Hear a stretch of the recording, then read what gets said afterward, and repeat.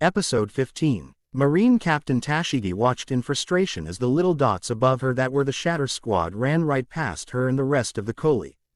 Cheon forces on the ground and towards Nirvana. Unbelievable, she said in frustration, already, we have forces infiltrating Nirvana. Tashigi quickly took a deep breath to calm herself. It's okay, she said to herself. Vice Admiral Smoker's there, and so are some pretty powerful warriors from what I can tell. Tashigi gazed out at the battlefield, looking particularly at the many shadow clones of Nerut Uzumaki that were actually holding their own against large groups of coalition soldiers. One clone seemed to be fighting an entire squad of 6 soldiers. Damn it, even though he's spread out his chakra as much as he has. His clones are still strong enough to fight a squad of soldiers at least. Tashigi clenched her free hand, the other was occupied with her sword at this. It's not fair, Tashigi complained. Why does he have to be so strong? It's not even his power, it comes from having that 9-tailed fox sealed inside of him, right? I've worked hard to get to the level of swordsmanship I'm at. And he becomes as strong as he is from having a demon inside of him. Do you honestly think that? That's just whack. Tashigi turned to see a muscular, dark-skinned man strutting towards her, seemingly to a rhythm. Much to her own confusion. Who in the world is this guy? She wondered. Why wouldn't I think it? Tashigi replied. His strength isn't natural, it comes from a monster that someone decided to seal inside of him. It's bad enough that he's a threat because of that thing, but he has to use it to help out people like Dragon the Revolutionary, the world's worst criminal. The fact that he's allied with Dragon gives him enough of a reason to not have that power. It should be in the hands of someone else if that's the case.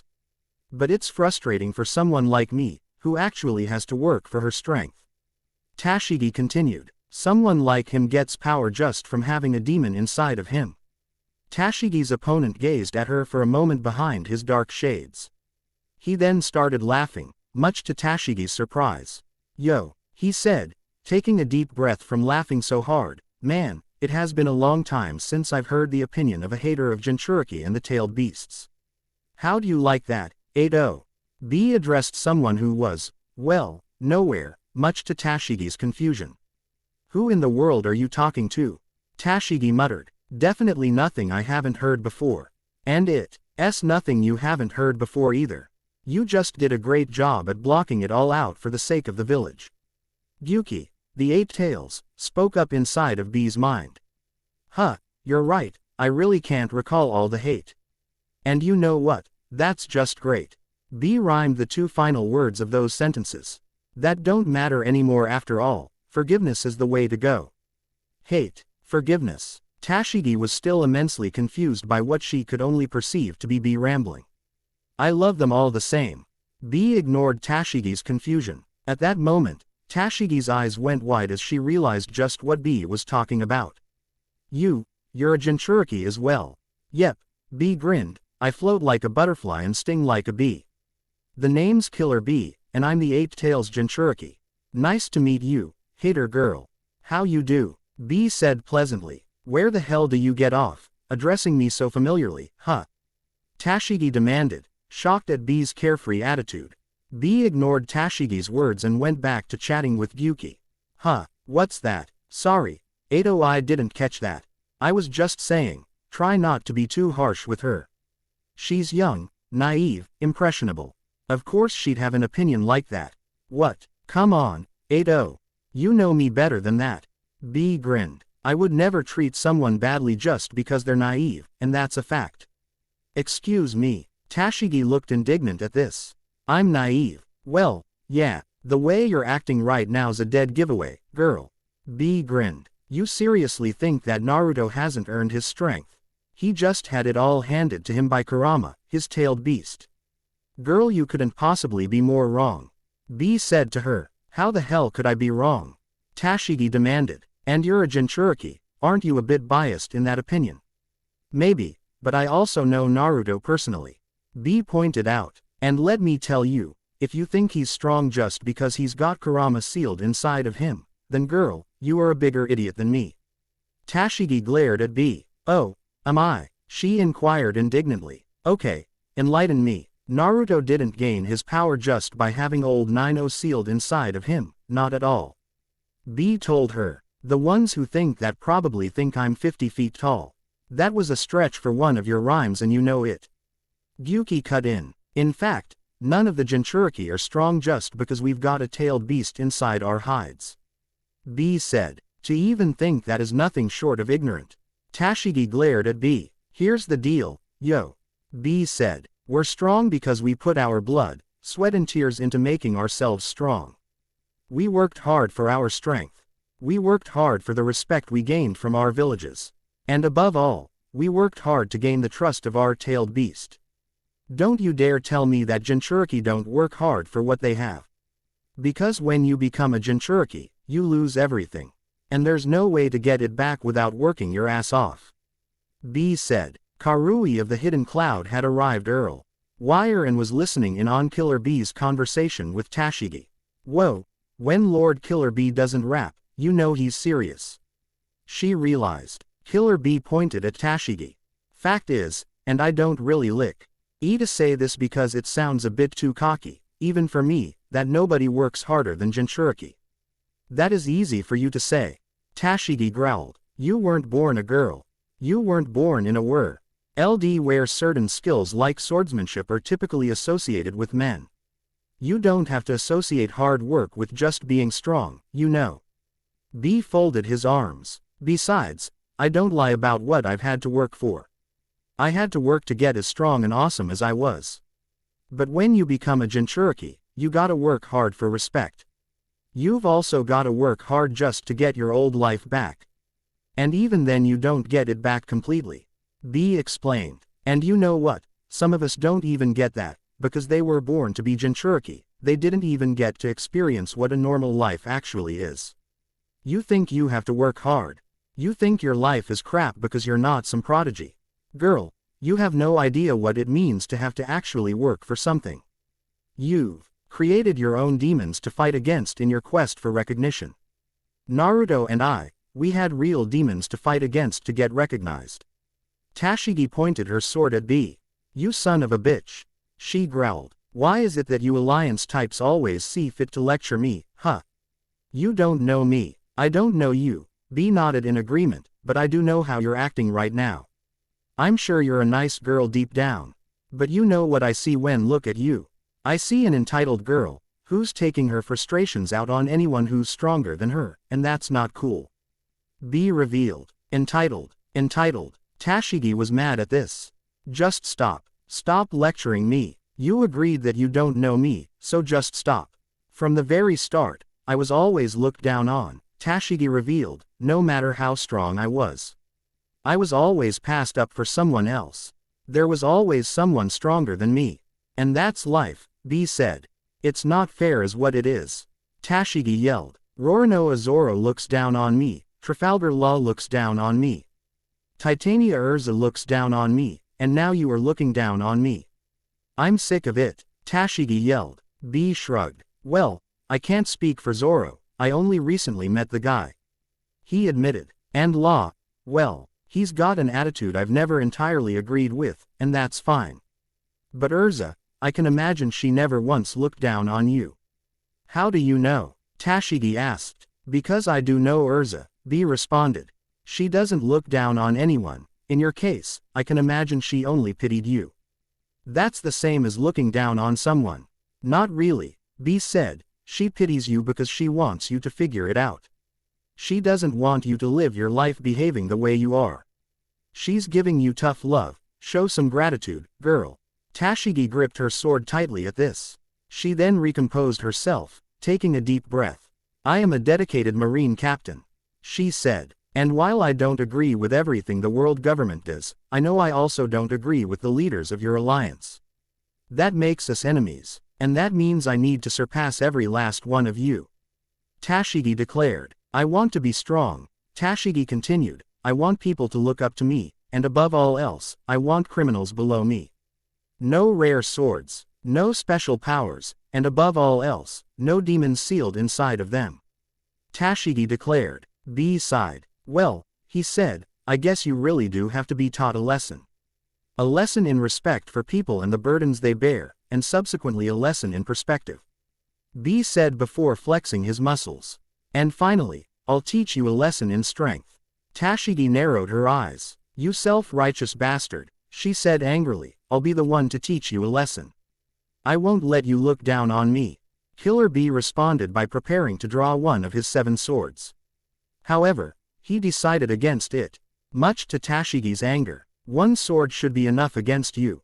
B noted. However, that's probably overkill. 2 taijutsu will do just fine against you. Hey, Karui, B called out, having noticed her presence. Try to keep any mooks off my back, alright. I need to teach this girl a lesson similar to what I taught you in Omoi. Karui nodded, knowing that B intended to teach Tashigi humility. Just like B had taught her in Omoi, when they first started out as his students. Karui obediently saluted her old master. You got it, Lord Killer B. She responded as she drew her katana and turned around, preparing to assault anyone who dared to get in the way of her master. I'll show you how strong I really am. Tashigi yelled, readying Kashu. Tashigi immediately rushed Killer B, hardening her sword with armament haki. B narrowed his eyes behind his shades. Float like a butterfly, he said, and sting like a killer bee. Tashigi swung her sword vertically, only for kill. B to spin around her and then karate chop her in the back of the neck. Ack! Tashigi yelled in pain. That's how the 8 tails Jinchuriki rolls, homie. B said with a small grin. Tashigi was immediately floored by the chop, and quickly realized that she might actually be outmatched. I won't back down, she vowed. Meanwhile, with Jozu, Jozu gazed at the man who had sent gold sand at him, who was now advancing on him. Very impressive. The man immediately acknowledged Jozu's strength as a warrior. I've never seen someone actually punch my gold sand away. He then gazed at Jozu's diamond-covered body. I see. Your body is able to take on the form of diamonds. You're able to shield yourself from my sand. I believe that is a devil fruit, am I right? Jozu nodded. The gold sand user folded his arms in contemplation. Devil fruits. They are quite valuable in the pirate world. I can now see why. I wonder, can you beat me? The man wondered. I have no intention of making it easy for you, but can you beat me regardless? Jozu narrowed his eyes. You just beat up one of my comrades, King Du. Jozu pointed out. Hell yeah, I'm going to kick your ass. Ah, good. The man nodded, satisfied with that answer. Comrades are valuable. When they fall to an enemy, you subsequently fight harder. And that's something I want, if I'm being perfectly honest. Jozu immediately realized what his opponent was talking about. Indoctrinated, he realized. You poor bastard, you're just another unlucky sap who got caught up into this war. Yeah, unfortunately Kanton saw a bit too much value in bringing me back.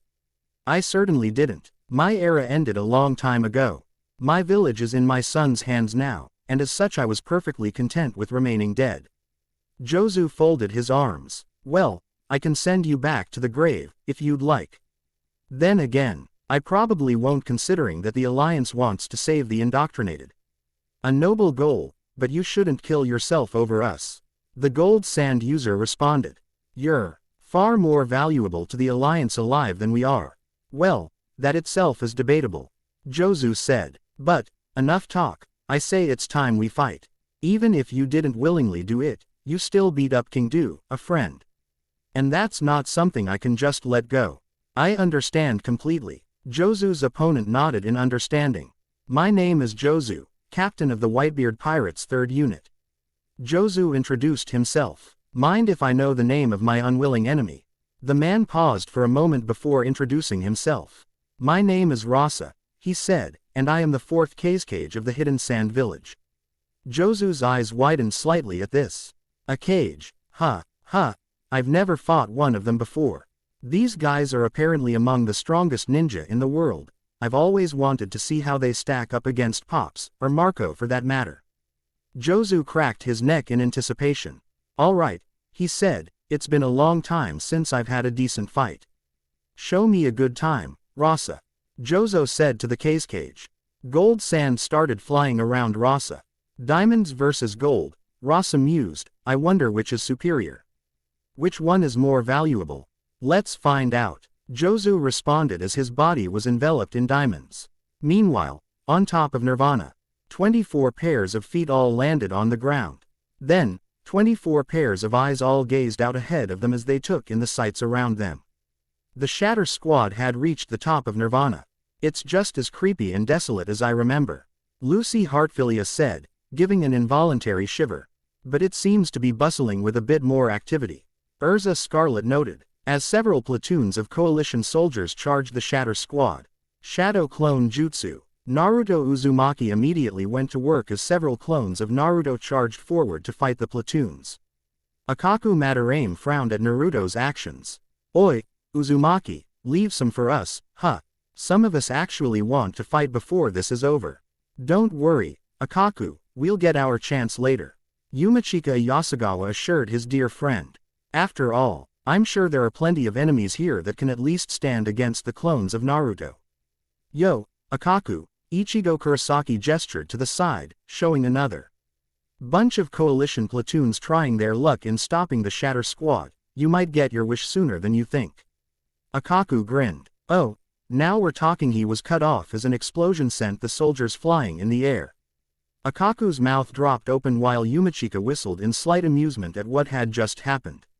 Some higher power really hates you today, he noted. Oh, shut up, Yumachika, Akaku yelled. Now, who did that this time, huh? Minerva Orland entered the scene, her special spatial magic, territory, surrounding her hands. No complaints, Madarame, she said firmly, we have a job to do. So we don't have time to waste on trash like these coalition soldiers. So, Titania, you and the rest of Fairy Tail destroyed Nirvana last time. Minerva addressed her former rival. How do we proceed from here? Urza nodded. Bartolomeo, would you mind forming a barrier around us? I would like to go over the plan to destroy Nirvana. Bartolomeo saluted obediently. Understood, Urza, he said as he crossed his fingers. If I do everything Urza says, maybe I can get in Naruto's good graces. Bartolomeo noted. They are friends after all. Barrier House. Bartolomeo formed a giant house around the Shatter Squad. Emporio Ivankov smiled widely at the barrier. This truly is a useful devil fruit, Bardo boy. He complimented. Yeah, good job, Bartolomeo. Naruto complimented. My clones can take care of the goons outside. Bartolomeo started foaming at the mouth again from Naruto's compliments. I can't take it, he squealed inwardly. Cavendish poked Bartolomeo in the back with his sword. Durandal. I told you not to faint, idiot. Your barriers will vanish. Stop poking me in the back, Cabbage. Bartolomeo yelled. Before Bartolomeo and Cavendish could continue their argument, they were both silenced by Sakura Haruno, who struck them both with 2 hard punches to the noggin. Knock it off, you idiots, she said with clear irritation in her voice. Ichigo's sweat dropped at Sakura's actions. What if she knocked them out? He wondered. Alright, Urza got everyone back on track. Here's the situation. As Jello already explained, Nirvana is powered by 6 legs, and each leg has 1 lacrima inside of it that powers the weapon. In order to destroy Nirvana, all 6 lacrima need to be destroyed. Urza explained. But it gets tricky, all 6 lacrima need to be destroyed simultaneously. If they're not destroyed simultaneously, the other lacrima will compensate for the destroyed one, making it almost impossible to destroy. That's why we need to stay in constant communication. Urza told them. Hey, if these lacrima are in the legs, Rocker spoke up, perhaps I can make us a shortcut. I've got the magic for that after all. Drill and rock, Urza nodded. Give it a try if you'd like, Rocker. Rocker nodded and D started spinning his legs around in the form of a drill in an attempt to bust through Nirvana's ground to reach the core. However, everyone quickly realized that Rocker was not going anywhere. Something was stopping him. Rocker stopped spinning, feeling his legs go numb. Gah, he groaned. What the hell, it felt like I was hitting some sort of enhanced steel. Urza narrowed her eyes at this. They used to have made some adjustments to Nirvana's body. No matter, we should still be able to destroy the lacrima. She quickly concluded. We'll just have to take a bit more time. There are most likely multiple entrances all over the city. Urza said. That means we have plenty of places to enter from. However, Urza walked over to an area in the barrier house and dusted off a passage that lead downwards. It looks like they've sealed off the entrances near the legs. They predictably made the second time around more difficult for us. How did she know that sealed passageway was there? Kuritsuchi wondered. That's Urza for you. Lucy Hartfilia echoed, happy the exceeds usual response to such questions. Now, while there are sealed-off passages, there are still most likely plenty of other entryways. In order to rebuild and maintain this weapon, they need to be able to access its core. Urza explained. That, and I'm certain they've got a few passageways that double as a point of ambush. Okay, so how do we do this? Naruto inquired, keeping his eye on his shadow clones, who were still beating up the hapless coalition soldiers. Urza had a contemplative look on her face. This is going to be a rather unpopular call, but we need to separate.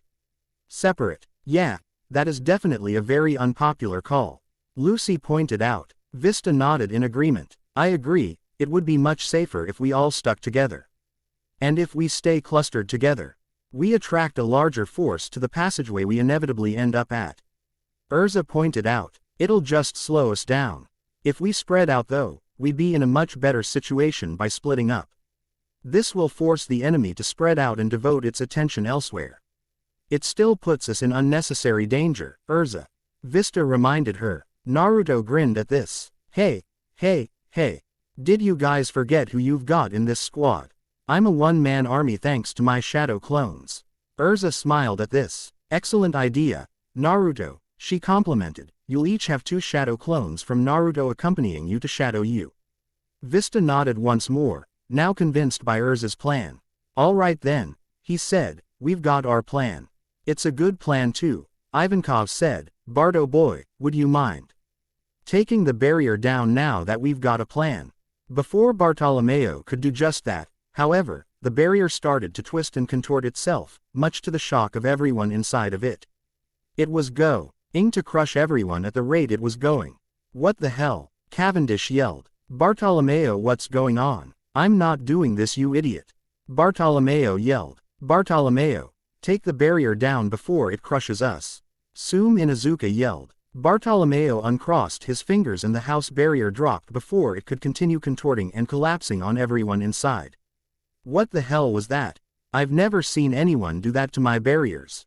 Bartolomeo wondered. That would be me, a familiar voice spoke up, making both Ichigo and Urza gasp at said familiarity. Now, allow me to do something else for you. Everyone looked to the source of the voice to see a young, pale man with makeup sitting cross-legged on the roof of a building. Welcome to Nirvana, Allied Forces. Midnight of the Oracion ceased greeted them all. Urza's eyes widened at the sight of her old nemesis. Midnight, she said softly. Ichigo narrowed his eyes at his rival. So, you're here, he muttered. Great, of all people to show up, it's this guy. Kuritsuchi muttered, knowing that this was the guy who had fought Ichigo to a stalemate back in the Worthwood Sea. Yumachika smirked. Well, Akaku, good things come to those who wait. Now you've got someone really strong to fight. Akaku looked at Ichigo, who was staring at Midnight with a determined expression on his face. Nah, he said, I'm gonna find someone else to fight. Yumachika frowned at Akaku's statement. He sighed at this. You were one high-maintenance guy, he said in defeat. Honestly, you change your attitude more than an obsessive girlfriend. Ichigo stepped forward. Midnight, he yelled. You've got 5 seconds to come down here, or I'm coming up there. Either way, you and I are settling this. Midnight chuckled as he leapt to the ground and faced the Shatter Squad. So, you wish to continue where we left off from the Worthwood Sea? No, I wish to kick your ass. Ichigo responded. Midnight chuckled in amusement at this. Oh, I can't wait to see you try. Ichigo turned to his comrades. Guys, go on ahead without me. Spread out and find those passageways. Ichigo, be careful, Midnight as Urza began. Don't worry about it, Urza. Ichigo told her. I've got this guy, I know how dangerous he is. But this time, I've got nothing to worry about. Midnight raised an eyebrow at Ichigo's confidence. Let's trust in Ichigo, Urza. Lucy said. I'm sure he can handle Midnight. Besides, Naruto will leave a couple of clones with him. Naruto looked at Lucy like she was crazy. What are you talking about, Lucy? He inquired curiously. I'm not leaving any shadow clones with Ichigo. Huh, Lucy was shocked at this. What do you mean you're not leaving any shadow clones with Ichigo? Ichigo wants to fight this guy on his own, and I'm inclined to let him. Bartolomeo wept at Naruto's faith in Ichigo. Such an awesome bromance, he said softly. You disturb me, all the time, Bartolomeo. Cavendish, having overheard Bartolomeo's words, gave the man a deadpan expression. Naruto, leave some shadow clones with Ichigo, Urza said sternly, at least to keep us up to date on his situation. Naruto's eyes widened slightly at Urza's stern expression. Well, okay, he said. Naruto held his hands together. Shadow clone jutsu, he yelled, creating around 100 shadow clones. 48 of those clones then joined up with each member of the Shatter Squad, 2 for each member of the squad. You two keep an eye on Ichigo, alright. Not that he's going to need it, of course. Naruto addressed the 2 clones. You got it, boss. The 2 clones saluted as they both took a firm stance behind Ichigo. Vista nodded his approval. Best of luck to all of you, he said. Track down the Lacrima and destroy them. Remember to stay in contact, because like Urza said, we need to destroy them at the same time. Right, the Shatter Squad, sans Ichigo. All said in unison. You got this, Ichigo. Nalil 2 Odelschwank cheered as she ran off with the 2 shadow clones that had been assigned to her. Kick his ass, Ichigo. Sanji added as he ran off as well, his own shadow clones following him. Ichigo watched as the rest of the Shatter Squad ran off in various directions. He then turned to the 2 shadow clones that had been assigned to remain behind with him. You guys are gonna stay out of this, right? Don't worry about it, we know you can handle this guy. The Naruto clone on the left responded. Yeah, don't worry, yo. You just focus on kicking Makeup Boy's ass. The Naruto clone on the right added. Ichigo nodded. Don't worry about it, this won't take too long, he said. Midnight chuckled at this. Big words, Ichigo. He responded. Last time, you couldn't even touch me. Do you actually think things are going to change?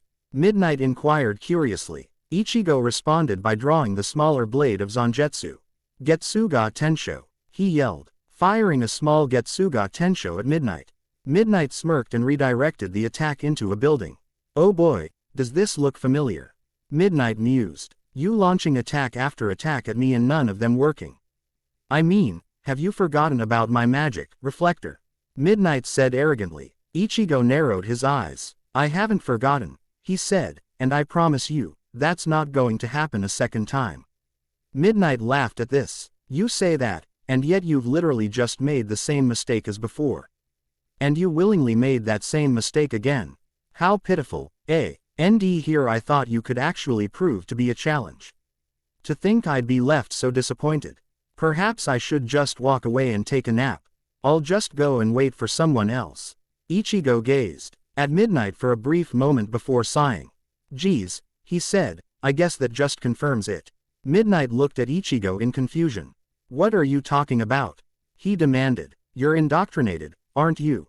Ichigo inquired. Midnight's eyes widened. You know, when I clash with someone, I'm able to understand their feelings, their hearts. Ichigo explained. When we fought back in the Worthwood Sea, I have to admit, I was very confused by your heart. Ichigo admitted. There was a lot of conflict in it. I didn't understand it at first, because even those who have joined the coalition willingly are capable of regret. Ichigo pointed out. But what you said, I get it now. Ichigo revealed. You want me to beat you. You're indoctrinated. Midnight scowled. And what if I want you to beat me? All I've wanted is to just fall into a quiet place and sleep. And at this point, there is no way I can do that, not with weaklings like you. I'm not going to waste my time trying to find the freedom to ants. Are my own prayer if there's nobody here to help me gain my freedom. Midnight said. A nightmare doesn't remain a nightmare when you accept it. Once you realize you're in a nightmare and accept the fact, it becomes less frightening. Don't give me that crap. Ichigo frowned. Is that really you talking? Or is that Kanten talking? Tell me, Midnight, what does the real you say? Because I don't know anyone who would ever give up on trying to answer their own prayer. Midnight glared at him. And what do you expect to do, huh? You're too weak. Your Getsuga still cannot reach me. Ichigo just chuckled at this. You still don't get it, do you? He asked. That Getsuga. That was just me being polite. Midnight just looked at Ichigo in confusion from his statement. Meanwhile, with Sai stepped over the bodies of several coalition soldiers. I guess none of you saw my commander either. He noted. Well, I guess she wouldn't be the leader of the stealth division if she let herself be seen by the likes of you. Sai sighed as he took one last look at the body of one soldier in particular. And you didn't even tell me where Soifun is. He noted grimly. Too bad. I really would have spared you if you had just told me. Still, I guess I should credit you for not giving up the location of one of your prisoners. Your conviction is admirable. You can head to the afterlife with your honor intact. Sai said respectfully. Sai sighed. Damn, I really need to find Commander Shihoin. I understand that she wants to find Soifun, but when she finds her, there's no doubt in my mind that the commander will become an unstoppable force of rage when she sees the state she is in. Emotions can betray us, sometimes. Sai said. Danzo was certainly correct about that. Granted, I do not think that is grounds to eliminate emotions. I've grown to love these feelings I have for my friends. Sai admitted. I just don't want to see my friends sad and angry. That goes for Commander Shihoin as well. And there's no doubt in my mind that Chi will be furious once she comes across Soifun. I know how these things work. Soifun has been tortured, and considering the people who are working for the coalition, there is no doubt in my mind she has been tortured by true sadists. That's why I need to find Commander Shihoin, to keep her rage in check. Meanwhile, with Akaku Madarame, the third seat of Squad 11 lead the way as him and the two shadow clones that had been assigned to, well, shadow him, ran through the city that was Nirvana. Akaku then heard the sound of coalition soldiers who had noticed his presence. We've got 3 alliance soldiers over there. The squad leader yelled. Let's get them. Akaku turned his attention to the squad. He immediately scowled when he sensed their accumulated power. Of all people to show up. It's a bunch of pain in the ass mooks like you guys.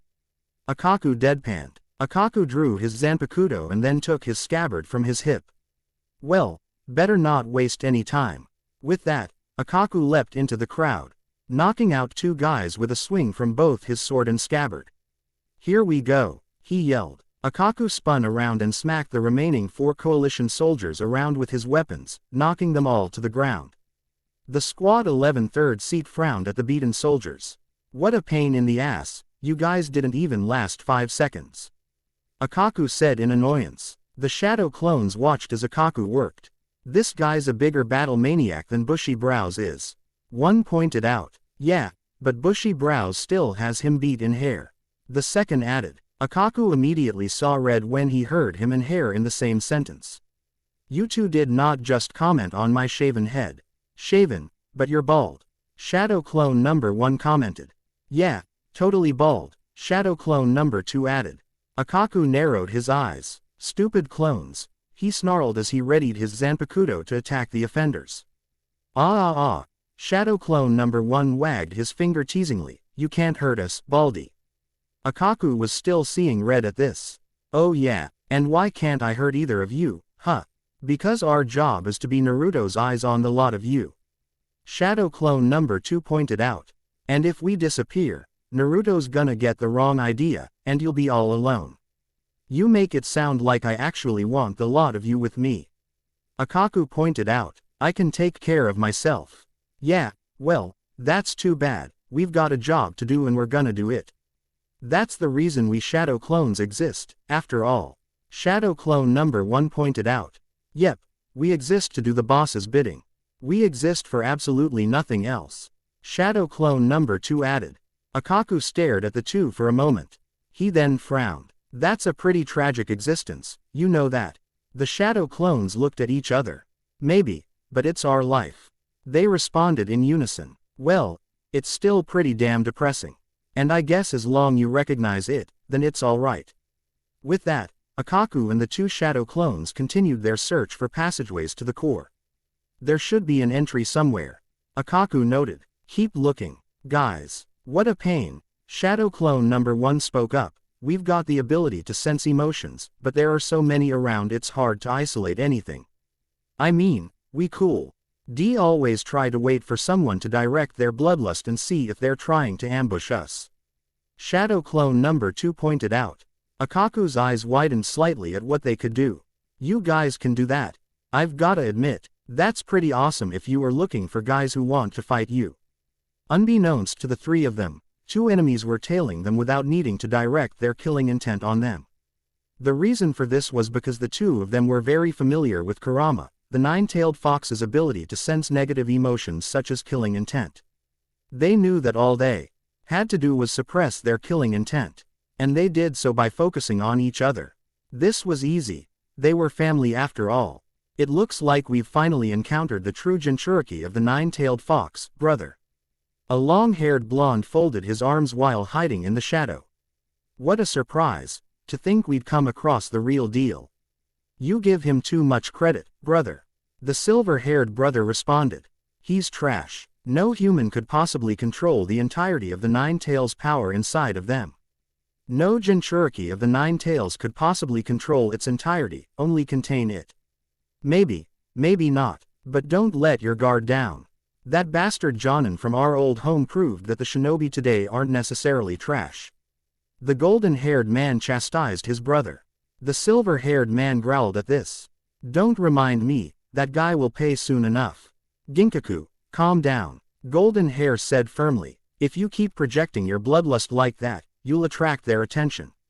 Ginkaku gasped and then nodded obediently. You're right, forgive me, Kinkaku. He said submissively towards his older brother. You are amazing, brother, managing to contain your hatred for that Cloud Jonin. In order to obtain that which we seek, we must be prepared to do whatever it takes. Kinkaku reminded him. Treasure, power, fame, revenge, anything, whatever it is we seek, you have to do anything. And so, I shall bottle up my hatred for everything we, the gold and silver brothers, despise for the sake of our goals. Kinkaku grinned. Praise be Lord Kanton, for bringing us back in the flesh. This is much nicer than simply being mindless puppets for those 2 who instigated the last great ninja war. Oh, I couldn't agree more, Kinkaku. Ginkaku said with a nod. But enough of that, Kinkaku. Turned his attention back to Akaku and the shadow clones. Let us go and greet our fellow Nine Tails Jinchuriki and that Soul Reaper. Yes, let's. Ginkaku nodded eagerly. The famed gold and silver brought. Hers of the Hidden Cloud Village had returned as well. And they were now hellbent on targeting the Shatter Squad as soldiers of Nirvana. Meanwhile, with Cavendish, the pirate prince, was utterly stopped by the 2 shadow clones who had been running with him. Hold up, Cavendish, one said to him. Cavendish raised an eyebrow at this. He was visibly annoyed with the 2 shadow clones. Listen here, just because you are popular with our comrades, doesn't give you the right to order me around. After all, I'm the most popular man around, so don't think you can go around acting like you're better. The 2 shadow clones' sweat dropped. How did Ichigo put up with this guy? They wondered in unison. He must have been someone he didn't hang around often. Listen, the shadow clone that had been talking before spoke up. Nobody's trying to be more popular than you. I don't think anyone really tries to be popular anyway. Only Naruto, a guy who once resented the most popular guy in the ninja academy, would not know that there are those who actually do try to be popular. But we've got a problem, we're being surrounded. As soon as the shadow clone had said so, around 100 skull-masked soldiers marched into view. What in the world? Cavendish was surprised at this. Who are all of these people? And why do they wear masks? Are they ugly? If they are ugly, then I guess it's a good thing they're wearing masks. Cavendish added. The 2 shadow clones both gave Cavendish deadpan expressions. Where the hell did all these guys come from? Shadow clone number 1 demanded. Why the hell couldn't we sense their killing intent? Shadow clone number 2 wondered. You fools, these soldiers are perfect soldiers, they lack any kinds of emotions. A male voice spoke up. A group of soldiers parted in half to allow a newcomer to enter. He was wearing a bull-shaped skull mask that obscured his face completely. Welcome, intruders, to Nirvana. I hope you enjoy your stay, because none of you are leaving. The bull skull man told them. This place shall become your grave. We, the Exequias, shall make sure of that. Hold on, how the hell could these guys lack any emotions? Shadow Clone number 1 wondered. That's impossible. For me, this is not impossible. Not with the power I've been granted. Their enemy responded before introducing himself. My name is Rudoborn Chalut, leader of the Exequias and one of the officers in charge of guarding Nirvana. Allow me to personally welcome you here, Naruto Uzumaki, or perhaps I should refer to you as his clones. The Shadow Clone's eyes widened in unison. What the hell? How did you know we were his clones? Shadow Clone number 2 demanded. You fool, for me, knowing those who are nothing more than false soldiers is like second nature to me. Rudoborn told him. We received word from the ground that Naruto Uzumaki was among the enemy here, and so I've dispatched my Exequias to ambush the enemy. You cannot sense the killing intent of my soldiers because they have none. All they know are my orders. Okay, wow, now that is a horrifying existence.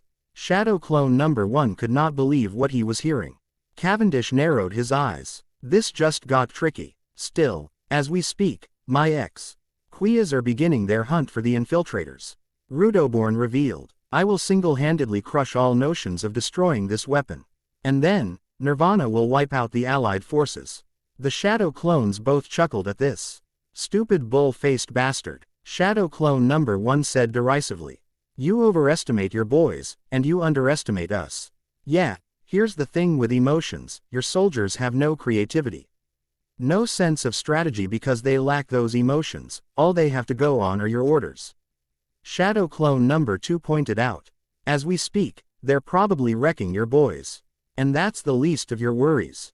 Cavendish spoke up for the first time in a while as he stepped forward, readying to Randall. Rudoborn was curious as to what Cavendish was saying. You dare challenge me with those hideous masks? Cavendish snarled. Who do you think you're dealing with here, huh? I'm the handsome and popular pirate prince. Women want me and men want to be me. And you have the nerve to challenge me looking like that. I will never lose to someone who would wear a mask to hide his face. A mask implies a lack of confidence, and a lack of confidence implies weakness, and most of all it implies hideousness. All of which I cannot stand. And if anyone has that, I'll beat him every single time. The Shadow Clone's sweat dropped. We said all those awesome things is a great reason why we're going to beat him, and that's why he's confident we'll win. This guy is weird. Cavendish smirked. Prepare yourself, you're going to see how a confident, beautiful and strong person really fights. One who doesn't need a mask. Do you expect me to be afraid of you? Rudoborn inquired arrogantly. You may be a spiritually aware human, but against us, you might as well be a fly. Ah, but I'm still a handsome fly. Cavendish pointed out, and as long as I'm handsome, that's all I need to believe that I can beat you. Go get him, men. Rudoborn ordered his Exequias. Cavendish's smirk widened. Beauty sword. Slash, T-Exupary. Cavendish yelled as he slashed the air in front of him, striking down the Exequias right in front of him. Rudoborn's eyes widened behind his mask at Cavendish's sudden display of strength. Cavendish then ran at the group of Exequias that had Rudoborn among them. He then leapt into the air. Beauty sword. Swan Lake. Cavendish attacked the Exequias immediately below him. The pirate P. Rince then landed in between the Exequias. Beauty sword. Round table. Cavendish spun around, slashing around him, taking out more Exequias. Now, what was that about me being nothing but a fly? Cavendish inquired curiously. Don't test me, pirate prince. Rudoborn snarled. Get him. The Exequias surrounded Cavendish once more, only to be kicked away by the two Shadow Clones. We've got the Exequias, you get the bull bastard. Shadow Clone number 1 yelled. Cavendish gave Naruto a Bishonen-like gaze. I can never turn down a request from a fan, he said. The two clones looked disgusted at Cavendish's statement. Cavendish ignored them and turned his attention to Rudoborn. It's you and me, ugly. Cavendish yelled. Cavendish leapt at Rudoborn, who drew his Zanpakuto. Too bad for you, Cavendish declared. Beauty sword. Blue bird. Cavendish stabbed forward with incredible force. Rudoborn barely blocked the stab with his Zanpakuto. He gasped slightly when he felt himself get pushed back a few feet by the sheer strength behind Cavendish's attack. Blasted pirate prince. Rudoborn snarled. How does it feel? Cavendish responded, to feel the power of someone as beautiful as me. Someone who's not afraid to hide behind a mask. Is it infuriating? He inquired. Or are you perhaps jealous of my popularity and beauty? What I am is irritated, Rudoborn admitted, and for irritating me, I'm going to send you to the afterlife. As per the orders of my leaders. While Cavendish began his clash with Rudoborn, various members of the Shatter Squad confronted the Exequias. Sume Inuzuka stood at the ready with her beloved ninja hound right behind her. You ready, Kuromaru? Sume asked of the old dog. Yeah, Kuromaru growled his affirmation. Tunneling Fang. The two yelled in unison as they moved opposite sides, drilling into the crowd of Exequias. The shadow clones with Sume watched this in amazement while they fought against other Exequias. Hiba's mom is amazingly strong. They noted. In another part of Nirvana, Bai Aburame gestured to a platoon of Exequias that had confronted him. You have already lost, he said simply as the Exequias collapsed, having been drained of spirit energy by his parasitic insects. Shibi continued walking forward, directing his insects to continue moving in front of him, attacking any Exequias that came towards him. Let's go, shadow clones of Naruto Uzumaki. The shadow clones, being used to helping others, could not believe how strong Shibi was as well. Emporio Ivankov went to work on his enemies in another part of Nirvana. Emporio face growth synthesis, he yelled, making his head grow with his horm fruit. Hell wink. He yelled, winking at the Exequias coming towards him, knocking them all away with the powerful air pressure that resulted from the wink. The shadow clone, with Ivankov gaped in shock at Ivankov's power. He did that from winking. They comedically thought in shock. Lucy Heartfilia went to work as well on her end. Open, she chanted, Gate of the Ram, Ares. The shy but beautiful celestial spirit known as Ares appeared next to Lucy. She immediately moved behind her owner. I'll do my best, but I don't know if it'll be enough. I'm sorry. The shadow clo, NES assigned to Lucy both immediately blushed at the sight of Ares and her personality. So cute, they inwardly declared. Don't worry, Ares, you've got this. Lucy assured her. We need to take care of these guys, alright. Okay, I'll do my best. Ares stepped in front of the charging Exequias. Wool bomb. The advance of the Exequias were immediately stopped by Wool. What is this? One of the Exequias demanded as they tried to cut through the wool. Naruto's. Lucy called to the shadow clones. You got it. The shadow clones responded as they leapt into the air, forming one Rasengan each. Flying Rasengan. They yelled in unison as they tossed their respective Rasengan into the crowd of Exequias, pushing them away from the wall of wool. Lucy then leapt over the wall, rejoining the shadow clones. Open, she chanted once more. Gate of the giant crab, Cancer. The giant crab man known as Cancer appeared, adorned in his usual snazzy outfit and cool guy sunglasses. Cancer, he introduced himself, posing with his scissors. Holy crap, a giant crab. The shadow clones had stars in their eyes at the sheer awesomeness that was Cancer. Hey Lucy, Cancer said, did you call me for a new hairdo, baby? Baby, the shadow clones yelled in surprise. What? No, Lucy yelled at Cancer's one-track mind. Look at where we are, Cancer, we're in the middle of a war. Come on, it's time we cut up these skull heads. Lucy grinned as her outfit began to shine. Star dress. Cancer form. Lucy's outfit became a variation of a one-piece Chinese dress. She now wielded twin blades. You ready, Cancer? Lucy grinned as she faced down the recovering Exequias. Because I think these boys need a lesson in how to really use blades. I'm always ready, baby. Cancer responded. Well, we cannot get shown up. We were created to help after all. Shadow Clone number 1 pointed out. Damn straight, his partner nodded in agreement. Unfortunately, in another part of Nirvana, everyone was being shown up by a certain redhead who was arguably one of the strongest of the bunch behind Naruto and Ichigo. Dance my swords. Urza Scarlet commanded in her Heaven's Wheel armor. Circle swords. Urza commanded the swords to spin around, cutting through he Exequias that had been foolish enough to attack her. The shadow clones assigned to assist Urza could only gape in shock at Urza's display in strength. Why are we even here? They wondered. The Exequias were all on the ground. Beaten by Urza's attack. Impossible, one spoke up. How strong could a single human be? Urza strutted past the beaten bunch of exequias with a great deal of purpose in her step. Don't underestimate. Fairy tale, she responded. Now, perhaps one of you would like to tell me where I can enter Nirvana's core. We are not given such knowledge. We are perfect for defending this city. The exequias who had spoken earlier responded. Urza narrowed her eyes. Then I suppose I'll just have to fight more of you until one of you gives me the information I require. Whoa, the shadow clones muttered in awe of Urza's power. Shadow clones, Urza yelled. Let's go. Failure is not an option. Ma'am, yes ma'am. The shadow clones saluted in unison, afraid of saying anything else, not wanting to upset the strict woman. However, in spite of the success the Shatter Squad was having, not all was well in their attempts at destroying Nirvana. Something 4 members were about to discover. Sakura Haruno, Nalil 2 Odelschwenk, Trafalgar Water D, Law, and Rocker were about to find out. As the 4 aforementioned soldiers ran through Nirvana with their shadow clones shadowing them, 4 trapdoors suddenly opened up below them. Oh no, Nalil screamed, unable to gather up enough spirit energy to float before falling through. Not wild, Rocker yelled in his section of Nirvana as he fell through. Gah, what the hell? Sakura yelled in surprise as she fell through the hole. She tried to stick her feet to the side of the trapdoor with her chakra, only to immediately feel weak in the knees upon coming into contact with it. What? My chakra? Sakura gasped, unable to believe what was now happening as she continued to fall.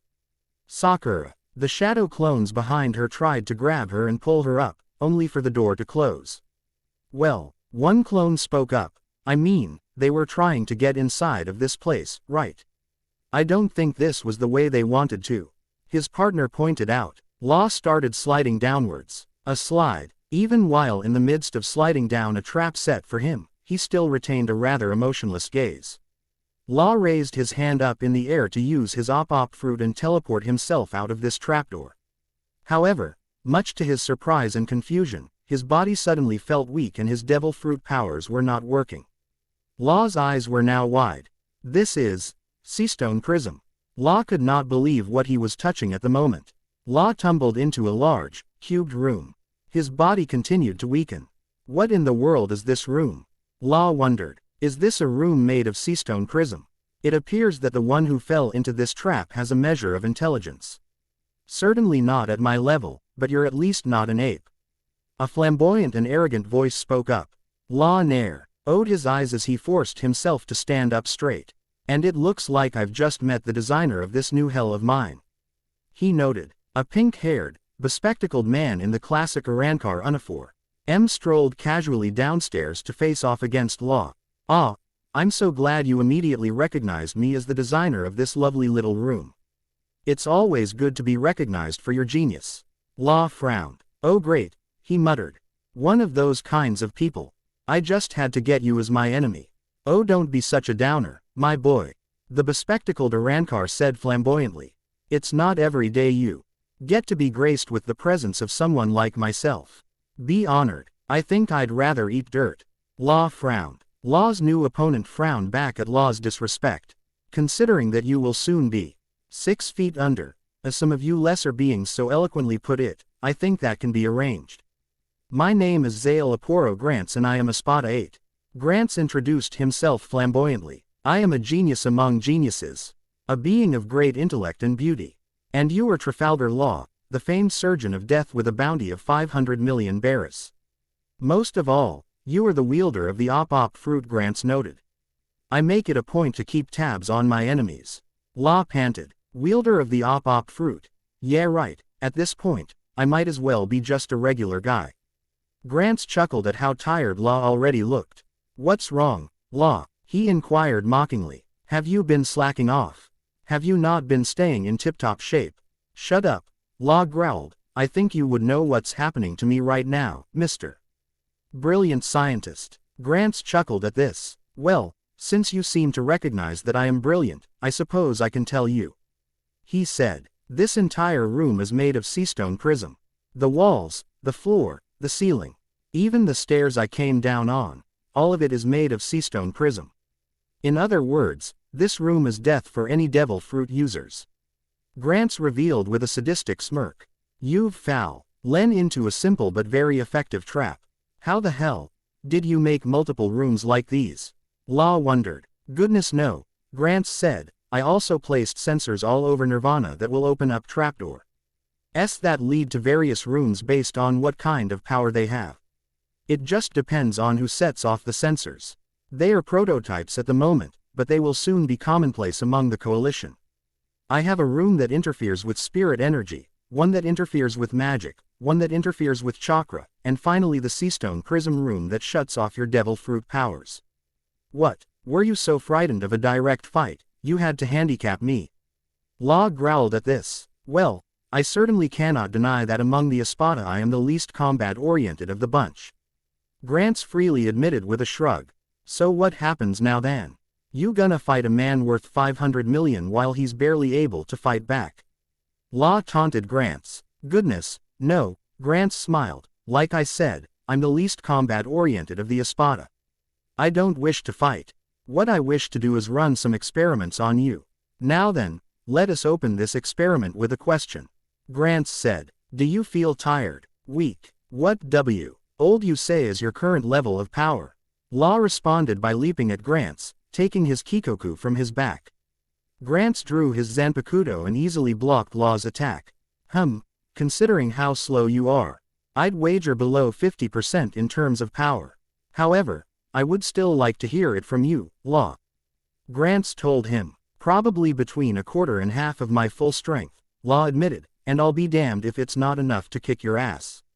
So uncouth, Grants responded as he pushed Law away from him. So anyway, you say that your level of strength is between a quarter and half of what you usually put out, Very interesting. I was always under the impression that contact with Seastone Prism completely immobilized you.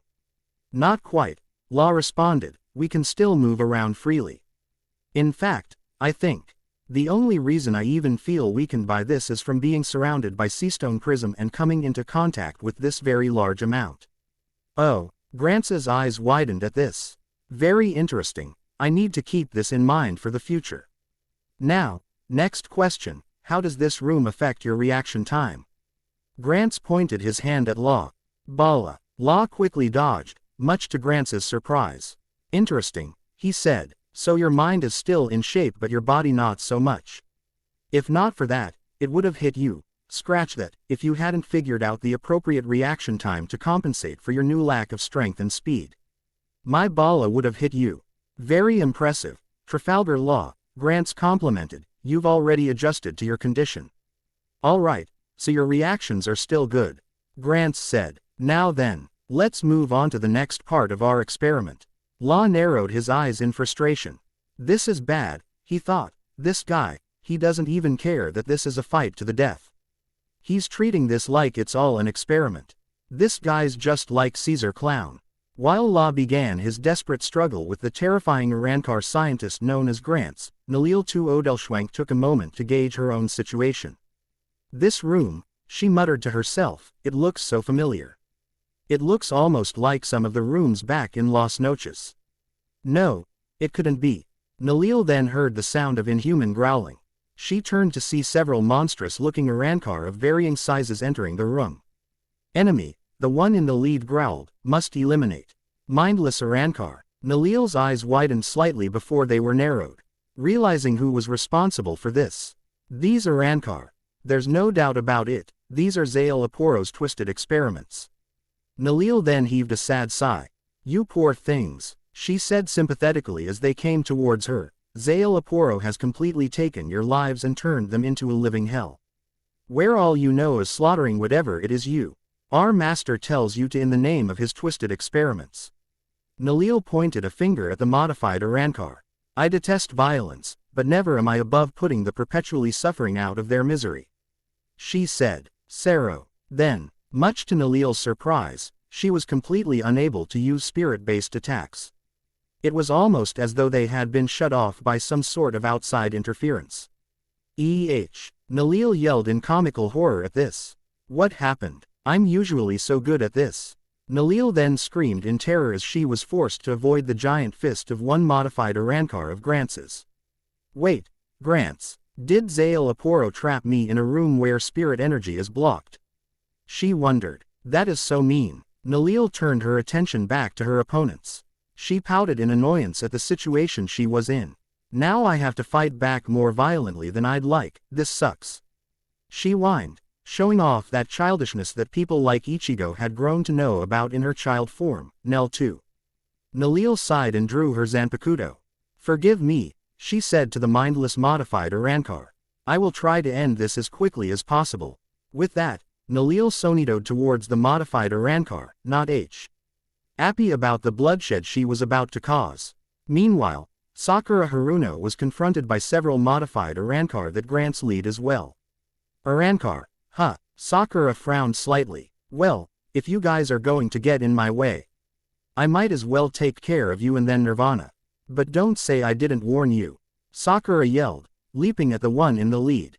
Cha! When Sakura's punch landed on the Arankar, the beast of a man flinched slightly, but was otherwise completely unharmed by Sakura's attack.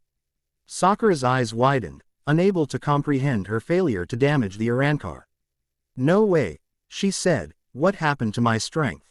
Sakura then gasped in realization. Hold on, my chakra, what's going on with my chakra? I can't control it anymore. Sakura was cut off from her musings when the Arankar she had punched backhanded her, sending her across the room and into the wall. Ah! Sakura screamed in pain as it coursed through her entire body. Oh God, she thought in horrific realization, without the ability to mold my chakra, I might as well be as weak as I was back when I was a genin. I'm in trouble. And to top it all off, Rocker was desperately trying to tunnel his way out of the area with his drill in rock magic, only to find that it was not working at all. Oh man, Rocker said, this isn't wild at all either. Rocker then heard the telltale sounds of growling, signaling the arrival of Grantz's modified Arankar. Rocker immediately started whimpering in fear at the sight of these monsters. Oh man, that is definitely not wild, he said fearfully. Meanwhile, Naruto Uzumaki gasped in surprise as he suddenly got the memories of 8 shadow clones simultaneously. Oh no, his eyes widened fearfully. Sakura, Nalil, Rocker, Law, they're all in trouble. Naruto's frantic search for entryways into Nirvana's core continued. Even I know that getting inside this place that way is bad, he noted. I need to find a way inside, fast. While the remaining members of the Shatter Squad continue their search for entryways into Nirvana's core, a single large figure was in the dead center beneath the city. Oddly enough, he was sleeping, or was at least trying to. Gah! The now identified as a male figure groaned in annoyance. How the hell am I supposed to sleep when all this fighting is going on outside? Well, sir, a soldier who had recently arrived to check up on this man spoke up. If you don't mind me speaking my mind on the matter, you could always go out and deal with them. They are all apparently very strong. If you get rid of them all, you could go back to sleep peacefully. You do it, the man said sharply. Yes, sir. The soldier slumped away, not trusting himself to say anything that would infuriate the man he was speaking with. With that, this unknown enemy returned to his attempts at getting some sleep. While he continued to try and fall asleep, the Conqueror's coalition continued their welcoming of the Shatter Squad into the city that was Nirvana, the city of hell. Midnight, formerly of Crime Sorcière, and now practically a part of the Oración Cease, in addition to an officer of the coalition, once more, frowned in confusion at Ichigo Kurisaki's previous statement. So, that Getsuga you fired before was just you being nice. Midnight was trying to understand what Ichigo was getting at. You know, I used to think you were strong, but now I'm beginning to think that you are just a really wacky guy who's also been amazingly lucky throughout his life. Ichigo scowled at this. Now you're just being rude. And you're just being hypocritical, Midnight pointed out. A delinquent is calling me rude. Now I've heard everything. Ichigo sighed. Geez, and people wonder why I'm not normally polite to others. He noted. Guys like you have to go and throw it all the way back in my face. I mean, you didn't really think I would just throw another Getsuga Tensho at you, knowing that you would just use your reflector again? Ichigo inquired. To be fair, you hero types, you acts of order. don't exactly have the best reputation when it comes to intelligence. Midnight pointed out. Ichigo's scowl deepened at this.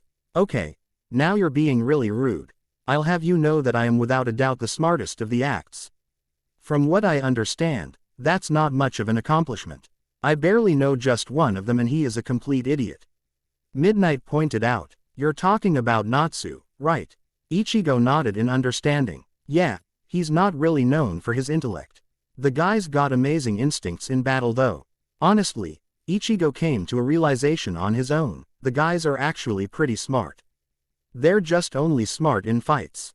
In fact, they're fighting geniuses. Which you are not, by the way. Midnight told him. Oh come on, stop being so damn rude. Ichigo's scowl returned. Honestly, I can't believe I let you reflect one of my attacks just to be nice. If you really wanted to be nice, you'd let me hit you a few times. Midnight suggested. Let me finish this up quickly so I can go back to sleep. Ichigo sighed. Man, I really hope you're not this much of an ass when you're not indoctrinated. He muttered. Okay, I'll tell you what. I'll give you 5 minutes to hit me. I'm not going to let you hit me, but I won't fight back. You can't fight back, Midnight reminded him. I'll just reflect all the attacks you launch at me. Keep telling yourself that, Midnight.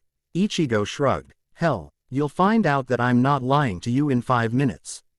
Midnight scowled. Dark spiral, he yelled, combining darkness magic with reflector in an attempt to surround Ichigo with overwhelming darkness.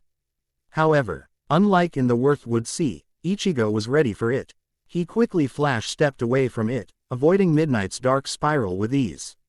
The substitute Soul Reaper was now on top of a building. Midnight scowled at Ichigo avoiding his attack. Okay, I guess this won't be easy, he said as he distorted the air in an attempt to cut down Ichigo with the air itself.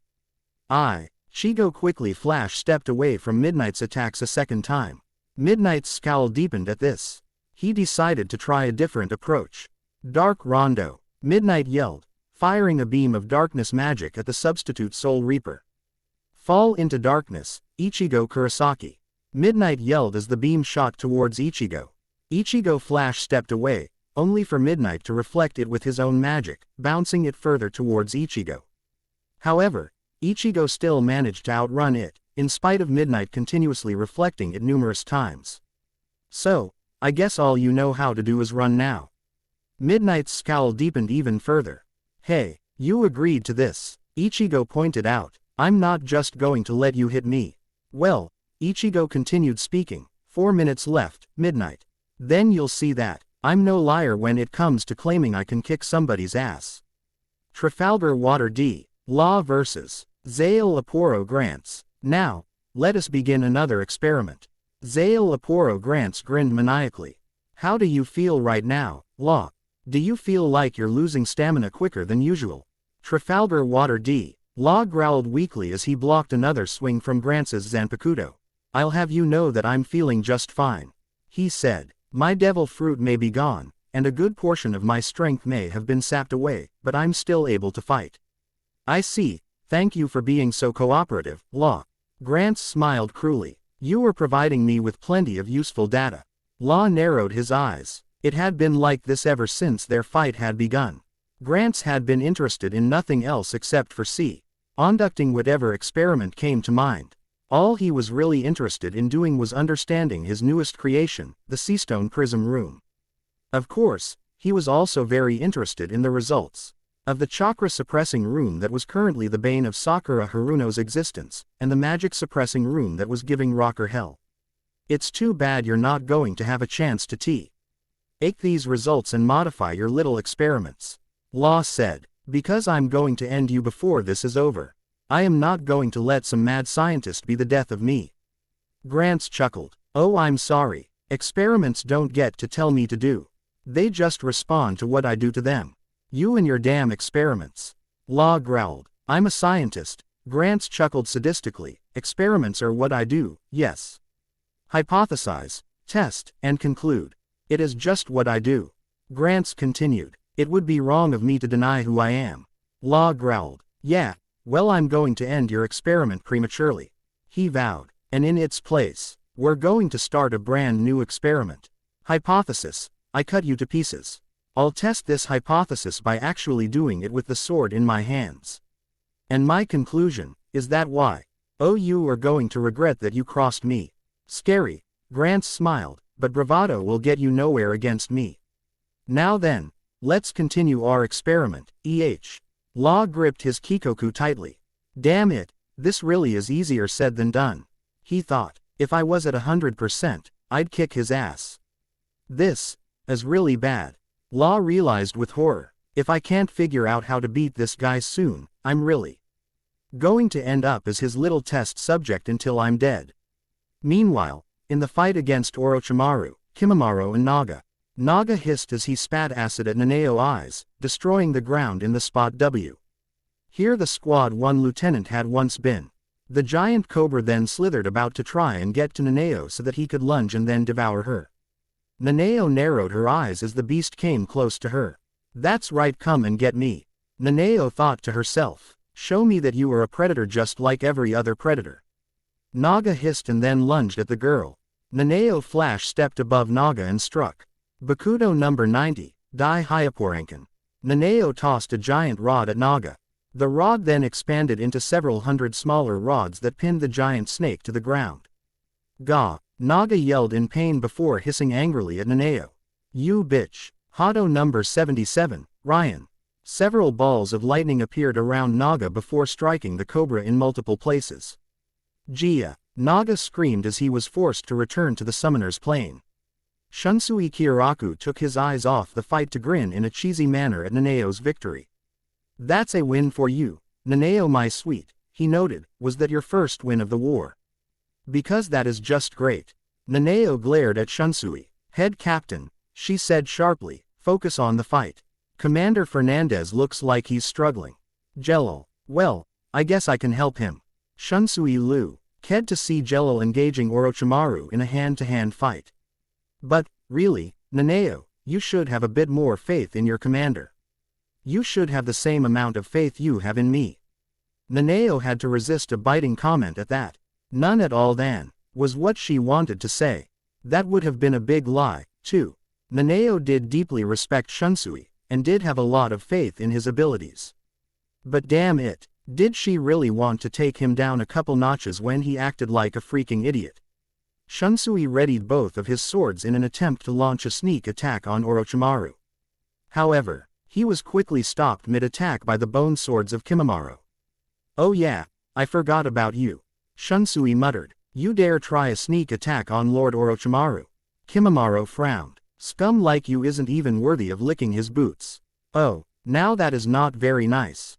Shunsui pouted before addressing the spirit of his Zanpakuto. Hey, Kaden Kyokutsu, this guy's being very mean to me. Would you please let me play with him? Shunsui frowned at the response. You don't want to play. Why not? Kimimaro frowned slightly at Shunsui's behavior, now very confused with what was happening. You enjoy hearing me get insulted and as such want this fight prolonged. You are meaner than Nanao, my darling Ohana. Your lack of respect is duly noted, scum. Kimimaro said in annoyance. Huh, oh sorry, I was talking to my Ohana. Shunsui apologized. Kimimaro narrowed his eyes, realizing that Shunsui was not taking him seriously. Soul Reaper scum, you are going to die by my hands before this is over.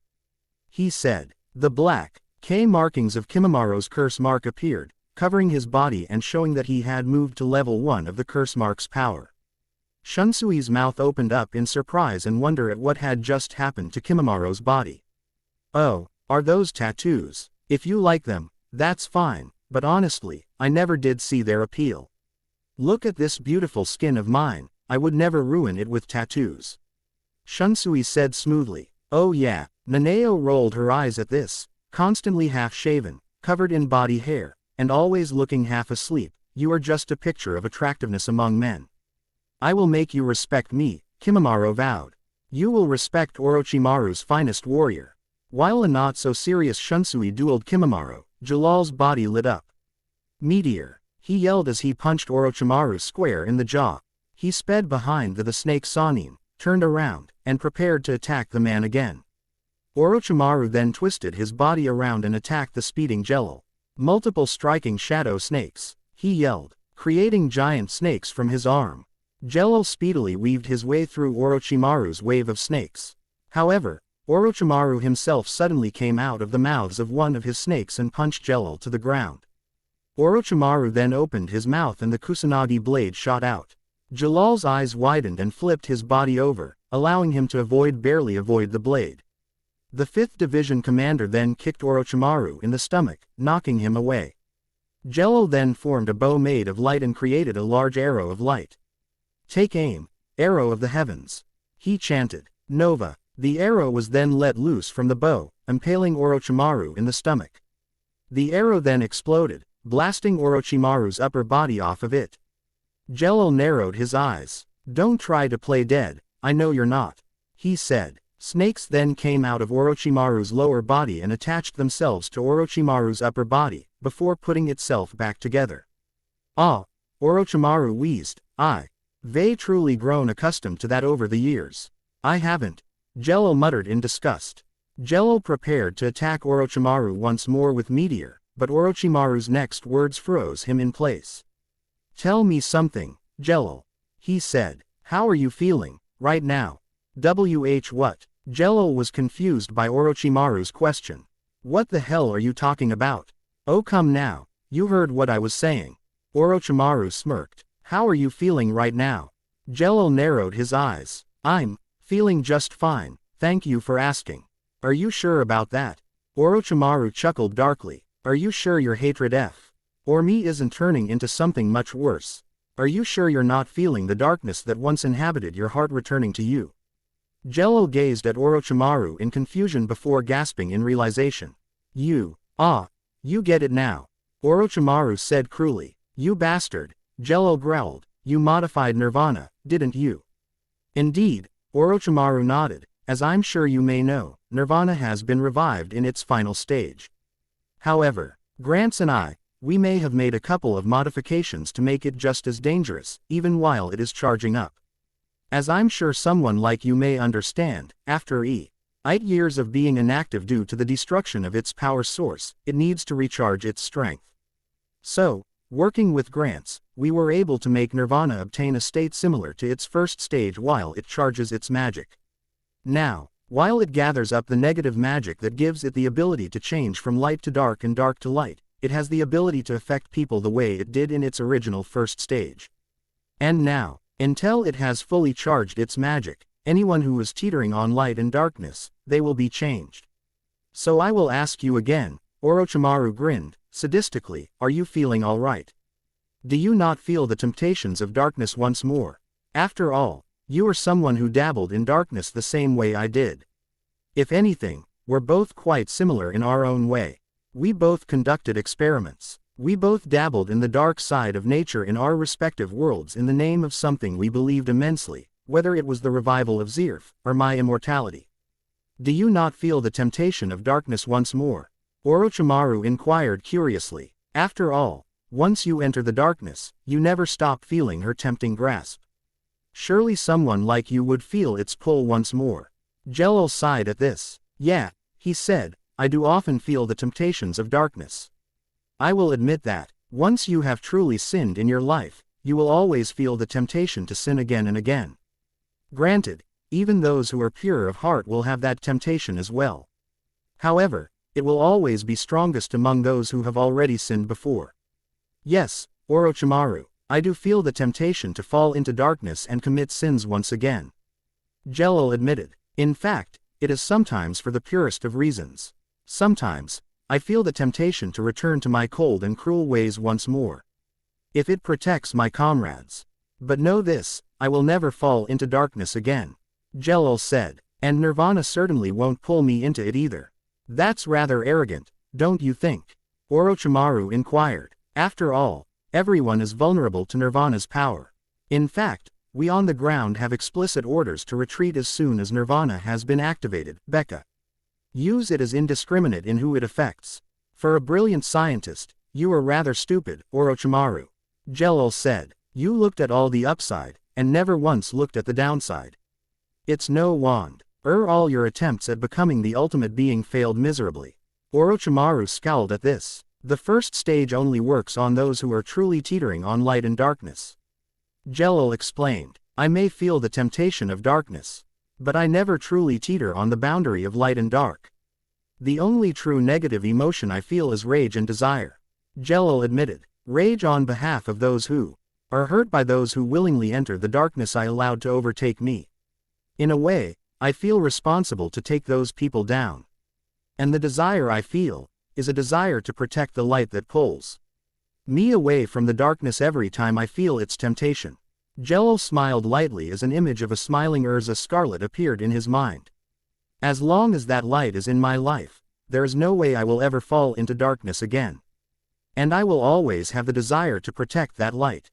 But you see, just like with the rage I feel on behalf of those who were hurt by others who willingly made the same mistake I once made. The desire to protect that which you love is not necessarily a negative emotion that can cause you to go from light to dark. Orochimaru's scowl deepened at Jalal's declaration. However, he quickly regained his composure and smirked cruelly. All right, so I can't count on a former wizard saint to become our ally, he said, accepting this response. However, Orochimaru continued, can you speak for the rest of your comrades? I'm not sure all of them would agree with you. And who are you to say that I don't know my men? Jelil inquired curiously. Don't underestimate the minds and hearts of the allied forces, Orochimaru. Jelil chided him. The only negative emotions we feel are rage on behalf of those who have been hurt by you and the rest of the coalition, whether it is our friends or the innocent, and the desire to make sure that you don't hurt anyone else. Oh my, so noble, Orochimaru said sarcastically. But can you really say that for certain? I can, Jelil said, and the least moral of my comrades are not teetering on the edge of light and dark. We are all focused on one thing in regards to this war. And that is taking you down to protect our homes. Jelil told him. Nothing like Nirvana is going to change that. Orochimaru sighed. Well, I guess that means we're just going to have to do things the hard way. Don't underestimate us, Jelil, Orochimaru said. We don't necessarily need Nirvana to wipe you all out. It certainly shows on your track record so far. Jelil taunted. We'll see who wipes who out when it's all said and done, Orochimaru. Yes, I think we will see, or rather, you will see, Orochimaru promised. Right before you're either dead or under Nirvana's spell. Meanwhile, Kairos versus Aragorn. It was a surprisingly even duel so far. It was the hero of the Colosseum, Kairos, against the former ace of the Dark Guild Eisenwald, Aragorn the Reaper. However, the reason for this was because Aragorn was doing his best to keep his distance from the mighty one-legged warrior. Aragorn the Reaper, a normally arrogant man, actually recognized Kairos' ability. It was both arguably an act of respect along with an act of cowardice, as Aragorn, in spite of his love for taking lives, did not necessarily like the idea of having his life taken. This was not necessarily a bad thing. Nobody should like the idea of having their life taken. However, someone who takes lives so easily should at least be more willing to risk his life, since he obviously does not value life whatsoever. In Aragorn's case, he was simply a hypocrite. Take this, one-legged fly, Aragorn yelled, firing several projectiles of razor wind. Kairos yelled out a battle cry as he speedily blocked the all of the projectiles with the greatest of ease, much to Aragorn's shock. The infamous Reaper Q quickly recovered from his shock and noted that Kairos would be launching an attack of his own. Aragorn could not allow that. Wind scythe. Aragorn swung his scythe out in front of him, creating a large BL-8 of wind that tore across the ground towards. Kairos saw the attack speed towards him. This time, he chose to leap out of the way and dodge the attack, not wanting to allow the attack to slow him down upon blocking it. When the one-legged man jumped and landed away from Aragorn's wind scythe, the Reaper smirked. I've got you, Aragorn yelled, moving his hands about. Stormbringer. Kairos' eyes widened as the wind picked up around him. He was then swept up in a powerful tornado that sent him flying upwards. Aragorn laughed cruelly. Have a nice flight, little fly, he taunted. Kairos was launched out of the tornado. Aragorn fired more razor wind projectiles at Kairos. However, the famed gladiator managed to recover from his violent trip in the tornado and block the projectiles. He then managed to land on his feet. Much to Aragorn's surprise. Wind current. Aragorn frantically thrust both his hands out in front of him, creating violent winds to try and push Kairos away. However, much to Aragorn's surprise, Kairos ran straight through the violent winds. Stormbringer. Aragorn returned to his previous strategy and tried to create another tornado. Kairos narrowed his eyes. Fool, I won't fall for that trick again, he yelled as he leapt over what would have become ground zero for another tornado. Oh really? Aragorn grinned. Wind scythe. Kairos noticed the large wind blade coming towards him. Truino bastardo. Kairos gripped his sword with both hands and swung downwards, the force of the swing dispersing the wind. The attack continued, forcing Aragorn to fly away with his wind magic, avoiding the end of Kairos' mighty attack. Aragorn watched as the ground was shattered by Kairos' attack. Another attack that could have seriously hurt me if it landed. Kairos scowled. Running away isn't going to keep you safe from me, the hero of the Colosseum promised. I'm not afraid of you, one-legged fly. Aragorn responded. I'm simply fighting smartly. You're fighting like a coward. Kairos noted. I have fought in over 3,000 fights. And I know when someone is far too cowardly to fight me. I have fought against foes who have chosen to come at me and fight directly, and then there were those who decided to simply try and run from me and avoid their deaths. You fall into the latter category. Aragorn glared at him. You actually have the nerve to call me a coward. I am Aragorn the Reaper. I've assassinated more people than I could count. Anyone who doesn't fear taking lives is no coward. That's actually the furthest from the truth, Kairos said. You are a coward. How many of your assassination jobs actually involved killing people who could fight back? Does it matter? Aragorn raised an eyebrow. It does. Now answer the question. Kairos demanded. Okay, fine, Aragorn yelled. None of them were wizards. All of the people I assassinated were just businessmen and politicians. What's your point? My point is that you're an even bigger coward than the people I've fought who have run from me. Do you honestly think it's brave to take the life of someone who can't even fight back? I'm no better than you, Kairos admitted. I'm a killer just like you are. I killed all but one of my 3,000 opponents in the Colosseum. But at least they were all able to fight back. At least they were all warriors, and not unarmed innocents. You are nothing but a coward of the worst kind. Kairos told him. Aragorn narrowed his eyes. Maybe you are stronger than me. But before this is over, you are going to become another notch on my side. That's a promise, one-legged fly. Aragorn then decided to taunt Kairos in an attempt to throw him off of his game. Perhaps I should do you a favor and take that other leg, Then you can match. Kairos frowned at the man. Do you actually think what you say affects me? You're a fool, Reaper. What you say couldn't possibly ever affect me, especially regarding my leg. I would think it would, especially considering you Alliance guys apparently have people who can restore limbs as though they were never lost in the first place. Aragorn pointed out. So, I have to admit, I'm curious. Aragorn admitted. Why would someone like you choose to keep such a debilitating injury when you could just have that limb restored? It's because I take pride in the leg I have lost. No, the leg I gave up willingly. Aragorn was now looking at Kairos with confusion. Gave up willingly? Who gives up a leg willingly? Someone who values the safety of others more than his own. Kairos responded. This stump that was once my leg, it's a symbol of how far I'm willing to go for the people who mean something to me. If I can keep them safe, sacrificing a leg or an arm or even my very life is nothing. Aragorn laughed at all of this. Oh my God, that is rich. He said. You can laugh, but I would do it all again, no matter how much it hurts. Kairos declared. The man I gave up my leg for, he saved my life.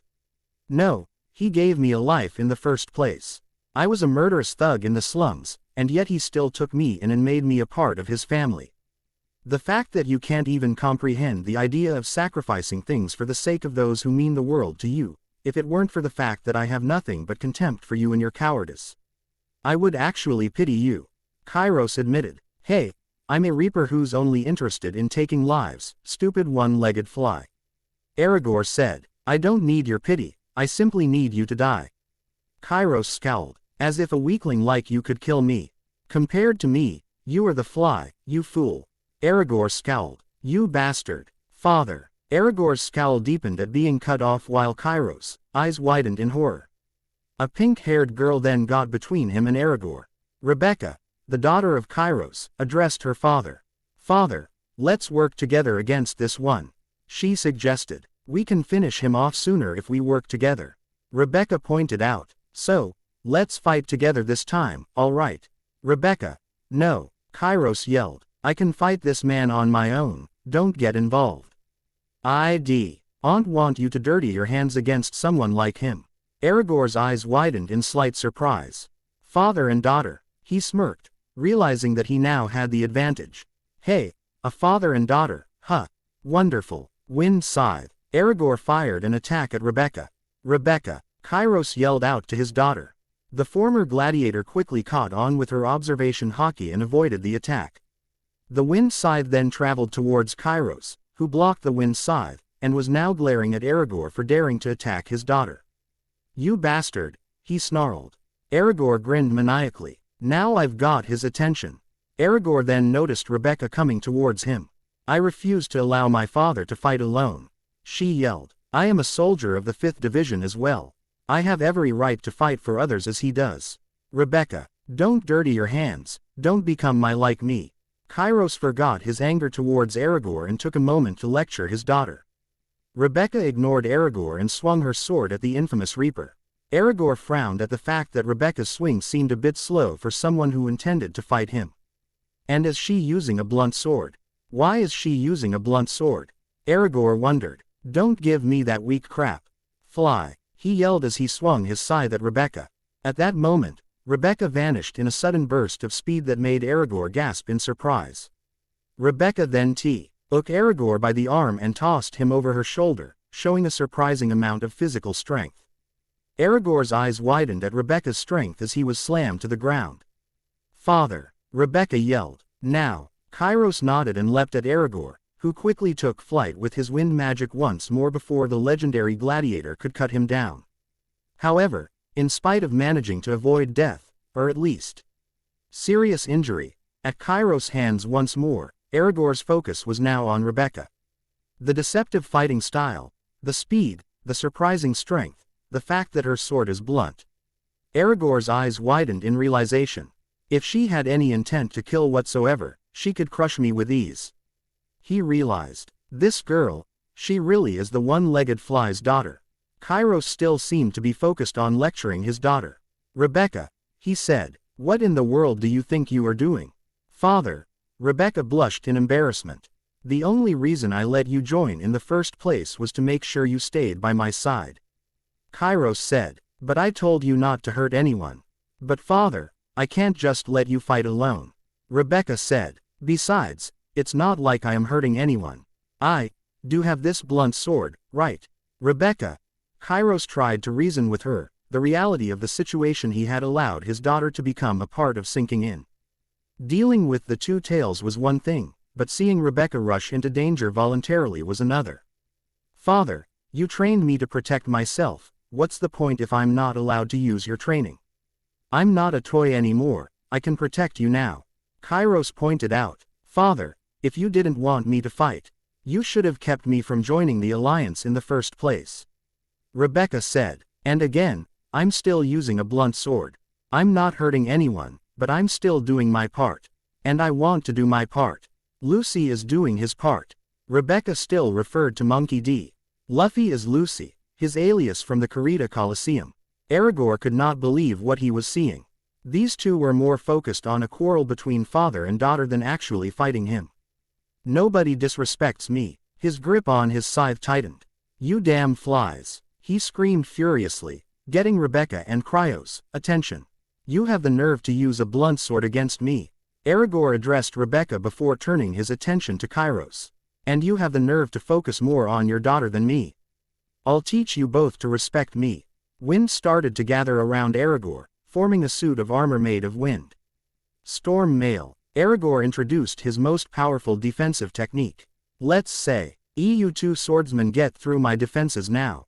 Come towards me, I dare you, my storm mail will tear you all apart." Rebecca's eyes widened at the form Aragorn had taken. "Whoa, that actually looks a bit horrifying." Kairos narrowed his eyes as he hopped forward to face Aragorn. First you target my daughter and now you hide behind that armor. You really are despicable. Weak little flies always do think that of the strong. It's called jealousy. Aragorn grinned cockily behind his storm mail. You may have had the advantage before, but now my storm mail will protect me from your strikes.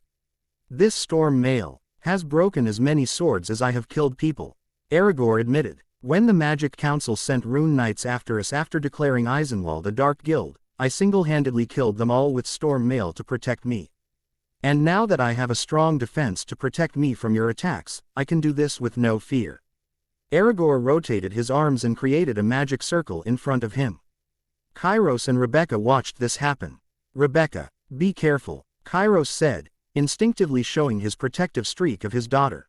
Aragorn smirked. I can take advantage of this. He noted. I'll aim the technique at the girl. He'll instinctively try to protect her, even though she can probably dodge this attack. Regardless, they'll be separated, allowing me to pick them both off. Aragorn grinned in anticipation as he thought his plan out. Separate them with the coming technique. Attack Rebecca, then strike down Kairos while he is running to protect her. I'll reap these flies with this plan. Aragorn gleefully noted. Die. Aragorn took aim at Rebecca with his 2 index fingers crossed, who sensed his coming. Amara Baram. Aragorn fired a concentrated blast of wind blades at Rebecca. Rebecca barely managed to leap out of the way, in spite of sensing the attack coming. It had been that fast. Also, the attack managed to achieve Aragorn's secondary objective, which had been to separate Kairos and Rebecca. Rebecca, Kairos called out in concern. Now I shall shred you to pieces, little girl. Aragorn took aim at Rebecca and fired several bladed projectiles of wind at the young girl. Using observation hockey, Rebecca weaved in and out of Aragorn's barrage of projectiles. Hey, I'll catch you eventually, little fly, and when I do, I will clip your wings. Aragorn promised. Kairos gripped his sword tightly at the sight of his daughter ducking and dodging what would be quite painful if it struck her. Painful for the both of them, that is. Hold on, Rebecca, Kairos yelled, leaping to her. Aragorn smirked again. And that is checkmate, flies, he said. Have another Amara Baram. Kairos and Rebecca then saw the concentrated wind blades coming towards them once more. If I avoid the attack, I leave father to its mercy. Rebecca noted. If I try to save him both, we both get cut up. What do? I can't just disregard father's safety. I will protect my daughter, Kairos declared, snapping Rebecca out of her stupor. I will not fail, Scarlet.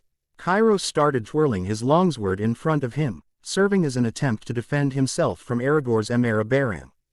Aragorn simply laughed at this. That's how you're going to defend yourself from my Amara Baram? Don't make me laugh. Instead, just die. When the Amara Baram struck, however, Aragorn found himself frowning when he noticed a lack of the satisfying sounds of one being eviscerated by his magic. When the mighty spell finally let up, Aragorn was shocked to see a mostly uninjured Kairos and a horrified Rebecca. Aragorn then noticed Kairos' arms and leg, mostly uninjured, was different from completely. His arms and leg had been cut up by Amara Baram, but his vital areas, and more importantly, Rebecca, were safe. Impossible, Aragorn screamed in fury. You honestly think that was threatening? Kairos inquired. It took me experiencing that spell once before to let me know that it is not as destructive as you let on, compared to some of the monsters I have fought. Diamante was a tougher fight than you, and he relied on dirty tricks to keep up with me. Aragorn growled at this. You say that and yet a lot of your body's been cut up, foolish fly. I already told you, I don't mind pain. If it's to protect the people I love. Kairos reminded him. I gave up my leg for the man who made me a part of his family. Did you really think I wouldn't mind putting myself at risk for my own daughter?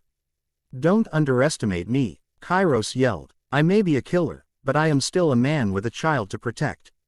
Father, Rebecca said softly. And even among killers like those of the Colosseum, there is a rule that many of us try to keep to. Kairos said, and that is you never mess with a man's family. You dared to mess with mine, simply to get to me, Aragorn. Kairos yelled, and now you, a coward even lower than what I had originally judged you, will now pay the price. Kairos raised his sword over his head. Aragorn laughed at this. Oh, I'll pay the price. I have storm mail protecting me, your sword will not break through my armor of wind. It is no longer my sword you have to worry about, Kairos said darkly, much to Rebecca's surprise. It is my rage. Why must people who want to hurt my family exist? Kairos thought angrily. I will crush them all before they even have the chance. Choro bastardo, Kairos yelled, swinging downwards and launching a large and powerful flying slash of purely compressed air at Aragorn. When the slash struck Aragorn's storm mail, the force of the attack immediately dispersed the wind armor, much to Aragorn's shock. Impossible, he yelled. My storm mail was beaten by pure physical strength. There's no way a human fly with no real power of his own could do that. Aragorn denied. You must be a monster of some sort. Maybe I am, Kairos said, but you've made a career out of killing people who cannot defend themselves and have even gone after members of your enemy's family simply to get to them. Kairos leapt at Aragorn. If given the choice between the two, I'll take the former.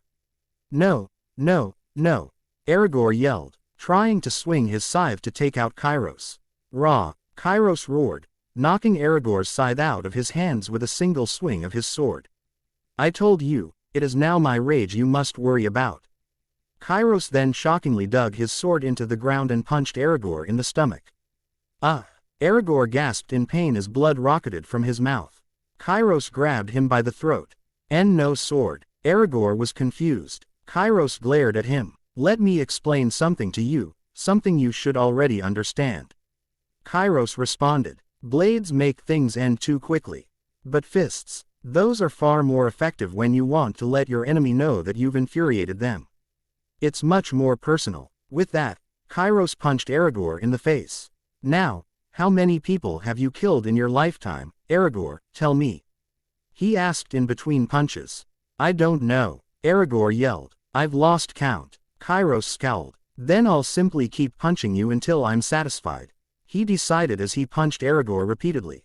Kairos' muscles rippled with every punch while Aragorn's face slowly caved in. Rebecca watched in shock and horror as her father beat down the infamous Reaper. And I'll make sure to add one more for my daughter, Kairos declared. The one you had the nerve to try and kill in front of me. Feel every ounce of my rage, Aragorn, Kairos yelled. Feel it on behalf of all those you have killed and tried to kill. Aragorn could only moan and mumble as Kairos punched him again and again in the face. By the time Aragorn had lost consciousness, something Kairos did not notice, he had most likely experienced what equated to 10 concussions in the span of a minute. Unlikely, yes, but it happened. Rebecca gazed at Aragorn's beaten face and then at her father's look of sheer rage and hate for the beaten Reaper. She then realized that she could no longer allow this to continue. Father, Rebecca yelled. Stop. Rebecca ran over and grabbed her father's punching arm. Stop it, Rebecca pleaded. He's had enough. Rebecca, Kairos snapped out of his rage when he noticed his daughter. What was that just now? He realized that he had almost lost himself. Stop it, father, you're not a killer, not anymore. Rebecca pleaded. Kairos looked at the bloody and beaten Aragorn and took a moment to remember that he had tried to kill Rebecca to get the upper hand over him in the fight. Then he remembered Rebecca, his beloved daughter. He remembered how he tried so hard to keep her pure and kind and keep himself a better man for her sake. No, he said softly, not a killer. Kairos nodded in agreement. All right, Rebecca, I'm done. Kairos tossed Aragorn unceremoniously on the ground. He's scum, but he's not worth the effort. He's a coward and a murderous scumbag. Kairos looked at Rebecca. I won't kill him, he promised. Rebecca nodded. I'm not expecting you to stop killing, she said, at least not now.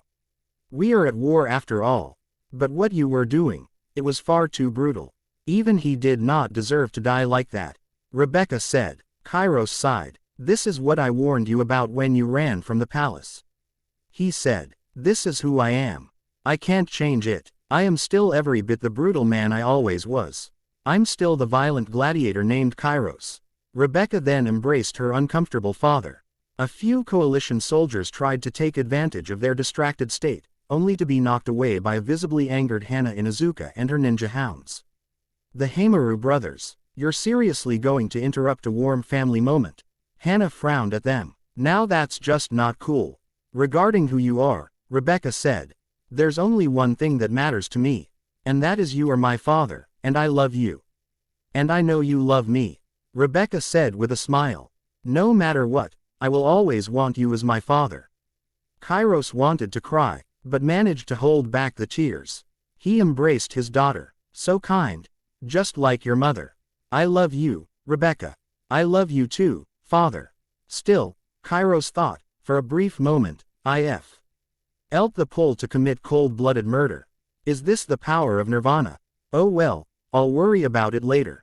Right now, I just want to hold my daughter. Kagura Mikazuki vs. Monet. Monet giggled as she prepared to face off against Kagura Mikazuki. Oh, such a horrifying glare. Monet said mockingly. Stop trying to scare me, it's like you're trying to put the fear of death in me. I've already died once, I don't need to experience it again. Monet said, trying to sound innocent. If you didn't want to risk experiencing something as horrifying as death again, Kagura said, you shouldn't have come back to life in the first place. Ah, but see, why would I pass up a chance like that, Monet inquired. I mean, how I died last time wasn't really fair. Now, if I had blown myself up for the young master's sake like I was supposed to, there wouldn't have been an issue. Monet said, but instead, that bastard law basically tricked me to death. So forgive me for not wanting to experience death a second time. My first experience wasn't exactly what I would call pleasant. I'll tell you what, why don't I show you exactly how dying felt? Monet suggested as her wings suddenly froze. She then flapped her wings at Kagura. Snow shuriken, she yelled, launching several frozen projectiles at her opponent. Defensive form. Kagura adapted a defensive stance and blocked the projectiles with ease with her wooden sword. Monet narrowed her eyes. That's not a normal wooden sword, she stated in a very matter-of-fact tone. Kagura then lunged at the snow woman. Slashing form, she yelled, swinging at Monet's head with incredible speed and momentum. Monet gasped as her head was separated from her body with a single strike. Oh my, her severed head spoke up as it began to fall apart into snow. To think that a wooden sword could do something like that. Kagura looked over her shoulder and saw that Monet's body had not fallen over and died. I know you're not dead, she said. Monet's head reformed with the use of snow. Oh dear, I can't trick you then. Your lack of attempts to defend yourself are a dead giveaway. Kagura pointed out. Now, what Logia devil fruit did you eat? Ooh, scary, Monet said sarcastically. I ate the snow fruit. My body is completely made of snow. So, tell me, what do you intend to do now? Monet inquired arrogantly. You are fighting against a Logia user, something that equates to facing off against the boogeyman for those who are only capable of surviving the first half of the Grand Line, Paradise. What an arrogant woman you are. Kagura said, you are so assured of your own superiority that you fear absolutely nothing to the point of sheer arrogance. Why should I fear you? There are only two things I fear, Monet admitted. The first is disappointing my young master. The second is the demon himself. Roronoa Zoro the pirate hunter. He makes me fear him more than anything else without even trying. You think you can scare me? That you can cause me to quiver like Zoro did? Don't make me laugh. I've seen the most horrifying thing in existence already, a man with Zoro's killing intent, and the fact that he mostly refuses to act on it. You cannot possibly scare me. With that, Monet formed two ice picks in her talons and flew upwards, wielding them like swords. In fact, it is you who will be scared.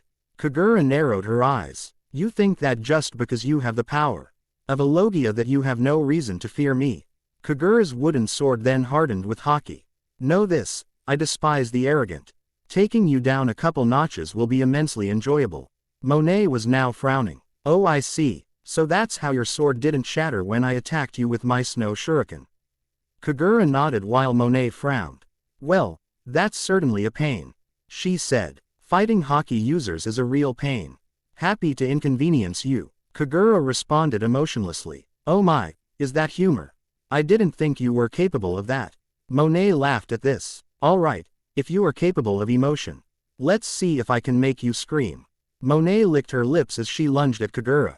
Snow sword, skin blade. Monet flapped her wings at Kagura, attempting to slash her as though her feathers were swords.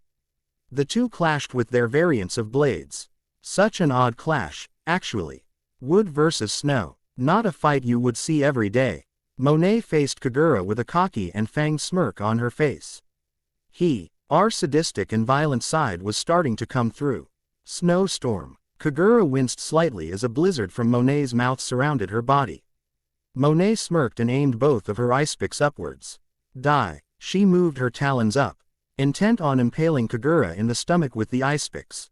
Gravity change. Kagura responded, causing Monet to slow down as her body felt heavy. Monet gasped in surprise as Kagura moved to put distance between herself and the snow woman. Kagura then gazed at Monet's bladed wings and her ice picks. It's like she's using 4 swords against me, she noted. Now you're getting scared, Monet noted. Excellent. Now I have the advantage.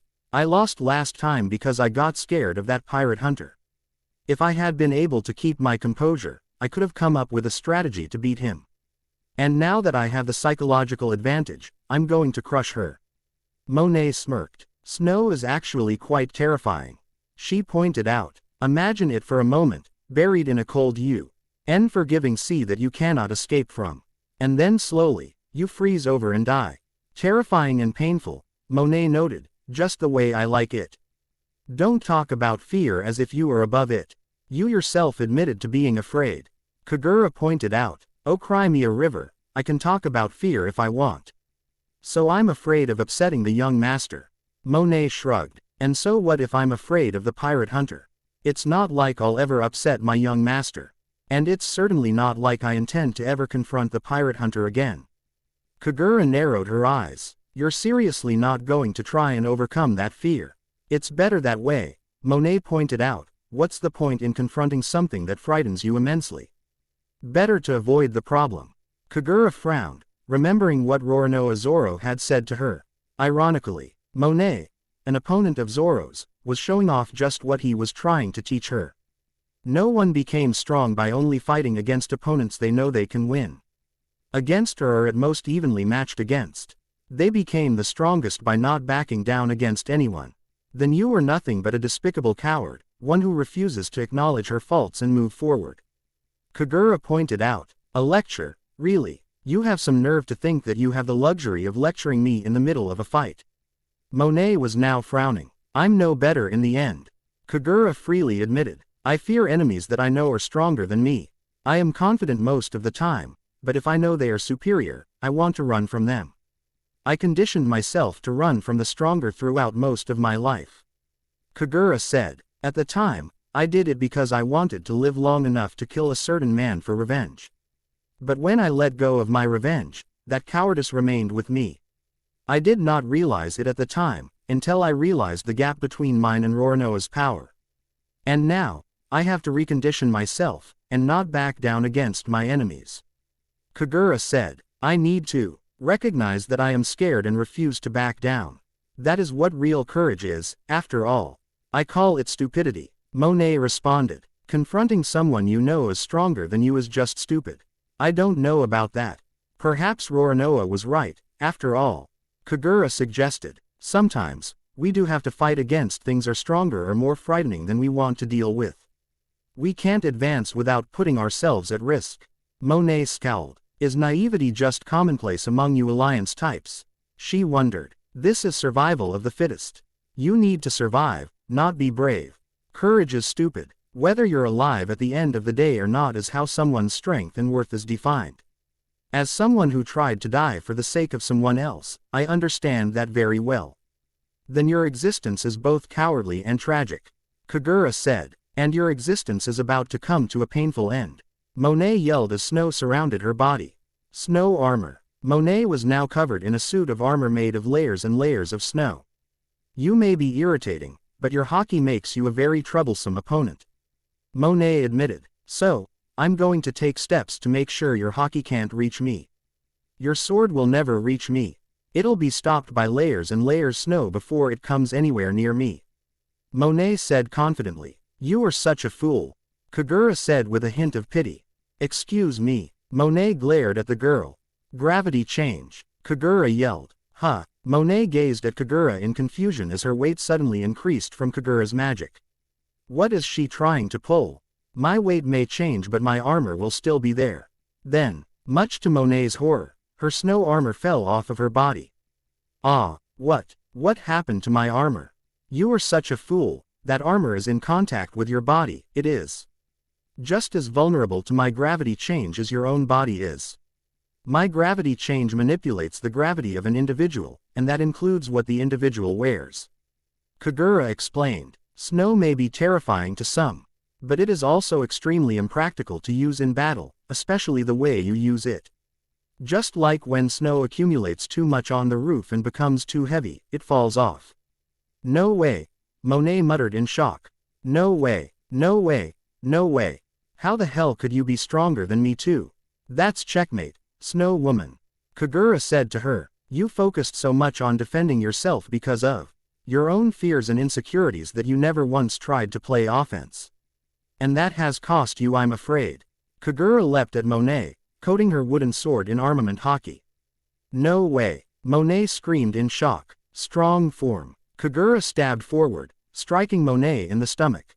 Oof. Monet yelled in shock and pain as she collapsed to her knees. Kagura strode past the woman as she fell forward and lost consciousness.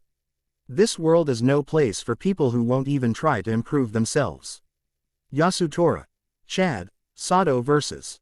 Asuma Sarutobi. Asuma Sarutobi raised his blades in front of his body. Okay, let's get this over with. The former Leaf Jonin said to his teenaged opponent. It's not like I want to be here. Don't worry, Yasutora. Chad. Sato said in his usual emotionless tone, I'm going to make sure you no longer have to fight in this war. Is that so? Asuma grinned in amusement. I hope you realize I'm not going to make it easy for you. Being an elite Jonin of a village like the Hidden Leaf is nothing to sneeze at, you know. I'm sure it isn't, Chad shrugged, but really, that doesn't matter, don't you think? I mean, I'm just a teenager still in high school. I don't think rank really means much in the end. Asuma's eyes widened slightly before his amused grin returned. Hey, you know, I like you, kid. And you know what, you're absolutely right. Rank doesn't mean a damn thing. All that matters is, who's still alive at the end of the fight. Alright then, since I like your attitude, we'll have a real fight between men. What's your name, son? Chad nodded in understanding. My name is Yasutora Sato, but everyone calls me Chad. He introduced himself. Asuma nodded back with a smile of respect. And I am Asuma Sarutobi, son of the third Hokage, protector of the feudal lord of the Land of Fire, elite Jonin, and leader of Squad 10. Asuma fully introduced himself. Alright, Chad, Asuma grinned, let's go. Asuma charged Chad, channeling chakra into the blades. Try not to get cut up too much. Asuma yelled. Asuma swung his chakra blades at Chad, who quickly blocked them with the shield attached to his right arm. Asuma gasped slightly, surprised at the sturdiness of Chad's shield. Whoa, the flying S.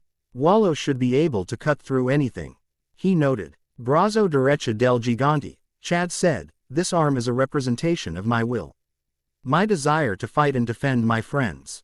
Chad pushed Asuma away from him. A long time ago, I decided I would only use my fists for the sake of others. This right arm is a literal manifestation of my will, my desire to use my fists for others. Chad said. And your left? Asuma inquired curiously. A manifestation of the reality I face. Chad explained. My strength has always been destructive. My left arm is my acceptance of the fact that in the end, I destroy what I punch. I recognize that, and only use such destructive power for the sake of my friends. Asuma smiled warmly at this. You would fit right in with the Leaf Village. My dad, he always talked about the will of fire. Asuma admitted. How our strength should only be used for the village, our friends, our family. Yeah, you would fit right in. I've been told that, Chad admitted. In fact, some of my friends from the Leaf have pointed out that a lot of us would fit in their village. I told them I was flattered, but I'm happy in my world. As you should be, Asuma said. Home is where the heart is, after all. With that, Asuma resumed his assault on the large team. He swung his chakra blades at Chad, who easily blocked each attack with the shield on his brazo derecha del gigante. You move pretty fast for a big guy, Asuma commented. Choji could learn a thing or two from you. But let's see if you can avoid this. Asuma yelled. Wind style. Dust storm jutsu. Chad quickly ducked underneath Asuma's ata. CK as dust and wind was expelled from Asuma's mouth like a breath of fire. Asuma gasped while expelling more dust and wind from his mouth. Whoa, he is fast. Chad grunted, punching Asuma in the stomach with his right arm, knocking Asuma away from him. Asuma grunted in pain, clutching his stomach. Ow, damn that hurt like a bitch, he complained. Asuma gazed at Chad, now wary of the young man's amazing physical strength. This kid is something else. Even without chakra, his strength is tremendous, comparable to that of a veteran shinobi. In fact, the only guy the first can think of who's hit me harder without chakra is Guy. Asuma did some hand signs. Unbelievable. My body may be moving on its own because I can't control myself, but it still recognizes Chad as a threat. He realized, I'm now doing my damnedest to kill him. Fire style. Asuma yelled. Burning ash. Asuma expelled ash from his mouth, surrounding Chad in a cloud of ash. Asuma then ignited the ash with a cigar, creating an explosion that enveloped Chad in a ball of fire. Sorry kid, he said softly with a hint of regret, as he had not wanted to do that. Then, Asuma's regretful face was wiped away as Chad came charging through. Asuma's face was replaced with a look of shock. No way. He just shrugged off an explosion like it was nothing. Raw, Chad yelled, throwing a haymaker at Asuma's face with his right arm, forcing Asuma to duck. Gah, Asuma yelled in surprise as he ducked. Asuma then saw Chad's exposed torso. You idiot, he yelled. Haymakers like that leave you wide open. With that, Asuma drove his chakra blades into Chad's body. Chad grunted briefly before gazing at Asuma, cocking his brazo izquierda del diablo. Holy crap, did you seriously just shrug off blades being dug into your body? Asuma had not seen that since Hidan. What is wrong with you, kid? Pain doesn't bother me, Chad admitted. Seeing my friends hurt actually hurts me more than being hurt. Asuma chuckled at this. Yeah, you'd definitely fit in with the Leaf Village. And you will once again, Chad said, because I'm keeping my promise. Hey, I guess you are. With that, Chad punched him in the stomach with his brazo izquierda del diablo. Lemuert, Chad yelled. Asuma's eyes widened as he felt the tremendous power behind Chad's single punch. Hey, can't believe I was actually worried, he thought, amused with the brief despair he had felt. These people, they are all embodiments of the will of fire. Even if they aren't from the Leaf Village, there is no way someone like me, who's become nothing but a puppet, stood a chance. Asuma thought. In his mind, Asum looked over his shoulder at the mental fragment of Kanten that controlled him. You hear that, Kanten? He inquired. There's no way in hell they're going to lose. No matter how long this war takes, they're going to win in the end. So enjoy your life of godly luxury while you still can, because it's going to come crashing down on you before you know it. Kanten looked amused at this. First that boy threatens to punch me and one of my own puppets dares to talk back to the puppet master. People seem to be acting stupid today. Kanten shrugged. That arrogance is going to be wiped away eventually, you can count on it. Asuma vowed. You will never extinguish the will of fire.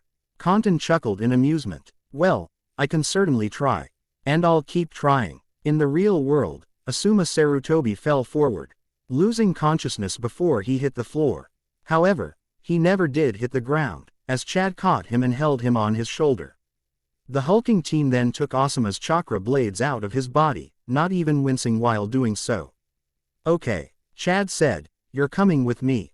Hey, that's one of Lord Kanten's soldiers. A squad leader from Rikuin yelled.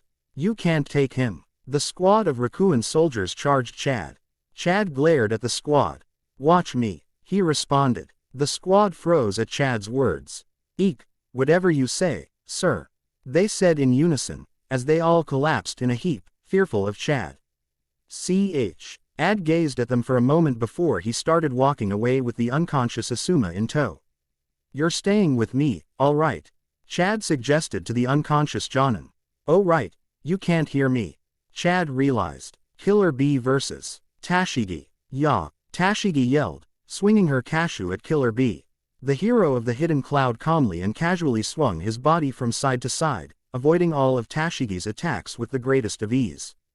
This had been the entirety of their fight. It was already clear that B was leagues above of Tashigi. However, do not tell that to Tashigi. She was still convinced that she could beat the Eight Tails Jinchuriki.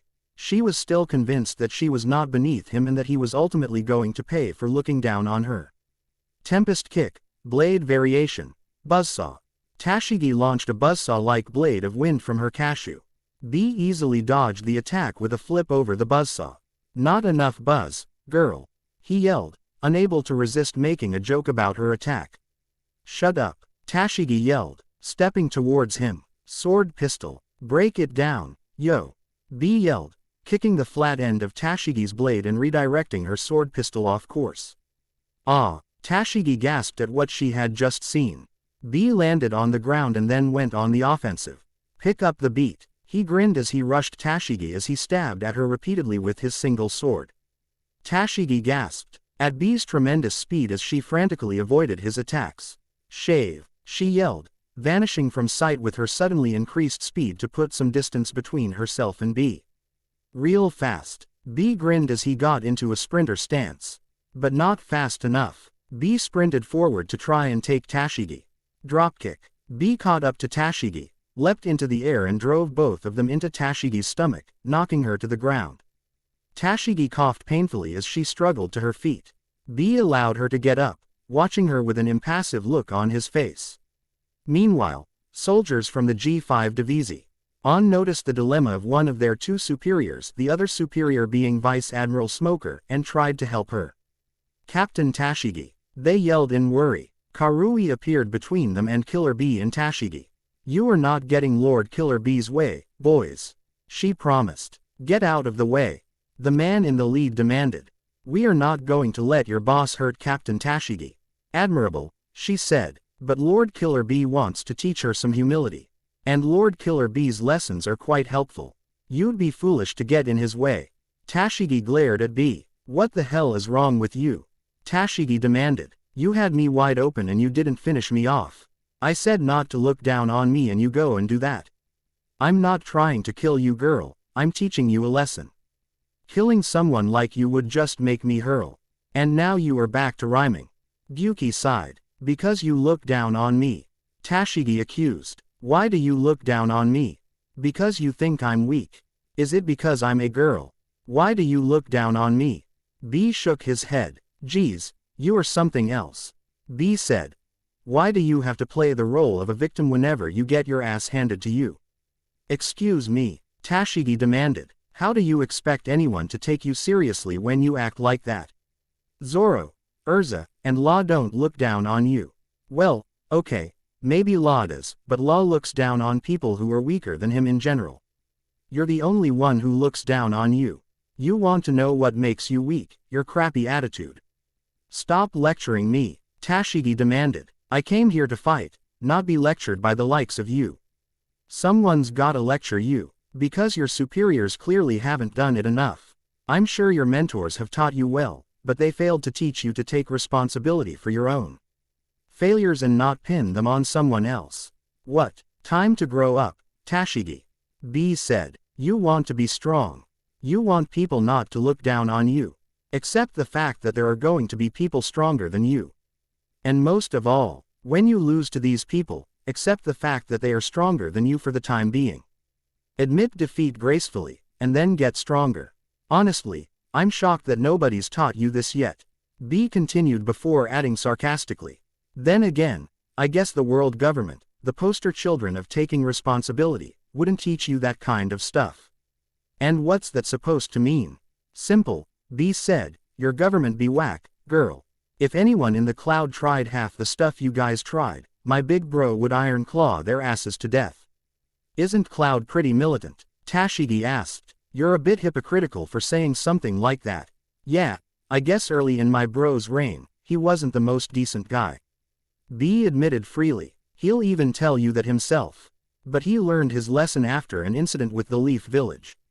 He was very adamant about personal responsibility afterwards. B was referring to the Hyuga affair that almost started a war between the leaf and the cloud. It had indeed been under A's orders that a young Hinata Hyuga had almost been kidnapped for the Byakugan. In fairness though, A had been young and extremely militant at the time. Inheriting his father's strong desire to protect the cloud, he was also extremely impressionable, befitting his age, which made him an easy target for manipulation from the smoot. Talking an ambitious head ninja of the cloud who perpetrated the attempted kidnapping. Things simply went downhill from there and the rest, as they say, was history. Afterwards, A adamantly told Hi's village that they managed to avoid war and should simply take it as a win. He knew that the cloud had been tricked with the body of a branch member whose Byakugan would be sealed away upon his death. He also knew that armed conflict would not be beneficial to the cloud. At the time, he knew that they came out fine regardless. The Leaf was not willing to go to war, so he thought they would hand over the killer. However, when they were handed an identical twin, A simply shrugged and said to move on. Since then, A was adamant in saying his men should take personal responsibility for their actions. It contributed to his extremely prideful personality and his hatred for Sasuke Uchiha, the Leaf Village by the time Tsunade became Hokage, and shinobi who tried to lower their heads to him. This extended to B, but unlike his brother, B believed in personal responsibility because the idea of blaming others was simply sickening to him. But we're not talking about the cloud, B said. We're talking about you and the world government. You guys never admit your mistakes. Hell, from what I've heard from Kairos and Rebecca, it took an admiral acting on his own just to get the government to admit to messing up the situation with Dressrosa. Okay, so the world government has messed up some things, Tashigi admitted, looking ashamed, to her credit. But it's still an ideal worth fighting for. Especially when the alternative are anarchists like Dragon the Revolutionary, who would just ally with criminals. You only assume he's an anarchist because all you've known throughout your life is the world government. Haven't you ever once considered that the kingdoms in your world don't need the world government to function? Don't overestimate your organization's importance to the world, girl. Tashigi narrowed her eyes. Now, let's talk about your attitude as a marine. Why do you automatically assume that only you should get rare swords? Not this again. Tashigi said in annoyance. All I want is take rare swords out of the hands of criminals who would use such beautiful rare swords for bad things. And why do you assume that what your government defines as criminals will use such swords for criminal acts? B inquired curiously. They wouldn't be criminals if they used swords for criminal acts. Tashigi pointed out. So you're a clairvoyant then? B raised an eyebrow at this. Don't be so arrogant, girl. And what exactly do you define as criminal? Simply allying against the world government. Hurting innocents, Tashigi said, raising a pirate's flag. The first one, I agree with. B admitted. B, that right there is as far as you should go. I mean seriously, raising a pirate's flag is enough grounds for having a rare sword taken from you. One you probably earned yourself. There is no way. Stop it, B cut her off. Are you really so arrogant to believe that just because someone flies a pirate flag that they are incapable of being good? You're better than that. I know it. I know a good pirate, you know, Tony Chopper. The doctor for the straw hats. I've also met Brook, Zoro and Sanji. They're all good guys from what I can tell. B said. And you want to deny them something for the simp. The crime of raising a pirate's flag and sailing around under it when there are some real monsters in the world. Get your priorities straight, B yelled. That's another reason why people can't take you seriously as a warrior.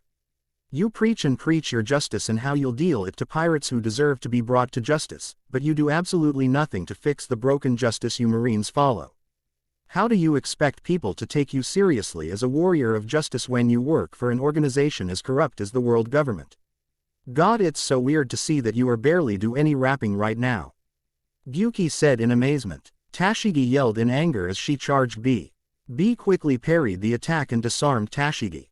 I don't get it, Tashigi said. Nirvana is charging up its energy. You should be afflicted by its power. A demon like you, why aren't you affected? You get it now, right?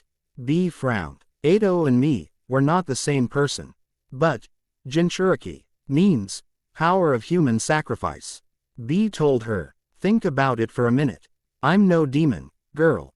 What I really am is the result of a sacrifice for the safety of a village. Honestly, the name itself is pretty dumb, because that implies the tailed beasts are actually dangerous. They're only dangerous if you provoke them. They're damn good guys if you actually try to get to know them. Tashigi's eyes widened, taking in this new information. It's a bit insulting, you know. B admitted, saying that I'm only strong because of Gyuki. I mean, we have a damn good relationship that adds to my strength, but that's not the reason. Hey B, Gyuki spoke up. Switch with me for a second. I'll talk some sense into her. B nodded and Gyuki took control. Hello there, Tashigi, my name is Gyuki, the Eight-Tails Bull. Gyuki said to Tashigi through B. You're the demon, Tashigi said in realization. Were you even listening? Gyuki wondered. Whatever, let's get something strength. The idea that B is only strong because of me is insulting. And why? Oh, or nothing but an ignorant coward for insinuating such a thing. Coward. Yeah, too cowardly to admit that you lost to a superior fighter. Gyuki said. It's just like B said, you're a sore loser who continuously makes excuses as to why you lost. Do you know why B's stronger? It's because he put his blood, sweat and tears into training, to make him strong enough to protect his village. Naruto is the same way. And saying that he's only strong because of Kurama is even more insulting, because Naruto had to work even harder to get as strong as he is now, especially when it came to getting Kurama's full cooperation. Maybe you are a good person deep down, but when I look at you, I see an ignorant, sore loser. Gyuki told her, and if you ever want to become stronger, you need to break those habits. Hey pal, stop being so harsh to our captain. The G5 soldiers demanded. Haven't you idiots heard of tough love? Karui yelled as she attacked them. Gyuki switched back to B. You get it now, right? B inquired. Tashigi did not respond. Gyuki's harsh words had broken her. Yeah, I think you do. Think on what we said while you're healing your wounds. Rising bomber. Tashigi was suddenly launched into the air by a devastating uppercut, knocking her out before she hit the floor. Captain Tashigi. The G5 soldiers yelled, horrified at their captain being beaten by Killer B. Your ignorance is astounding, so you earned yourself a pounding. B rapped. A harsh rap, but accurate, yo. Seriously though, think on what I said, Tashigi. B told her, I want you to get better, so get better. The 1st and 5th Divas Ions were experiencing early victories so far. However, the night was still young. There were still many horrors that awaited them in Nirvana. Cobra, aka Eric, although nowadays, at Kantan's insistence, he was known as Cobra, frowned slightly when he heard the defeats of several of his comrades. What a pain in the ass, he muttered. Aragorn and Tashigi both got their asses handed to them, and so did Asuma and Monet. Geez. Cobra shook his head. If I'm pissed about anything, it's those two giving us guards such a crappy name. Choji Akamichi grinned. Hey, I guess you guys underestimated us. He said proudly. Cobra scowled at Choji. Don't toss me in with those idiots. Cobra said. I've learned not to underestimate my opponents over the years. I underestimated that idiot, Natsu, and I got my eardrums blown out for my troubles. I underestimated Jello, and I got a meteor dropped on me for my troubles. Choji's eyes widened. Holy crap, Commander Fernandez can summon meteors. Man, that is so much or awesome a power when it's on our side. Cobra rolled his eyes. Oh yeah, sure, because when we do it, it's horrifying, but when you do it, it's freaking awesome. Don't you feel the same way? Choji pointed out. Cobra gave Choji a deadpan expression. Shut up, he said. Choji grinned knowingly. Looks like I struck a nerve. He teased slightly. That's all you're going to be striking. Cobra promised as he prepared to resume his fight with the Leaf Chunin and future head of the Akamichi clan. Ha, don't underestimate the Akamichi clan, pal. Choji grinned, showing off his newfound confidence. Once a butterfly emerges from its cocoon, there is nothing it can't do. Ninja art. Expansion jutsu. Choji yelled as he grew twice as large as before. Cobra narrowed his eyes. A frontal assault. He frowned inwardly at how idiotic the strategy, or lack thereof, was. How predictable. Human boulder. Choji started rolling towards the dark wizard. Roll, roll, roll. Cobra quickly leapt to the side. And now he's going to forcefully stop his own momentum and try to strike me with his palm. Choji did indeed put a stop to his human boulder jutsu and turned to attack Cobra head-on. Super slam. He covered his palm in chakra and thrusted forward. Cobra quickly leapt backwards. Partial expansion jutsu. Choji yelled. Giant lion's mane. Choji whipped his giant hair forward in an attempt to catch Cobra off guard. ONL. Why for the dark wizard to duck underneath the attack with surprisingly quick reflexes. However, it was not just Cobra's reflexes, it was the fact that he could hear every attack Choji was going to make before he actually used it. Cobra was using his sound magic to listen to Choji's mind and figure out his strategy. Right now, he had the advantage over the Leaf Chunin. However, there was one thing about listening to Choji's mind that was actually annoying Cobra enough to consider not listening in. Why does this fat ass keep thinking about food? Does he not realize that he could stand to lose a few pounds? Seriously, who thinks about ways to prepare barbecue ribs in the middle of a fight? Partial expansion jutsu. Choji yelled as his fists expanded and his hair reverted to its normal size. Take this, Cobra, Choji yelled as he rushed the dark wizard. Cobra smirked with a hint of arrogance stemming from the indoctrination causing him to revert to his old personality and dodged Choji's enlarged punches with the greatest of ease. Too slow, Cobra taunted before delivering a kick to Choji's stomach that knocked him away. Gah, Choji yelled in pain. Cobra laughed. See, like I said, the only thing you're going to strike here are my nerves. He promised. Choji frowned at the situation he was in. He's so fast, Choji thought. I may be a big-boned guy, but I should have been able to catch him off guard with some of those combos from earlier. And yet he's reacting so quickly to my attacks. Choji rubbed his stomach. Oh man, my tummy hurts so bad from that kick. At that moment, Cobra started laughing. Oh my god, your tummy hurts. What are you, 5 years old? He wondered. Choji blinked at this. What? He said in shock. Cobra froze at what he had just said. Suddenly, a tumbleweed blew across the battlefield between the two of them. Slowly, reality sunk in as Cobra realized what he had just done. At that moment, his normally dark skin went pale white. Gah, Cobra yelled in comedic horror. I screwed up. Hold on, Choji said. Now slowly starting to realize what was happening. Have you been listening to my thoughts? Cobra slumped. Maybe, he said. How? Choji demanded. How the hell are you listening to my thoughts? Magic. Cobra gestured to his ears. These ears of mine are magic. My ears are so powerful, they can actually hear a person's soul. They can figure out someone's emotions, and then figure out what they are going to do next by listening to their thoughts.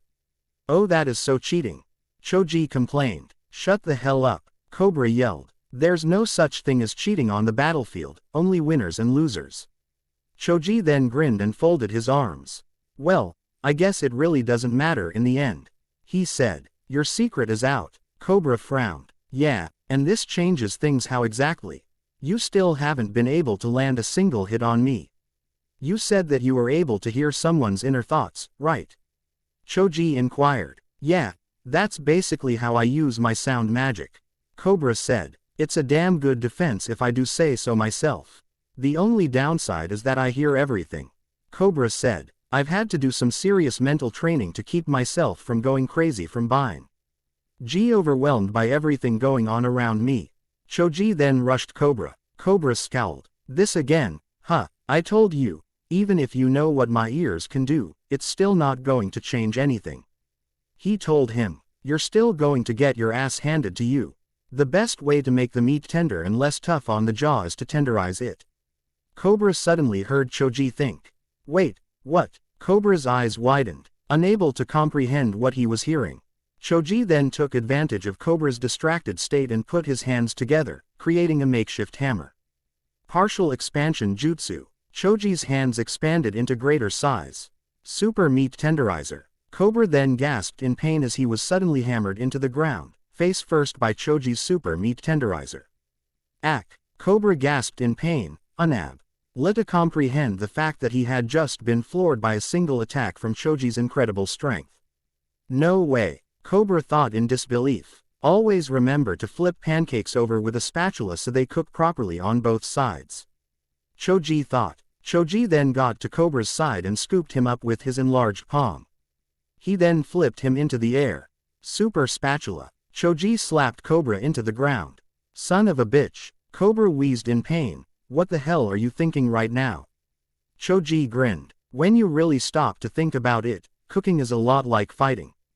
He pointed out. And if there are two things the Akamichi clan know about, it is those two things. You're kidding. Cobra's eyes widened in realization. He's using cooking techniques to disguise what it is he's going to attack me with. When did this fat bastard get smart?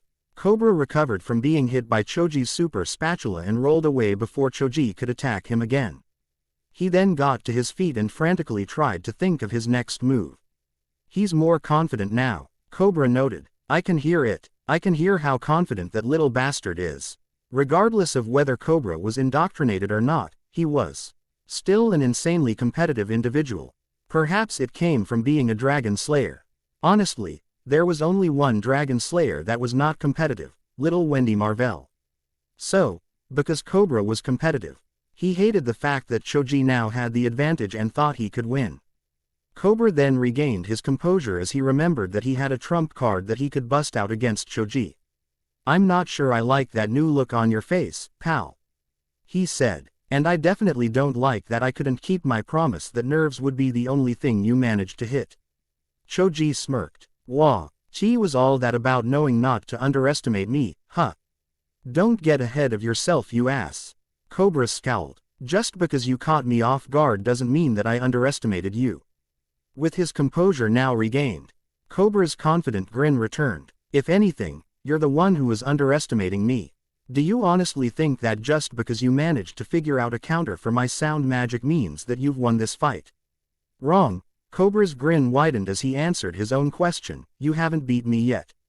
Far from it. I'm just getting warmed up. Poison then surrounded Cobra's body, as he activated the Dragon Slayer lacrima that had been implanted in his body.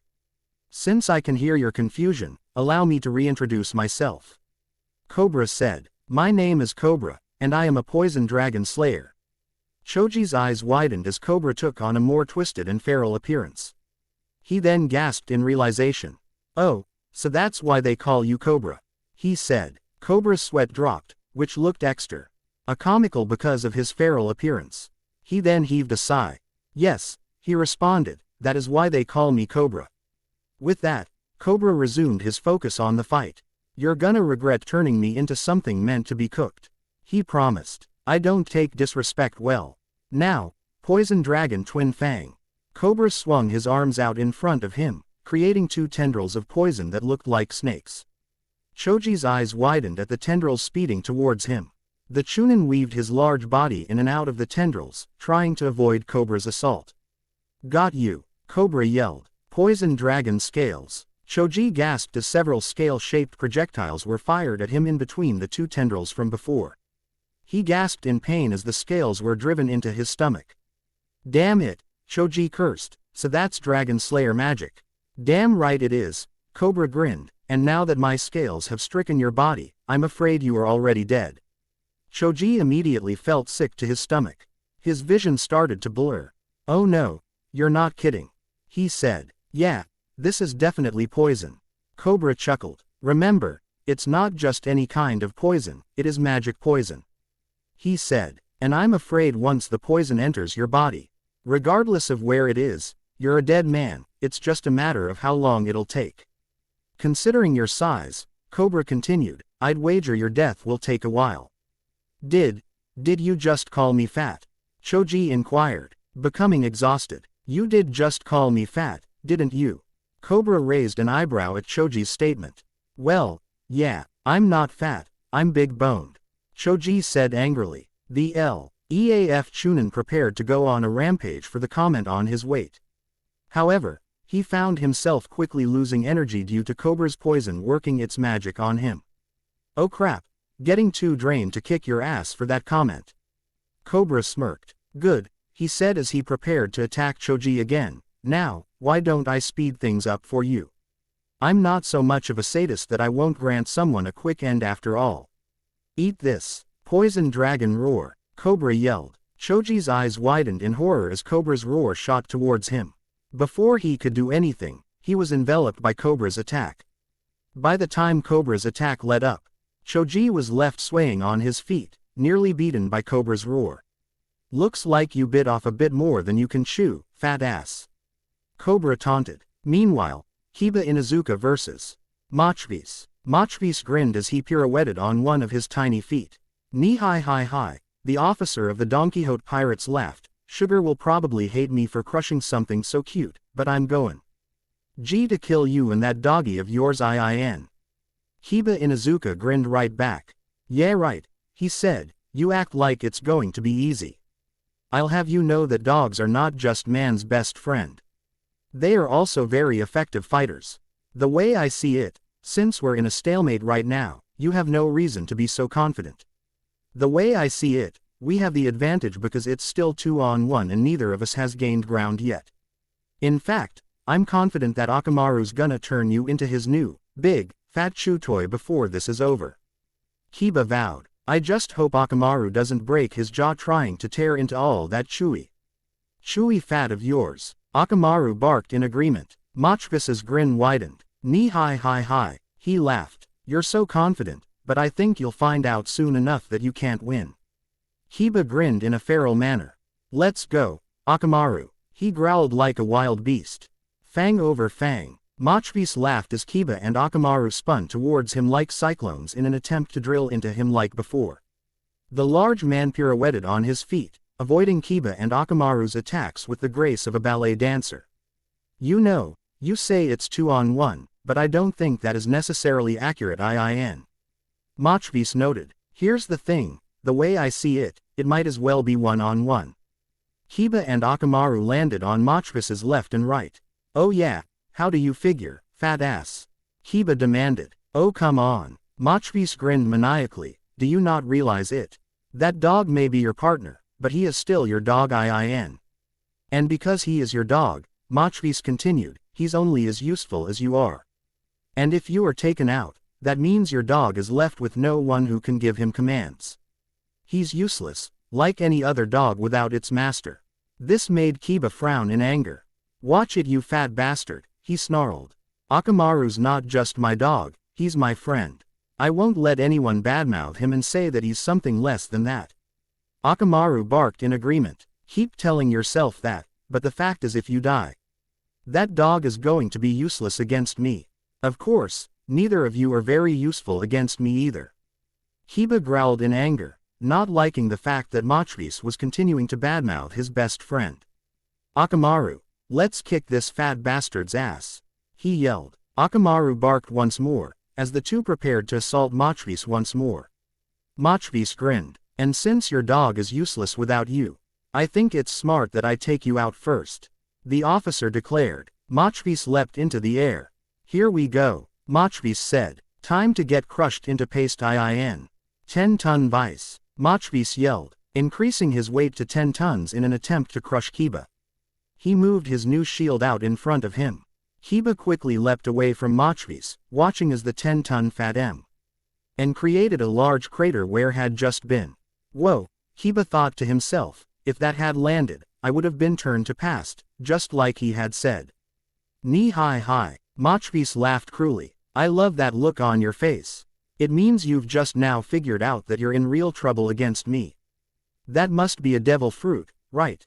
Kiba demanded. Hi. Machvis laughed. You got it all in one. I ate the ton fruit. I am a super weight man who can increase his weight at will, leveled by metric tons. Geez, Kiba growled, that is a very terrifying power you've got. Even I'm smart enough to know that. You weren't kidding when you said you could crush me into past with power like that. Hi. Machvis laughed again. Oh yeah, you definitely get it now.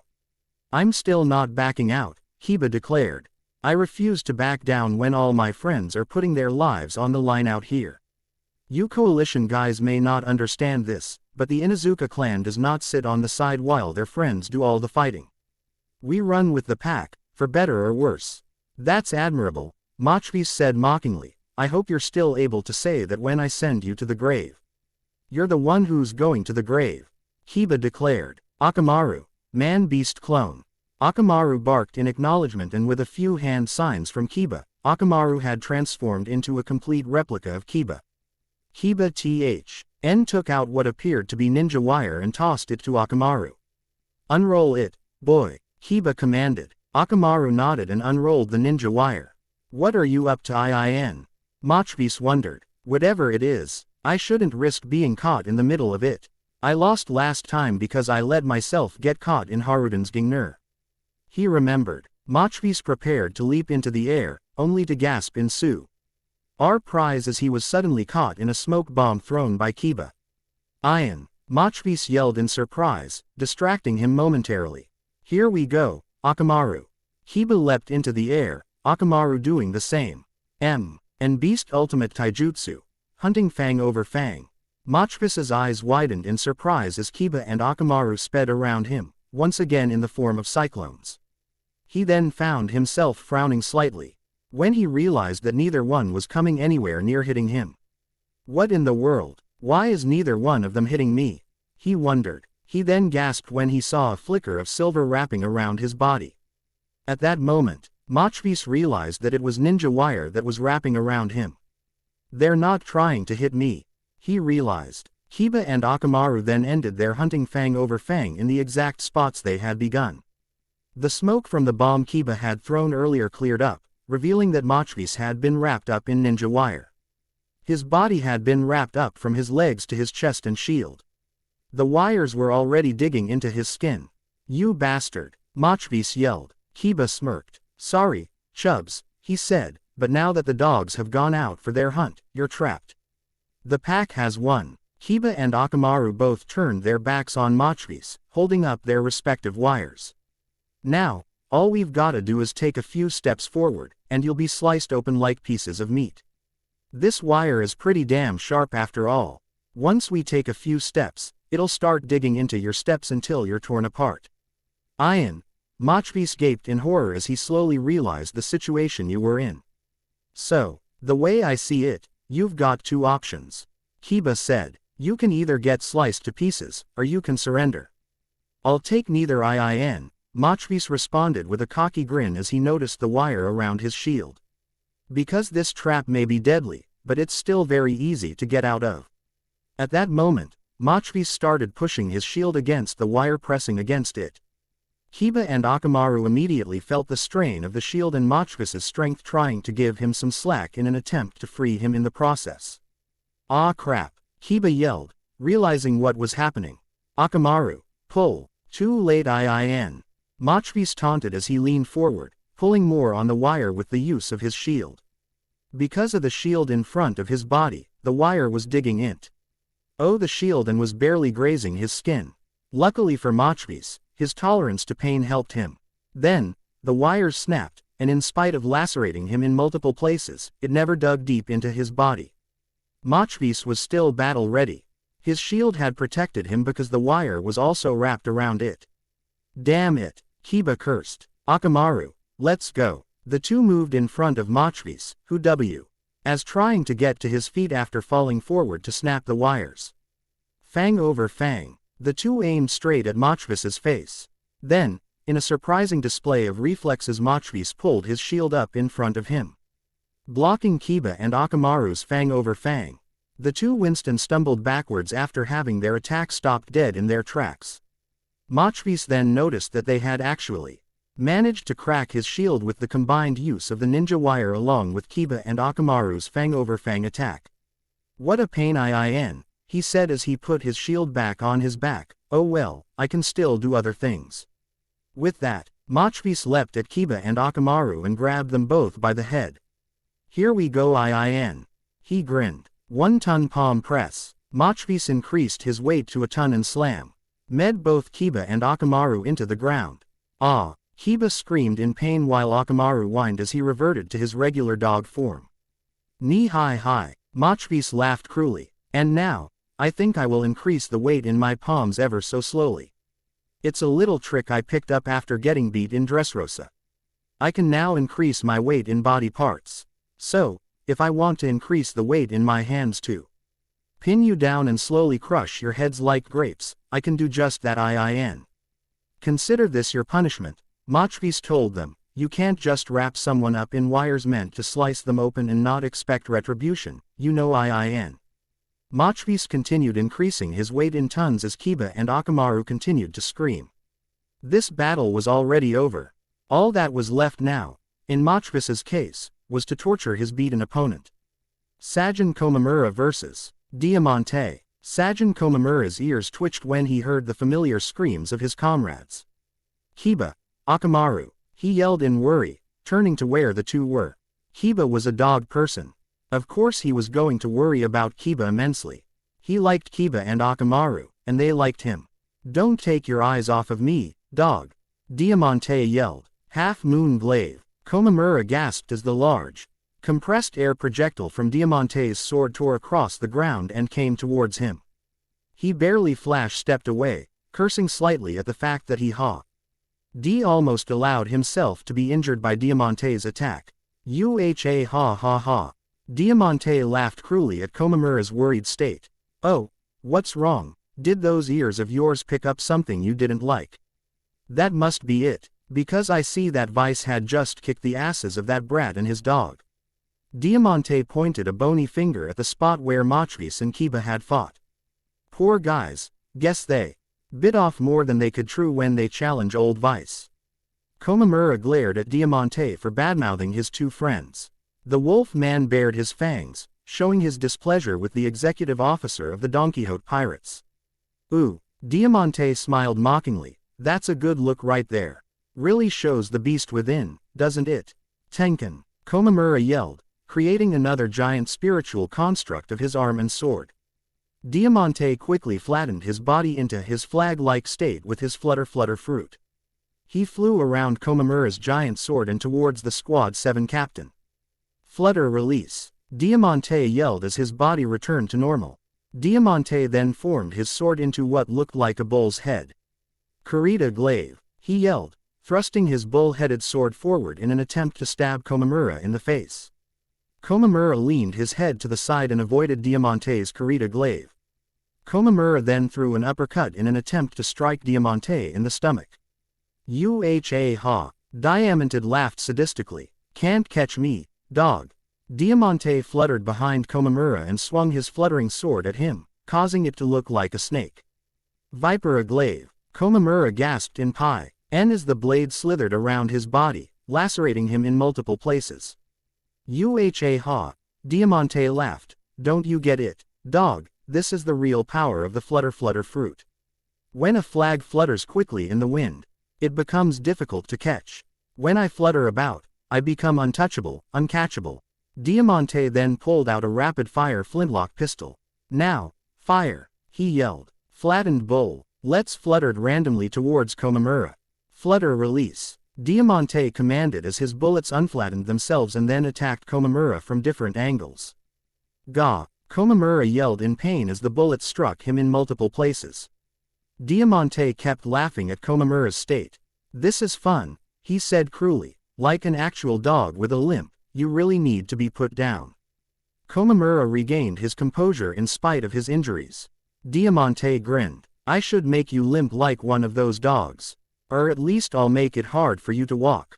Army Bandera. Diamante made the ground around them flutter. Komamura gasped in surprise as he lost his balance, leaving him wide open for another attack. Diamante opened his cape and tossed several flag-like shuriken.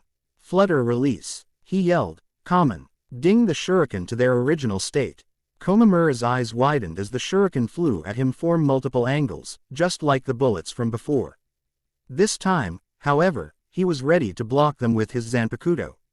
Showing surprising speed in spite of his injuries along with impressive balance in spite of being affected by Diamante's Army Bandera. Diamante narrowed his eyes. You're only making things worse for yourself, dog. He pointed out. A dog should be put down quickly. Crescent Moon Glaive. Diamante fired a crescent-shaped projectile at Komamura. Komamura quickly held his Zanpakuto in front of him and blocked Diamante's Crescent Moon Glaive. Diamante laughed. I guess there is a human side to you. A dog would just curl up and accept death like a good animal. It would know it was about to die, And then roll over and do just that, that way he doesn't have to burden his master anymore. Komamura glared at Diamante's cruel and callous personality. He could not let this man beat him. Brook, Blue Gilly and Tenten vs. Hotai. Hotai's magic eyes shone as he prepared to fight 3 enemies at once. Please try not to sink into the ground. Oh yeah, Hotai yelled. Now, liquid ground. Ho. Tay yelled as the ground around his 3 opponents liquefied. Yo ho ho. Brook laughed in an attempt to keep himself from freaking out. This is frightening. It's shaking me right down to the bone. Bridge. Ook started running across the liquid ground at enough speed to make it seem like he was flying.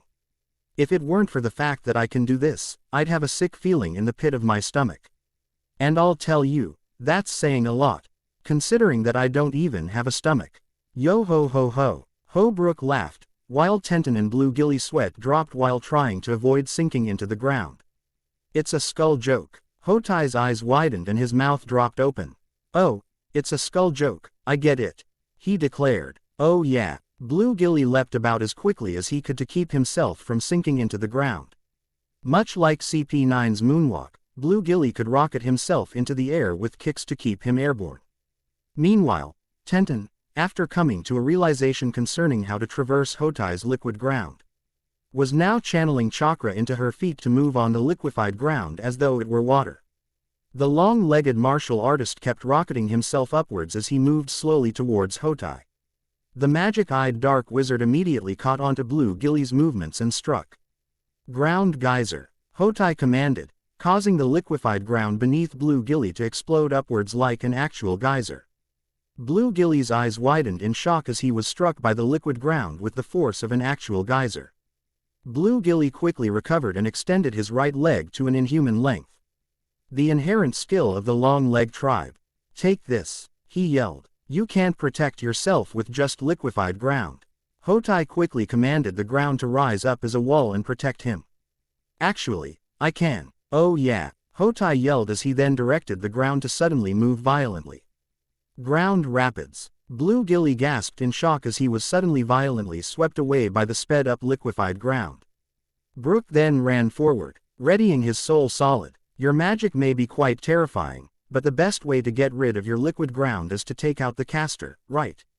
Take this. Brook prepared to stab Hotai. Gavat Bond en avant. Brook stabbed at Hotai with incredible force only for the dark wizard to suddenly block it with a wall of liquid ground. Brook quickly pulled his soul solid back as his eyes widened, his legs still comically kicking about to keep himself moving in midair. Ground wave. Hotai commanded as the ground arced forward towards Brook, intent on crushing the skeleton.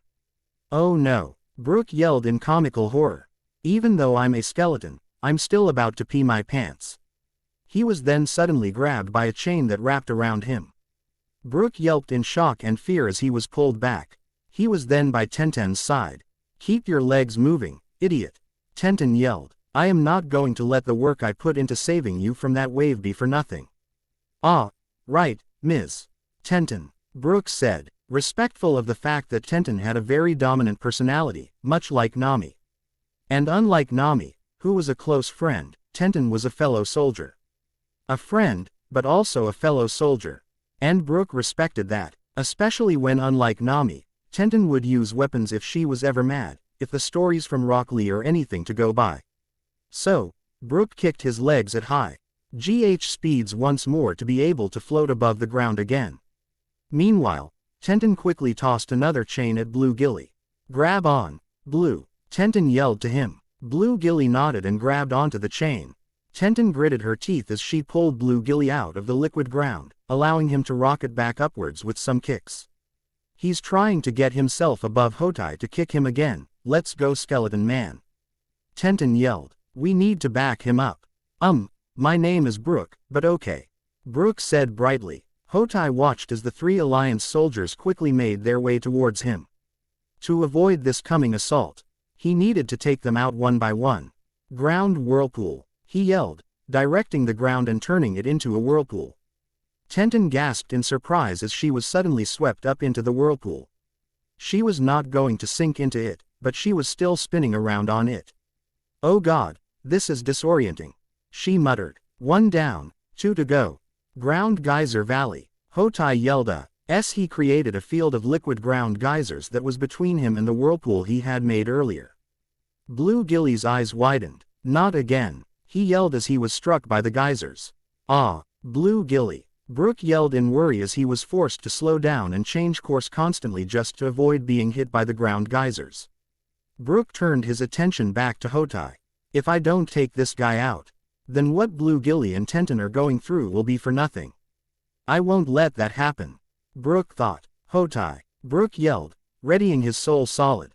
You will stop this right now. Ground Rapids. Hotai made the liquid ground more violent than before, sweeping up Brook in a sudden small wave that knocked him into the liquid and into the whirlpool. Mr. Skeleton. Tenton yelled, then nodded.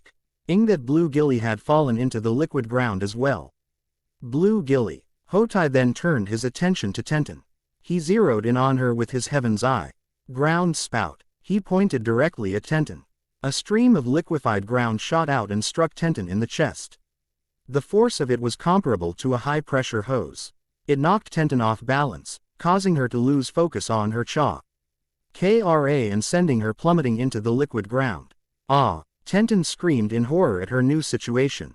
Hotai sighed with a sad look on his face. I'm so sorry, he said. I am so sorry. In the end, I'm just too strong for all of you. Oh yeah. Meanwhile, Jozu vs. Rasa. Gold dust swirled around the famed fourth cage, Rasa of the Hidden Sand Village. Meanwhile, Diamond Jozu, captain of the Whitebeard Pirates' 3rd unit, got into a sprinter stance to charge the former cage. Brilliant punk. Jozu rushed Rasa with his diamond-covered forearm. Rasa quickly formed a multi-layered wall with his gold dust. Jozu immediately started breaking through layer after layer with his phenomenal physical strength. However, this was only part one of Rasa's strategy. You fool! Rasa yelled. Gold tsunami. Rasa commanded as the gold dust suddenly arced downwards onto Jozu, in an attempt to crush him underneath. Jozu yelled in surprise as he was buried underneath the gold dust.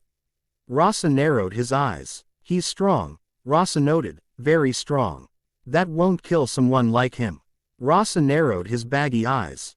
The fact that I already know that my gold dust won't kill him instantly, it means I recognize his power. Gold is one of the heaviest substances known to man. I know that it'll take more to crush him. At that moment, Jozu came out of the gold dust he had just been buried in, roaring with the fury of a beast. Gold Shuriken. Rasa fired multiple golden bullets at Jozu. Jozu looked at Rasa and saw the gold shuriken coming at him. He simply stood there, allowing the gold dust to strike him. He then charged Rasa once again. Rasa narrowed his eyes. Even though I recognize his power, his value, I still don't think this man can win. Not when his strategy is to charge and punch me. Shinobi like Gaara and me. We are nightmares for hand-to-hand fighters. Unfortunately, this one is going to be broken like all the other fools who thought fighting me with taijutsu was a good idea. Rasa quickly formed another wall of gold dust in front of him. Not having the room to form another multi-layered wall of gold dust like before. Rose Palm. Jozu yelled, throwing a diamond palm. Rasa's eyes widened as the wall of gold dust was blown apart by the strength of Jozu's palm. He then gasped in pain as he was sent flying by the palm strike to the chest. Rasa grunted as he was knocked onto his back by Jozu's attack. Take this. Jozu leapt above Rasa and raised his single arm into the air, octagon hammer. Jozu slammed both of his hands onto his opponent. The ground shook and shattered from the brute strength of Jozu's attack. Rasa yelled out in pain for a moment before transforming into gold dust. Jozu's eyes widened in slight surprise. A gold clone. Gold dust then started swirling around Jozu's body like a tornado. What? Jozu gasped in surprise. The tornado of gold dust then surrounded Jozu, wrapping him up. Rasa then appeared. Let's see you survive this. Rasa said as he held his hand out before clenching it. Gold coffin. At that moment, the gold dust constricted around Jozu, slowly crushing him in the process. Rasa narrowed his eyes, knowing that Jozu's body had not turned into a bloody paste yet. In spite of the force and weight of the gold dust. Unbelievable, he muttered, I'm actually going to have to increase the strength of my gold coffin in order to kill him. I suppose that's a given. Considering that I'm breaking diamonds. Rasa tightened his grip, increasing the pressure of the gold dust. He narrowed his eyes even further. There was still a distinct lack of that satisfying sound of one being crushed by a gold coffin. Of course, nowadays, with Rasa satisfied in the afterlife, what with Sun surpassing him and the village being left in his hands, he did not find such a thing satisfying. Oh but no, Kantan just had to come along and then indoctrinate him like a lot of the other former Cage. Now, he has to go around and add to the massive body count he already had as a Cage of his village. All because some godlike figure decided to mess with his mind. Rasa was cut off from his musings when Jozu suddenly tore the gold coffin off of him, roaring like a beast of a man once more. Rasa's eyes widened. Impossible. Nobody's ever broken out of a coffin technique with sheer physical strength. I was right. This man is powerful. He is without a doubt at Cage level.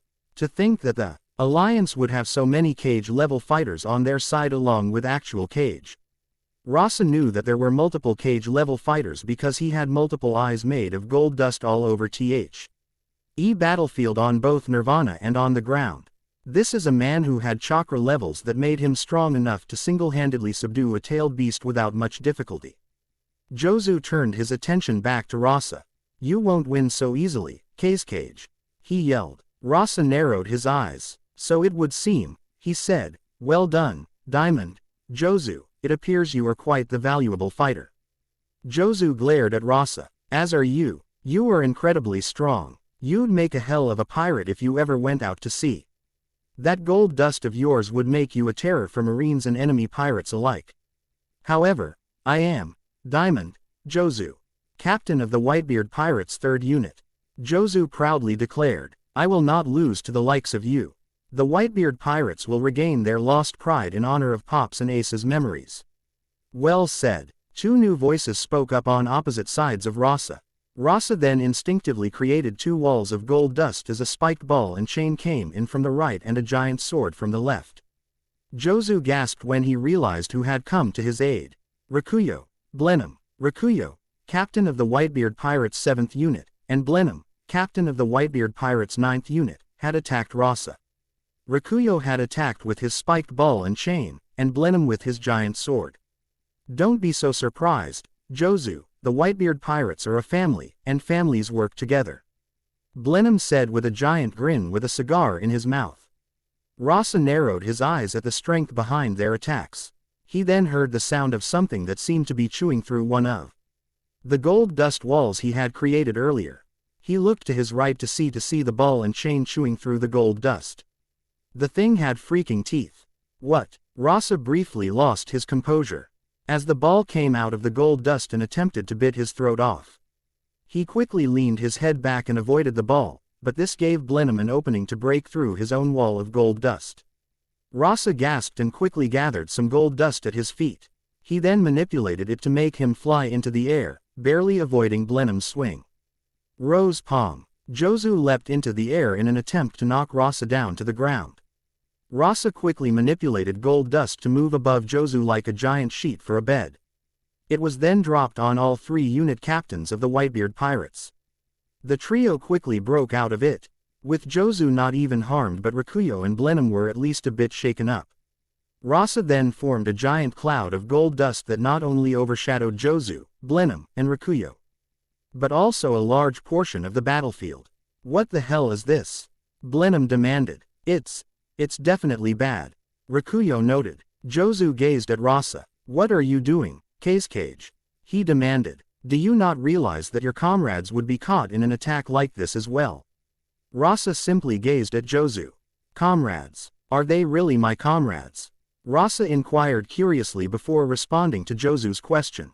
I do realize it, and I don't care. Jozu's eyes then widened, realizing what Rasa was trying to do. I see, he thought. So this is all you can to resist Kantan, huh?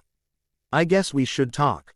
Comfort that Kantan doesn't seem like the kind of guy who gives a damn about anyone but himself. Rakuyo, Blenheim, Jozu addressed his fellow Whitebeard captains. Let's just worry about surviving these attacks. Rakuyo and Blenheim looked at Jozu in confusion for a moment before nodding. Understood, Jozu, Rakuyo said. Whatever you say, Blenheim added. Try your best to survive. Rasa said. An attack like this could wipe out the average army with ease.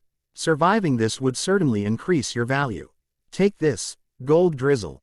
Rasa yelled as multiple golden bullets suddenly rained down from the giant golden cloud. Jozu turned his entire body into diamond and held his remaining arm over his head. Then, he simply remained in place and allowed himself to tank the bullets from Rasa's gold drizzle. He showed no signs of breaking under pressure. Rikuyo, meanwhile, twirled his spiked ball and chain in the air at incredible speed that made it look like it was a fan. Its mouth was wide open and was devouring every single bullet of gold dust that would have struck him otherwise.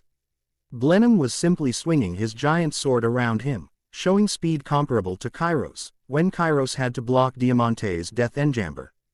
While the unit captains of the Whitebeard pirates worked to block Rasa's devastating gold drizzle, soldiers on both sides were frantically working to avoid the attack themselves, with varying degrees of success. The ones who failed had their heads caved in by the force and weight of the gold dust raining down on them at incredible speed. Choza Akamichi gaped in shock at the magnitude of the attack. So that's the full power of the fourth cage, he muttered. If Orochimaru had kept him alive, we could have very well been destroyed by the sand and sound's combined might. I guess we should be glad that Orochimaru is an arrogant fool. He added. While Jozu, Rikuyo and Blenheim defended themselves from Rasa, the fourth cage manipulated the little gold sand he had left and created two giant hands. Golden hands, Rasa commanded as he trained them both on Rikuyo. Rikuyo's eyes widened as the two hands came towards him. Oh no, he yelled as he was suddenly crushed in between the two hands. Rikuyo, Blenheim yelled in horror. The two hands then collapsed into gold sand, revealing a bloodied and beaten Rikuyo who collapsed to his knees and then onto his stomach. Rikuyo, Jozu called out in worry. Rasa sighed. Damn, I guess my attack wasn't strong enough to kill him. Now he's alive and suffering. Damn you, Blenheim yelled, rushing Rasa with his giant sword at the ready. I don't care if you were indoctrinated or not, I will make sure you don't leave this battle without a few scars. Nobody hurts a member of my family and gets away with it. Jozu, knowing that he had to keep Blenheim safe, stopped blocking. He could tank the attacks without harm anyway, and went after Blenheim to join him in his assault. Take this, you bastard, Blenheim screamed, swinging his giant sword at Rasa. The fourth cage quickly ducked underneath the sword and then saw Jozu coming towards him. Brilliant punk. Gold armor. Rasa covered his body in the remaining gold dust as Jozu struck him, sending him flying. Blenheim, Jozu yelled. Raise your sword before you get hurt. Blenheim noticed that he was being struck in multiple places by the gold drizzle and raised his sword above his head before his head was completely caved in.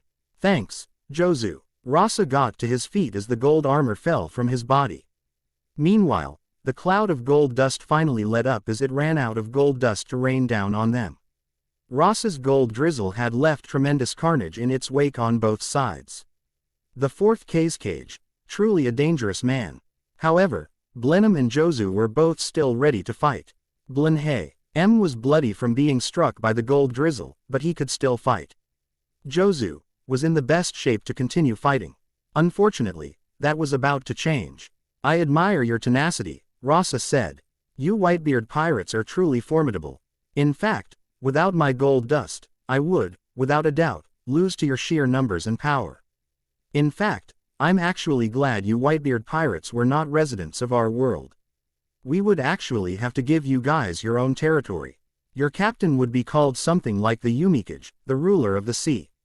And if his best men are this strong, gee, I myself cannot help but tremble at what their captain is capable of. Rasa added mentally. Hashirama Senju, Madara Uchiha, the legends of the shinobi world, I wonder how their captain would compare to them if these guys are at the level of a cage. Unfortunately, I'm afraid this ends now. Forgive me, but you've all fallen right into my trap, Rasa said. At that moment, the gold dust that had fallen onto the ground rose up around Blenheim and Jozu. The gold dust from the ground. Blenheim gasped. Blenheim and Jozu were then quickly swept up into the gold dust. Blenheim, Jozu yelled in worry, as he was in worse shape than him. Jozu reached out and tried to reach for Blenheim, only for the gold dust directly around Blenheim to rise up, encasing him in a golden variant of Gara's sand coffin, a gold coffin. "Forgive me," Rasa said. "It appears that I have to use underhanded techniques, like an actual shinobi." "No, I get it," Jozu said. "Either back down and end this battle of attrition between the two of us, or Blenheim dies." Blenheim's eyes widened. "No, Jozu, forget about me, stop him." Jozu sighed. "I'm sorry, Blenheim," he said as his diamond body returned to normal, "but I would rather fall in defeat than sacrifice a member of my crew and win." "Jozu!" Blenheim yelled, horrified at what Jozu was doing. Once again, Jozu's loyalty to his crew was being used against him. Rasa formed a giant gold spear that floated above his hand. "Farewell, Diamond, Jozu," Rasa said. "You were a fine opponent, worthy of a cage. However, you lack the resolve to use tactics to win." Rasa manipulated the spear to rear back, as though it were about to be tossed like a javelin. Golden spear. Rasa launched the spear at Jozu. The spear pierced right through Jozu, leaving a gaping hole in his chest. "Ack!" Jozu gasped, Ed in pain as he was knocked onto his back. "Jozu!" Blenheim yelled. "You fool, there's no guarantee that he would spare either of us." Blenheim thought, "Why do you always have to get yourself hurt for the crew's sake?" Jozu gasped and wheezed in pain. "I'm sorry, Blenheim," he said, "I just couldn't." "Jozu," Blenheim said softly. The gold dust then tightened around Blenheim. Blenheim snarled in anger. "Bastard, you're not going to let me go, huh?" "I'm sorry," Rasa said. "I truly do admire it when one is willing to sacrifice himself for a friend." "Sacrifice? I've seen many do such for the sake of villages." "UNF. Fortunately, I cannot disobey the man ordering me around," Rasa said grimly, "and no sane warrior would pass up an opportunity to kill two powerful fighters." Now, Gold Burial, Elfman Strauss and Meldy vs. Driscoll Bursey. Elfman Strauss slammed his fists together. "All right, time for a manly fight," he said as he transformed into one of his many Beast Soul forms. "Beast Soul. Weretiger." Meldy nodded in agreement. "And I will be right by your side to support you, Mr. Elfman," she said. Driscoll Bursey grinned in a bloodthirsty manner as he cracked his knuckles. "Whether you are strong or weak, come at me, it's all the same in the end," he said. "I kill you both, and I get stronger. It's a pretty awesome power, don't you think?" Meldy gazed with Driscoll with a look of disgust on her face. "What a monster," she said, "I can see it in your eyes. You are nothing but a sociopath with no value for life whatsoever." Driscoll grinned. "Guilty as charged," he said. "I am a monster. I am a monster with great use to His Majesty. A monster that can keep growing stronger and stronger with every person he kills. I can surpass everyone except for His Majesty as long as I keep killing. In fact, for someone like His Majesty, who grows stronger with conflict, I am the perfect weapon for His Majesty," Driscoll declared proudly. Elfman then made his move, vanishing from sight with incredible speed. He reappeared next to Driscoll with one of his claws raised in the air. "Then I guess I'll just have to break you, you monstrous weapon." Elfman swung his claw at Driscoll, only for Driscoll to block it with his forearm, which was covered in blood vein. "Like a weakling like you could break me," Driscoll yelled. "Do you know what your purpose in life is, weakling? It's to become power for me in death." Driscoll punched Elfman in the stomach, knocking him back. "Magil T. Rays," Meldy yelled, firing yellow magic blades. Driscoll narrowed his eyes as the blades neared him. He quickly harenkyaku'd away from the blades towards Meldy, appearing in front of her with a giant reishi javelin in his hand. "You, however, are an annoying ant that can actually hurt me," Driscoll yelled. "You absolutely have to die." Meldy's eyes widened as Driscoll prepared to strike her. Elfman then quickly came to her aid and grabbed Driscoll's arms, putting him in a full Nelson. "Get him, Meldy," Elfman yelled. Meldy nodded and coated her fists with her Magil T sense magic. Magil T lights. Meldy punched Driscoll repeatedly, causing Driscoll to cry out in pain as his pain receptors were directly assaulted by Meldy's Magil T sense magic. The Sternritter growled angrily. "You bitch," he screamed, exerting his spiritual pressure, allowing him to blast Elfman and Meldy away from him. Elfman got to his feet and resumed assaulting Driscoll with high-speed slashes from his weretiger claws. You weak little gnat, Driscoll snarled. You'll see soon enough that I'm no gnat, you bastard. Elfman yelled. Even if I am, I'm at least a manly gnat, one that'll kick your ass. Driscoll scoffed as he blocked and parried Elfman's assault with his blood-venet-covered arms. Meldy then returned. Magilty sought him. Meldy fired teal-colored swords at Driscoll.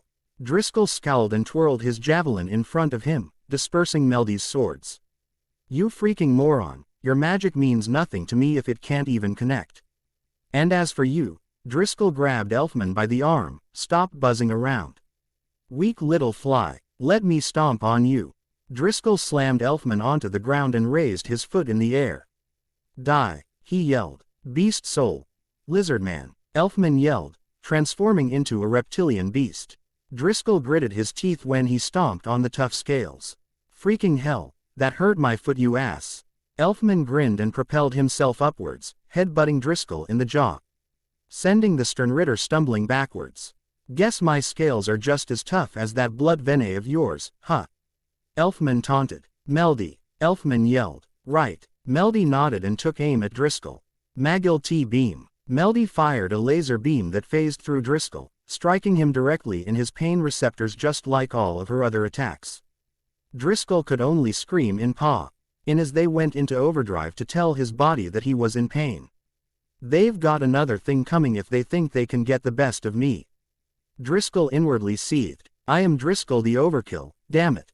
No one disrespects me. Driscoll powered through his pain and threw a punch at Elfman. The human turned lizardman threw his arms up in front of him in an X formation to block the punch. Driscoll snarled in anger as he found himself unable to break through Elfman's defenses.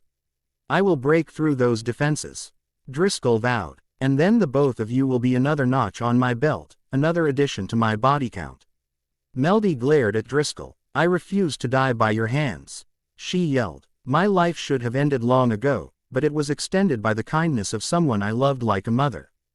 Too bad, Driscoll snarled. You idiots don't get to decide whether you live or die when it is someone like me who is your enemy. Don't you get it? Driscoll summoned another javelin in an attempt to stab Elfman, only for the lizardman to catch it with his bare hands. It is not necessarily just the strong surviving and the weak dying. It's also that the strong get to decide who lives and who dies. And as someone who grows stronger when he kills, I am the one who has that right more than anyone else. You all exist to make me stronger, and you will die when I demand you to. Driscoll said with tremendous arrogance. Elfman responded by snapping the javelin with his claws. You're wrong, Elfman yelled. The strong don't exist to trample the weak. The strong exist to guide the weak, that's why they exist. Elfman yelled. That way, the weak can one day become strong enough to stand together. That's right, Meldy declared with a smile. And when we combine our strength, we become even stronger. When that happens, ideas like strength and weakness don't matter. Even men like you can't stand against our combined force. Meldy held up her shining hand. Elfman, she yelled, allow me to grant you the power to win this fight. My Magilty sense may break through Driscoll's blood, but it lacks the raw power needed to put him down, no matter how much pain it causes him. And your raw strength can't break through his defenses. Meldy pointed out. However, if we work together and combine our power, we can create a force that even this guy can't stand up against. Elfman nodded and leapt away from Driscoll. All right then, beast soul, ape. Elfman transformed into an ape monster. Driscoll snarled. You seriously think that sappy crap means anything to the likes of me? He yelled. I'll snap both your freaking necks. Elfman's right fist shone brightly. Whoa, is this? Elfman muttered in surprise. This is my Magilty sense, Meldy said. With our combined magic power, we can take this guy down. Elfman grinned. Awesome, I'm feeling even manlier than I did before. Thanks Meldy, your power is amazing. Elfman turned to Driscoll. You're about to get wrecked. In fact, with power like this, I'd say what I'm about to do to you is overkill. Driscoll snarled and formed two javelins in his hand. You son of a bitch, he yelled. Driscoll harenkyaku'd towards Elfman, only to leave himself wide open in the process. Magilty manly punch, Elfman yelled, punching Driscoll square in the stomach, sending the Sternritter flying away. Driscoll's eyes widened in shock as the punch smashed right through his blood vein, heavily injuring him in the process. No way, Driscoll thought, horrified that someone like him had actually been injured by two people he had written off as trash.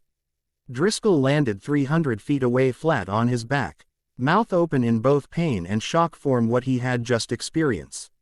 No way, Driscoll muttered, no way, no way, no way, no way, no way. Elfman grinned. That's the last time you underestimate the weak, pal. He taunted. Even the weak can be manly enough to win this fight. Elfman's choice of words made Meldy's sweat drop. That reminds me, Magilty Manly Punch. Was that really the best name you could come up with? Hey, it was pretty damn manly, right? Elfman grinned widely. That really isn't the point, Elfman. Meldy muttered. While Elfman and Meldy debated how good the name of the attack was, Driscoll tried to get up. Feeling the intense pain from that single punch. I'm hurt, Driscoll muttered. I'm hurt real bad. I can't believe it. How the hell did those two weaklings manage to injure me? I've killed so many things since this war began. I should be strong enough to take them both. Driscoll said. If only I could get even stronger. Driscoll trailed off. Master Driscoll. Driscoll was suddenly surrounded by 10 coalition soldiers, all shocked by the fact that one of their officers had been injured. Are you all right? Driscoll glared at the soldiers who had come to his aid. For a moment before grinning maniacally as an idea came to him. I'm fine now, he said as he got to his feet. At that moment, Driscoll grabbed 2 soldiers by the head and crushed them both with his bare hands. Ah, Master Driscoll, what are you doing? One of the 8 remaining soldiers inquired with a horrified expression on his face. Driscoll responded by backhanding him, breaking his neck in a single swipe. He then punched another soldier in the head, blasting it off in a bloody mess. Master Driscoll, I don't know what we've done, but please stop. One of the 6 remaining soldiers said as they all started backing away. Stay right where you are. Driscoll yelled as he grabbed one of the retreating soldiers and slammed him to the ground hard enough for his body to shatter. You are all a boo. To serve a purpose greater than what you ever would have had before. Driscoll grabbed another soldier and ripped him in half before decapitating another with a karate chop. He could feel his power rapidly increasing with every single kill. Then, he grabbed 2 of the 3 remaining soldiers and bashed their heads together, caving their heads in. Stop it, Master Driscoll, I don't want to die. The last soldier yelled as he turned and ran from Driscoll. More. Driscoll yelled as he felt his power increase. Give me more. Give me more power. Driscoll formed a reishi javelin and tossed it into the back of the last soldier, sending him flying into a crowd of soldiers, killing several of them and increasing Driscoll's power even more. Ha ha ha ha, Driscoll cackled with glee. This is fantastic. I feel so good from all of this power. How many does that make now? I don't even know anymore. Driscoll turned his attention to Elfman and Meldy. Now, it's time to add 2 more. He declared as he harenkyaku'd towards Elfman and Meldy. Elfman's eyes widened as something horrifying and something powerful came towards the 2 of them. He then realized just what it was. No way, he muttered.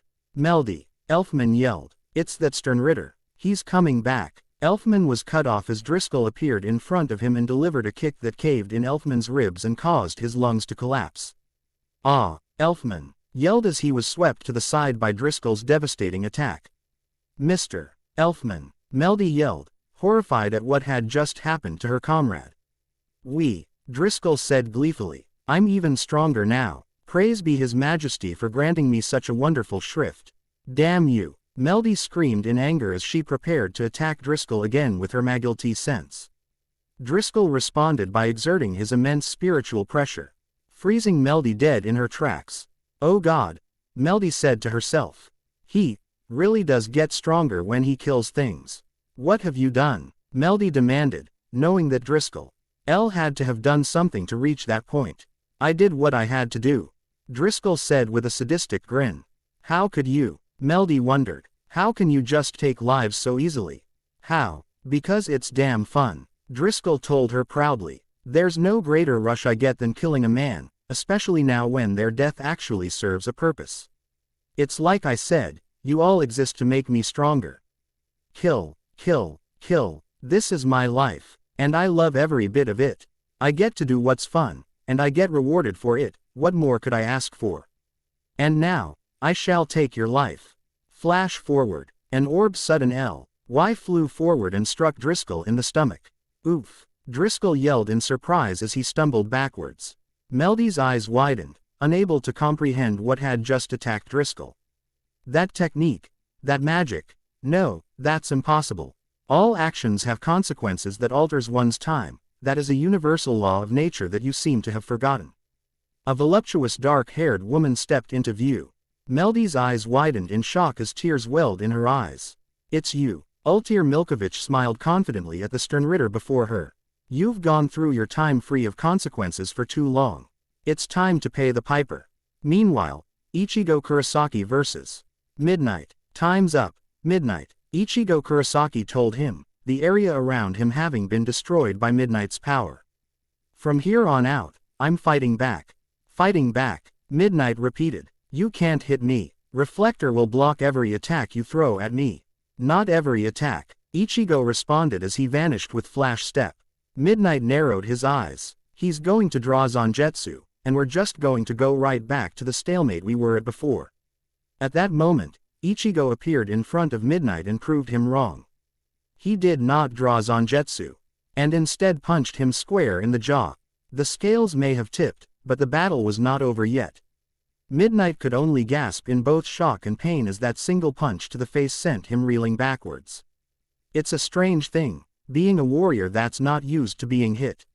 When you are actually struck, you are left more confused than in pain. Unfortunately, 8Y ears had not been enough to break Midnight of that habit. He was still someone who was quite assured in his superiority when he came across enemies he was stronger than. So unfortunately, being punched D in the face left him more confused than anything else. And if he did not get over this confusion soon, it was going to cost him. No way. Midnight rubbed the spot where Ichigo Kurosaki had struck him. No way, you hit me. Yeah, Ichigo nodded. I hit you. Ichigo then held up 2 fingers. As powerful as your reflector is, Midnight, there are 2 notable weaknesses it has. Ichigo told him. The first is that you cannot twist and bend human bodies. If you could, you would actually be unstoppable. You could just twist the bodies of your enemies until they break apart. Even I would be helpless against such an ability. Midnight's eyes widened. Ichigo had guessed right on the money. The second weakness, Ichigo continued, is that you can only reflect one single area at a time. If you could move it to multiple areas, I would not be able to run from you. I had to avoid you for 5 minutes to figure that one out. If you could target multiple areas at once, you would direct your reflector on where I was and then where I was going to be. To put it simply, Midnight, the only reason I could not beat you last time, is because you are actually the worst opponent for me, the one active order who really on weaponry for his primary form of combat. You took my greatest weakness, my lack of versatility, and used it against me. Midnight glared at Ichigo, furious at the fact that he had figured him out. He may have been indoctrinated, but he still had his pride as a warrior. He did not appreciate being figured out like this. And for that, Ichigo grinned. I would like to thank you. Midnight looked at Ichigo in shock. Excuse me, you heard me. Ichigo was now frowning in annoyance that Midnight did not get it. Thank you. You helped me realize that in spite of everything, I'm still flawed, and have room for improvement. I have never been thanked by one of my enemies before. Midnight admitted. Well, I'm probably going to be the last. Ichigo shrugged. So yeah, thank you, Midnight. Ichigo said. Orc me to learn the other techniques the Soul Reapers possess. Ho-Ho, Kido, and Hakuda. I can't use Kido against someone like you, so I'll just use Hakuda to kick your ass. Hakuda. Hand-to-hand combat. Midnight raised an eyebrow at Ichigo's statement before stating with clear vitriol. You damn fool, even if I can't twist your body, I can do other things to it with my reflector magic. You don't try to fight hand-to-hand with a master of reflector. Midnight declared. Oh, is that right? Yes, that is right. Midnight yelled. Now, Ichigo started laughing. For someone who specifically fought me to take advantage of my weaknesses. You don't know much about my background, Midnight. Ichigo told him. Oh, enlighten me, Ichigo Kurosaki. Midnight hissed, now growing increasingly annoyed with his rival. Fact is, once upon a time I was kind of an ass to a lot of people, mostly people I don't like. Hell, I'm still kind of an ass to people I don't like. But, if there was any group of people that managed to piss me off enough to beat the crap out of them, it was delinquents. I've put hundreds of them in the hospital, and frankly, I think I sent some of them into an early retirement from gang work due to a traumatic fear of the color orange. How do you think I did all this before I became a substitute Soul Reaper, huh? Ichigo grinned. I did it all with a good old-fashioned pounding into the pavement.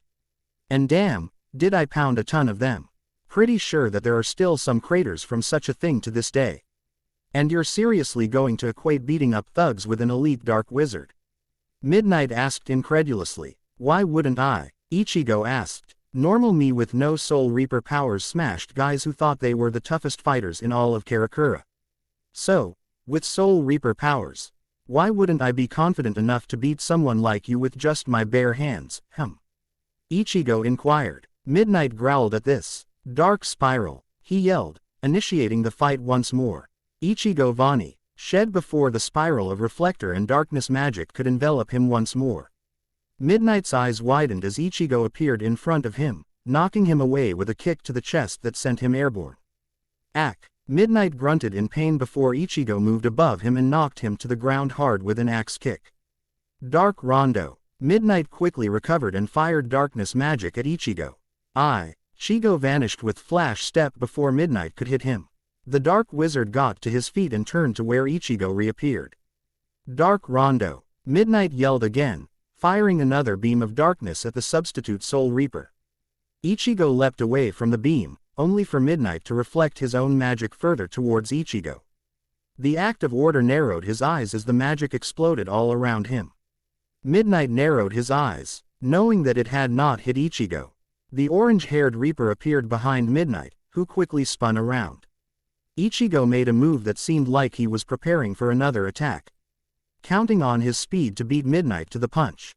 Bad move, Midnight thought. You're wide open, speed doesn't matter right now. Dark Blade, Midnight yelled, gathering darkness around his arm. Ichigo then moved out of the position he had been in and leapt over Midnight, much to the dark wizard's shock. He tricked me. He performed a feint to make it seem like he was going to add a CK only to lure me into leaving myself open for the real thing. Ichigo then grabbed Midnight by the head and drove him straight into the ground. Ichigo then leapt back when he saw Midnight prepare another dark blade. As confident as I am now, that was a bit too close for comfort, Ichigo noted. Midnight snarled and twisted the air around Ichigo's hand, creating razor winds that cut up Ichigo's hand, forcing him to let go. The dark wizard then got to his feet and trained his magic on Ichigo. Die, he yelled. Dark Capriccio. Ichigo quickly crossed his arms in an X to take the powerful Dark Capriccio attack head-on. He gritted his teeth as he felt the attack drill into his arms, piercing the skin but luckily not through his arms and the rest of his body. Midnight narrowed his eyes as Ichigo too. The powerful attack with only slight injuries. He has become stronger, Midnight noted with an approving nod. To take an attack as strong as Dark Capriccio with only little injuries is an impressive feat in its own right. Midnight pointed both of his hands at Ichigo and fired several spheres of darkness at Ichigo. He then used his reflector to manipulate the spheres to try and trap Ichigo, switching the spots where he could manipulate his reflector as quickly as he could. Ichigo narrowed his eyes at the fact that he was trapped inside of Midnight's attack. Ichigo quickly exerted a tremendous amount of spiritual power that actually erased the spheres of darkness. Midnight's eyes widened. Such tremendous reserves of energy, it's almost incomprehensible that people as strong as him actually exist. Is he really stronger than me? Midnight looked at Ichigo. Is it possible that he could actually be the one to answer my prayer? My prayer? To find a quiet place and fall asleep. Midnight then gasped, head slightly in pain as he felt Kontan exert his power over him. The man clearly did not appreciate the fact that Midnight was doubting himself. All right, I get the point, you bastard. I'll kill him. Just promise that you'll let me sleep after I'm done. I don't have to promise you anything, Midnight. Kontan told him. I can promise that you definitely won't sleep if you don't follow my commands. Dark Capriccio. Midnight yelled again. The reason why the Capriccio attack was more effective than the spheres was because Dark Capriccio amplified the strength and piercing power of Midnight's magic. It could break through and injure Ichigo. He also had another trick up his sleeve. Ichigo prepared to block Midnight's Capriccio with his arms, only for Midnight to manipulate the attack with his reflector. Ichigo's eyes then widened as the attack split off into multiple smaller drills, 2 of which were aimed for the sides of his head. The substitute Soul Reaper managed to duck underneath the 2 aimed at his head, but was still struck by the other miniature drills. Luckily, like before, they only managed to make him bleed, but not pierce through his body. Midnight then rushed Ichigo with his arm held out horizontally. Dark Blade. Midnight yelled, forming darkness around his arm once more. Ichigo leaned back and avoided the Dark Blade.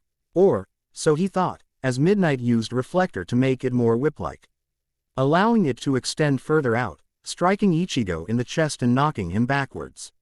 Ichigo quickly dug his feet into the ground and stopped his momentum.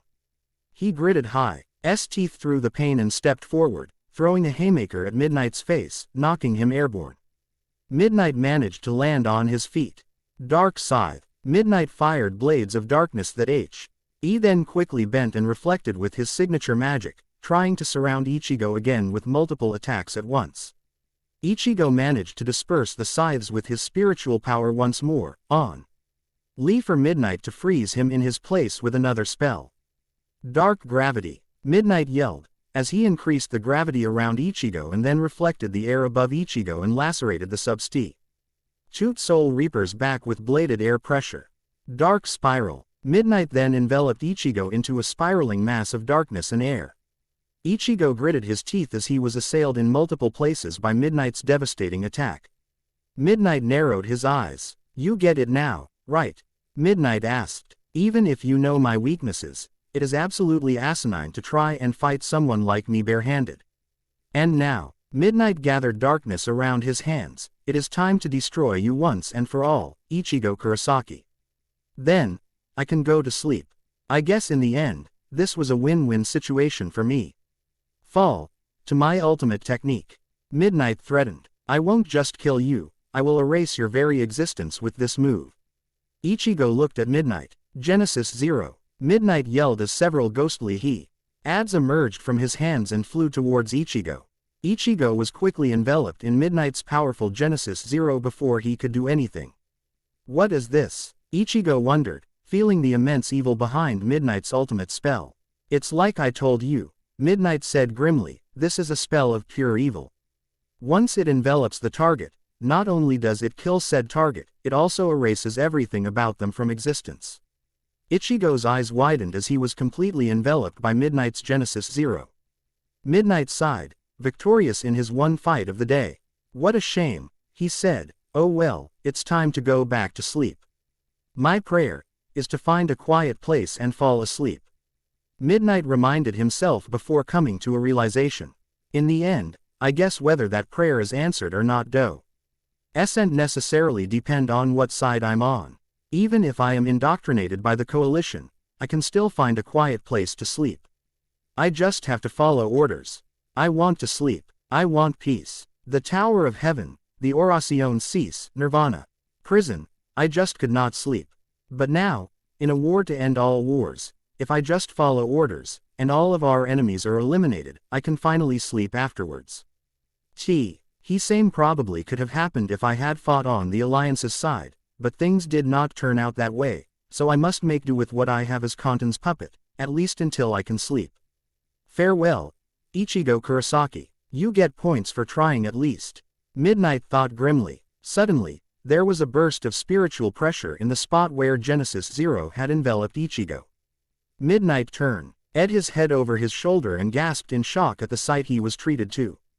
The ghosts that made up Genesis 0 were all blasted away by spiritual pressure, screaming a horrific scream all the way through. Impossible, Midnight thought in shock. Not quite. 8 years ago, Natsu Dragneel had been able to break out of the same technique used by the leader of the Oración Cease, 0. As a reminder, this was Natsu Dragneel. 8 years ago, before having his second origin unlocked and his year-long training to become strong enough to fight Aknologia, the black dragon of the apocalypse. Natsu did all of this before his serious training. And Midnight actually thought that Genesis Zero could contain the sheer power of Ichigo Kurosaki. It would appear that Midnight's lack of sleep corresponding with his desire to sleep has resulted in a severe lack of judgment on his part. Ichigo then appeared in the middle of it all with a very bored look on his face. It was at that moment Midnight realized that Ichigo was not going to go down no matter what he did. He had lasted as long as he had because at the time, he had been a good opponent for Ichigo, but now Ichigo had evolved as a warrior even further. As a result, Midnight had no way of winning. His advantages were gone. He was no longer Ichigo's rival. A rival would actually be a challenge for him. He's too strong, Midnight realized. With that, Ichigo vanished. Midnight sighed and made no attempt to defend himself. "You are useless to me, Midnight," came Kantan's voice. "The one person I needed you to eliminate because you were a good matchup for him has become too strong for you. You can become their prisoner for all I care." Ichigo then reappeared behind Midnight, this time with both blades of Zangetsu drawn and held horizontally. "Gah!" Midnight yelled as he was sent airborne yet again with fresh wounds on his chest. Midnight could have defended himself, but he had lost his resolve to fight. His mouth dropped open and his yes rolled behind his head as he fell onto his back. Ichigo sighed, content with his victory as he sheathed his two blades. He looked over his shoulder. "You okay, Midnight?" "I'll live," Midnight wheezed as he tried to remain conscious. "And I don't think I'll be doing anything to anyone in the Alliance for a while as well." "Oh yeah, Midnight nodded. "Kantan has dismissed me. He has not relinquished control, but he has dismissed me." Midnight gave a pained chuckle at this. A surprisingly a happy day. Ichigo raised an eyebrow at Midnight's statement. "What makes you say that?" "My prayer, Ichigo, was that one day I would find a quiet place and just sleep." Midnight told him with a sad smile. "I guess that's another reason why I didn't resist all of this. No matter what I'm doing in life, I just can't sleep. Nightmares haunt me every single day. And so, when I ended up indoctrinated into the coalition, I came to think that as long as I followed orders I could sleep. That's all I've ever wanted." Midnight admitted. "You need to understand my view of the matter, Ichigo Kurosaki. In my life, sleep was my only solace. And yet, I was cursed with the hell of never being able to have that peace. I grew desperate. Even with my induction into Jalal's guild, I could never find that solace. And you honestly think that working for Kantan, no, allowing yourself to be manipulated, would have given you that solace in the end?" Ichigo inquired curiously. "Well, for one thing, I had no choice but to follow orders," Midnight said. "I guess I had to convince myself that I would have had that solace. But think about it, if one side is gone, there is nobody left to disturb me." Midnight pointed out. "I know it's wrong, and I know that I would have gotten to sleep if I had worked for the Alliance. I guess in the end there is still enough darkness in me to see the value of remaining indoctrinated." "Yeah, there clearly is, but you know, I don't despise you for it," Ichigo admitted, surprising Midnight. "I am very disappointed in you and your idiotic logic, but I don't hate you for it." "Okay." Midnight was confused at Ichigo's statement. "How do you not despise me? I am your enemy, am I not? I'm not going to despise a guy under someone else's control, that's just dumb," Ichigo pointed out to him. "Also, I'm not going to despise someone whose logic is just out of whack. You say that you'll be able to sleep if one side has been completely eliminated, that you'll be at peace if you follow orders like a loyal puppet, but your logic is all wrong," Ichigo said. "How the hell could a puppet possibly be able to live with his actions and sleep peacefully knowing that he did things that he did not agree with?" "Midnight, under Kantan's rule, you never would have been able to sleep. You know why? Because you would have been kept up with nightmares that come from regret," Ichigo told him. "You'd have never been able to sleep again." "How do you know all of this?" Midnight inquired, shocked at Ichigo's logic. "Because I went through a phase where I couldn't sleep," Ichigo grimly admitted, "and it was one of the worst several months of my life.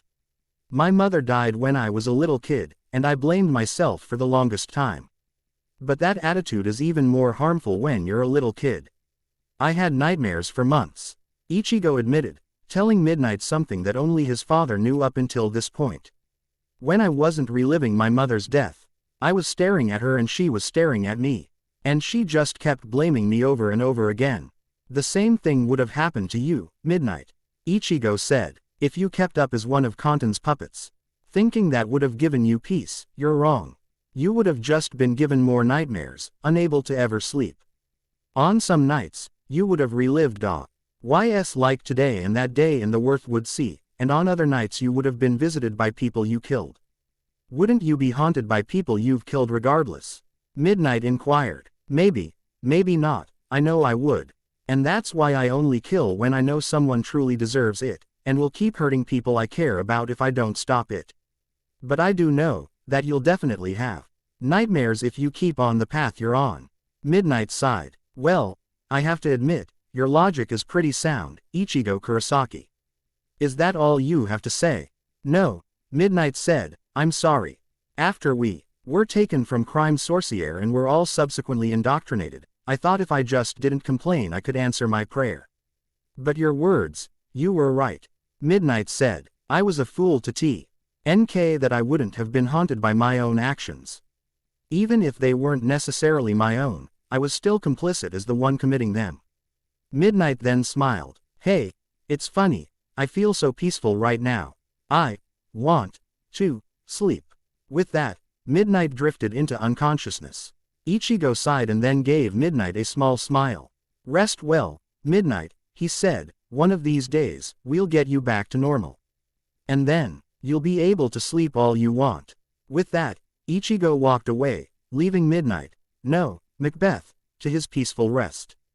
Ultir Milkovich vs. Driscoll Bursey. Driscoll Bursey groaned in pain as he rubbed his stomach. Gah, he groaned, what the hell just hit me, huh? On the sidelines, several rank-and-file members of the Conqueror's coalitions, including members of Grimoire Heart and the Soldat all gazed at the new arrival to the fight, Ultir Milkovich, in utter shock. Who in the world is that woman? One of the Soldat wondered. How in the world could she be strong enough to say? ND Master Driscoll stumbling backwards with just a floating orb. That's Lady Ultir, that's actually Lady Ultir. A wizard from Grimoire Heart could not believe that he was seeing one of his former superiors on the enemy side. The same went for when he saw Meldy involved with the Alliance. Meldy gazed at her foster mother in disbelief. Last time she had heard from her, it was a letter telling her, Angelo, that she would never see her again after the events of the Grand Magic Games and the Eclipse Gate incident. Is that really you, Ul? She asked. Ultir looked over her shoulder and smiled. Yeah, it is, she said. I'm back, Meldy, and I'm here to stay. Elfman Strauss looked up at Ultir, showing the visible pain on his face. Ultir, aren't you the time wizard that unlocked Natsu and the other's second origins? Ultir smiled. Yep, that's me, she said, but we can save proper introductions for later. Right now I think I need to take care of the big lug. Hey, Driscoll yelled. Were you the one who hit me, bitch? The way Driscoll addressed her made Ultir frown. Yeah, I hit you, Ultir said, and if you address me as such again, I'll hit you even harder. Scratch that, you're going to get hit harder regardless. Ultir glared at Driscoll. You hurt my Meldy, and now, you're going to pay. Driscoll forgot his anger to chuckle in amusement at Ultir's statement. You've got guts talking to me like that, he said. The only women I actually let get away with talking to me like that are Bambietta and her entourage. Of course, that's only because His Majesty discourages infighting amongst the Sternritter. All the same, I do like your guts. What's your name, woman? Ultir Milkovich, soldier of the Allied forces. Ultir introduced himself. I'm new. You clearly are, Driscoll noted. I've never heard of nor seen you before in my time as a member of the coalition. At that moment, a soldier from Raccoon spoke up, having recognized Ultir. Master Driscoll, that's Ultir Milkovich, the former aider of Grimoire Heart's seven kin of Purgatory. She fell off our radar after she used a forbidden spell called Last Ages that aged her rapidly as a result. Aged rapidly, as in she turned into an old lady. Driscoll looked at Ultir in confusion before turning to the Rakuan soldier addressing him. You idiot. Does that look like an old hag to you? The soldiers all looked over at Ultir and immediate. Ely started leering at her in a perverse manner. Ultir, however, was not as focused on their perverted gazes but was more focused on Driscoll's statement, which predictably elicited some righteous fury from the Time Wizard. Old hag, excuse you, Ultir yelled. I'll have you know that I got better. This made everyone freeze in disbelief, gazing at Ultir with a look that said, you are full of crap. Ultir sighed in annoyance and resignation. Okay, fine, I had some help from Lord Chitsujo. I remember it like it was yesterday, although actually it wasn't even yesterday. Ultir admitted, as a few hours before the battle for Nirvana had even began, and I had finally come out of the hiding place I had created when I realized that the area around me had finally been purged of the Coalition's influence. I must admit, it was great to see Magnolia looking peaceful again. Wait, you were hiding out on the outskirts of Magnolia all this time? Meldy was shocked at this. Meldy, don't interrupt me when I'm telling a story. Ultir scolded her adopted daughter in the tone of an actual mother. Anyway, as it turned out, Lord Chitsujo had also been trying to track me down as well, and his subordinates had recently found me. I guess I'm a hotter commodity than I realized. Flashback. A few hours before the Battle of Nirvana, Ultir Milkovich, still an older woman at the time, took a moment to look around to make sure that the area was indeed free of the Coalition's influence. Sensing no hostile intent, the old woman set to work on her most important job at the moment, repairing her beloved garden. That is right, folks. The dangerous Ultir Milkovich had taken up gardening as a hobby in her old age.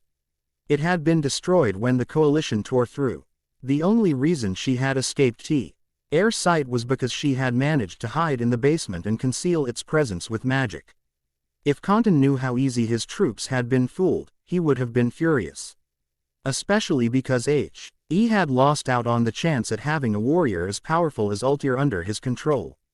Oh dear, my petunias, my daisies, my roses, all destroyed, trampled over by those brutes. Ultir said sadly, forgive me, my lovelies. Just take comfort in the fact that your legacy will live on. Ultir said, surprisingly dramatic for an old woman as she readied her gardening shovel. Perhaps senility was coming early for Ultir.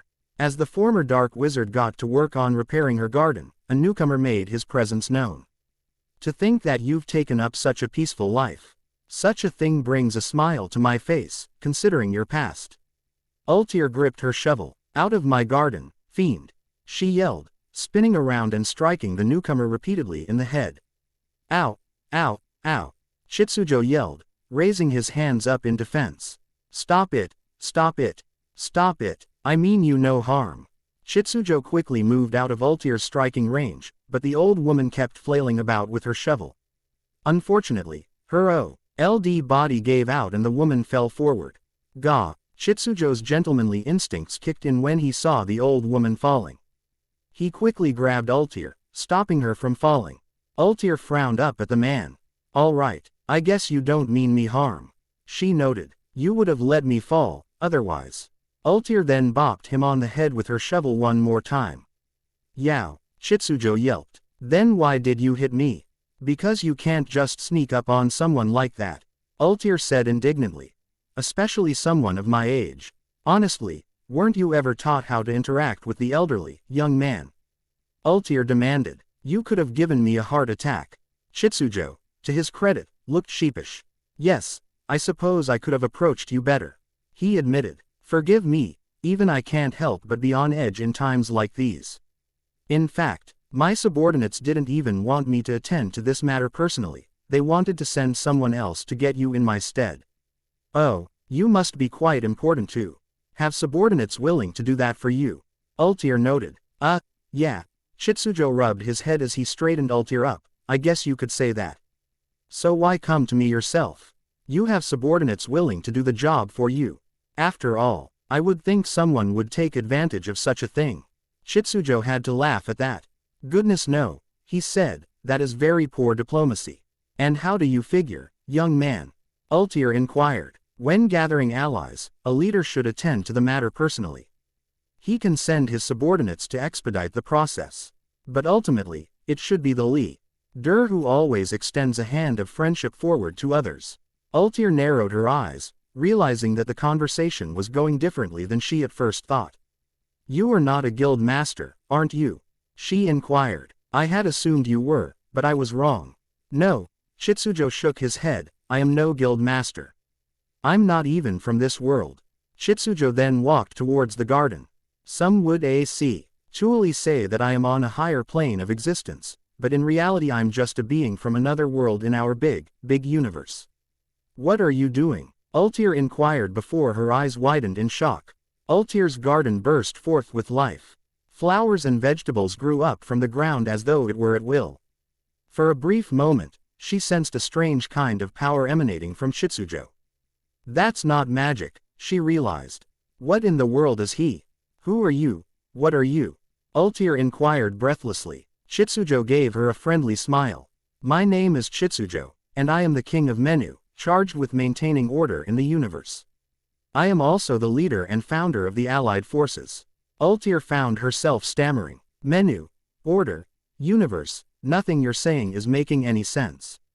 Even with Coalition's existence, nothing about it makes sense.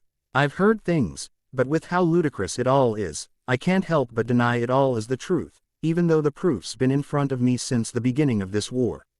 She told him. Damn it, stop stressing out an old woman like me. That's bad for my health too, you know. Chitsujo could not help but laugh sheepishly at that. Yes, I definitely could have worded that better. Unfortunately, I'm still not used to revealing my identity and what it is I do. After all, up until this point, direct involvement with the worlds under my jurisdiction was strictly forbidden. For lack of a better term. And I take it the war changed everything. Nice to see you're as perceptive as always. Chitsujo noted. I may be old, but I haven't lost my edge yet. Ultir said. Now, what does the founder of the Allied forces want with an insignificant old woman like myself? Well, I would like to restore you to your original state. Chitsujo immediately got right to the point. I want to return you to what you were before you used last ages. Ultir narrowed her eyes at this. You lie, she said, last ages cannot be reserved. It is a taboo spell with consequences for the user that cannot be fixed. Even if you somehow miraculously restored my garden, there is no way you can restore me to what I once was. My time from back then has been lost, it cannot be recovered. That is where you are wrong. Chitsujo said. Just because something is lost, doesn't mean it cannot be found. Who do you think you are? Do you presume to know more about Arc of Time than me, a master of the lost magic? Well, yes, I do actually, Chitsujo admitted. Then beneath your kind exterior, you are also exceedingly arrogant. Ultir chided. Or perhaps I truly can restore you to your former state and you need to trust me. Chitsujo countered. Ultir narrowed her eyes, unable to comprehend Chitsujo's confidence in those words. So, she tried a different approach. All right, she said, for argument's sake. Let's say you could reverse the effects of last ages. How would you do that? My power is creation itself. Chitsujo told her. There are few things that I cannot do. If you will allow me, I can create a spell that can restore you by reversing the effects last ages had on your body. Wouldn't that wipe away the time I turned back when I used it? Ultir inquired. Chitsujo shook his head. Not if I limit the area to you and you alone. What you say shouldn't be possible, Ultir pointed out. I lost that time. No, I gave it up. I was rapidly aged into what you see now through my actions. You can't just wipe it all away. I can. Actually, Chitsujo said, mainly because what has happened to you, this rapid aging you went through, was artificial. Think of it this way, by purging you of the effects of last ages. I can turn back your time to normal artificially. I can offset its effects on your body. Although, if that is not enough to convince you, consider this. Chitsujo continued. Last ages rapidly aged your body. However, this is only a physical change. Chronologically you are still in your late 20s, early 30s. While you are by all means an old woman now, physically, it is because your own magic affected your body adversely. Such is the power of last ages. What is your point? Ultir inquired. Think of it this way, Chitsujo said, if you entered another plane of existence, such as a place that exists outside of time, you would be able to enter it as your true self. Because in reality, your heart and soul are still what you truly are, still a young woman. But, again, physically you were an old woman. But only because your time was accelerated. You aged in an artificial manner rather than a natural one. So, I will simply reverse your time artificially, offset the effects, and return you to your previous state. You see, Ultir, it is the fact that your body was aged artificially that I can return you to normal. In your heart and soul, where it really counts, you are who you once were. We simply need to purge you of the effects last ages had on your body. But if my body had aged naturally, like a normal human being, you would not be able to change me back. Ultir inquired. No, Chitsujo said, magic like the magic you used for last ages can be easily reversed because while magic itself is a natural phenomenon, the spells created from them are an artificial construct. So, I can create methods to purge those spells. However, I cannot remove someone like Zeref's curse of immortality, because that curse was a natural occurrence. I wouldn't call being cursed with immortality a natural occurrence. Not in the sense you are thinking, but when one jumps in the air, gravity pulls them back down, most of the time. Chitsujo explained. And when someone disrespects the laws of life and death, the god of life and death in this world, Anksharam, curses them. But the effects of last ages are different from that horrific curse. I can cure you of last ages. I can't cure Zeref, Chitsujo told her. But know this. Natural aging is one of the few things I have no power over. There are few other things I am capable of creating, even the most mundane of things, as you saw with your garden. And in doing so, I'll be back to normal again. Ultir now found herself believing in Chitsujo. You have my word. I swear on my honor, the honor of my kingdom, and my deceased father. Chitsujo vowed. My. Ultir could not help but chortle at that. You're putting a lot on the line considering that all you're doing is returning me to my young, incredibly attractive self. But, to continue is chat for argument's sake, what do you want in return? Even someone as noble as you clearly wants something in return. Chitsujo's face fell at this. Well, what I want is your strength. My strength. Yo, you desire the strength of the great time wizard, Ultir. I do, Chitsujo said. While the allied forces have been very successful thus far, we can always use new allies. Someone like you would be very welcome. And if I refuse to join you? Ultir inquired. Nothing, Chitsujo smiled. You will be allowed to return to your peaceful life. You know, you're not as good at diplomacy as I thought you were. Ultir smiled. I am not my brother. I will not bend people to my will and force them to do what I want. Chitsujo told her. The choice to join me is yours and yours alone. Ultir thought it over. Two people immediately came to her mind. Meldy and Jelal. Are they fighting in this war? She wondered. Chitsujo nodded grimly. They are fighting bravely as members of the 5th Division. Ultir nodded resolutely. Well, she said, I think I know which division I'm joining. Chitsujo blinked in surprise. You have made your decision.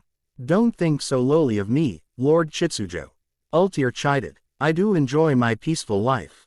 But I cannot ignore the fact that my friends are fighting a war without me. Return me to normal, and you will have my power at your disposal.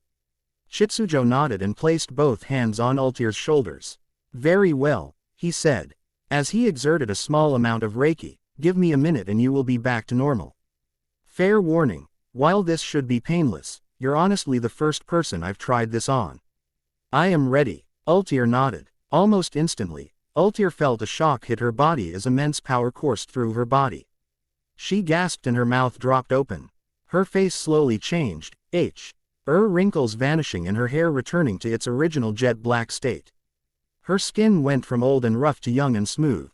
Chitsujo watched in slight amazement as Ultir went from an old woman to her regular, younger self in a minute, just as he had predicted. Ultir let out another gasp. She looked at her hands and immediately felt weak in the legs. This is unbelievable. You really did purge the effects of last ages from my body. Ultir looked at Chitsujo. I never imagined such a thing to be possible. Are you a god? Chitsujo shrugged. To some, but I view myself as a guardian. Chitsujo's eyes then widened, noticing something that surprised even him. Well, this is an interesting side effect. Ultir blinked in confusion. What? Did something go wrong? No, something went right. Something went very right. Chitsujo said. Your magic, it changed. What do you mean? Ultir inquired. Ultir, try exerting your magic power. Chitsujo requested. Ultir nodded and let out her power. Her eyes then widened as well. Never in her life had she felt so powerful, so incredibly powerful. What happened to my magic? Ultir wondered. It appears that last ages had an unforeseen side effect on your magic. Chitsujo noted. A side effect? How did I miss a side effect? Ultir wondered. If I had to guess, I'd say it was because you had not used your magic in battle for such a long time. You did not notice the change. But now, Chitsujo shook his head in disbelief. This is truly amazing. It appears that last ages did more than just age your body. It aged your magic. Aged my magic. Your magic has aged to its highest possible level. Chitsujo explained. Magic is alive, after all, it ages with the user. Think back to how you were able to age fairy tales magic to the point where their second origins. You accelerated the process of their magic's growth rate until it was unlocked. And last ages rapidly aged your magic as well. Congratulations, Ultir, you are now 3 times more powerful than you were during the Grand Magic Games. In fact, I'd say you could become one of the 10 wizard saints, maybe even one of the 4 gods of Ishgard. I'd have to actually see you fight one though. Ultir gazed at her hands, feeling the immense power run through her. Honestly, I believe you, she admitted. My god, I may actually have too much magic. I'm actually worried I might get sick again. All of this power, my body might not be able to handle it. I think I now understand why my mother was so desperate to have me cured when I got sick as a baby. Don't worry, you won't have to deal with that issue, your body can handle it. Chitsujo promised her. Ultir chuckled at the immense power that ran through her body. I'm sure you are even gladder to have me on your side now. Nonsense, I was perfectly content with having you on my side before. This is just a bonus.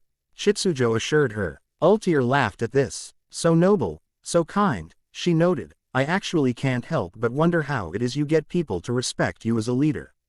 Simple honesty, Chitsujo responded. You'd be surprised how responsive people are when you are simply straight with them. Ultir had to agree with that statement. So, when do I start, Lord Chitsujo? She inquired, immediately addressing him with respect to match his title. We have soldiers about to launch an assault on the super weapon, Nirvana.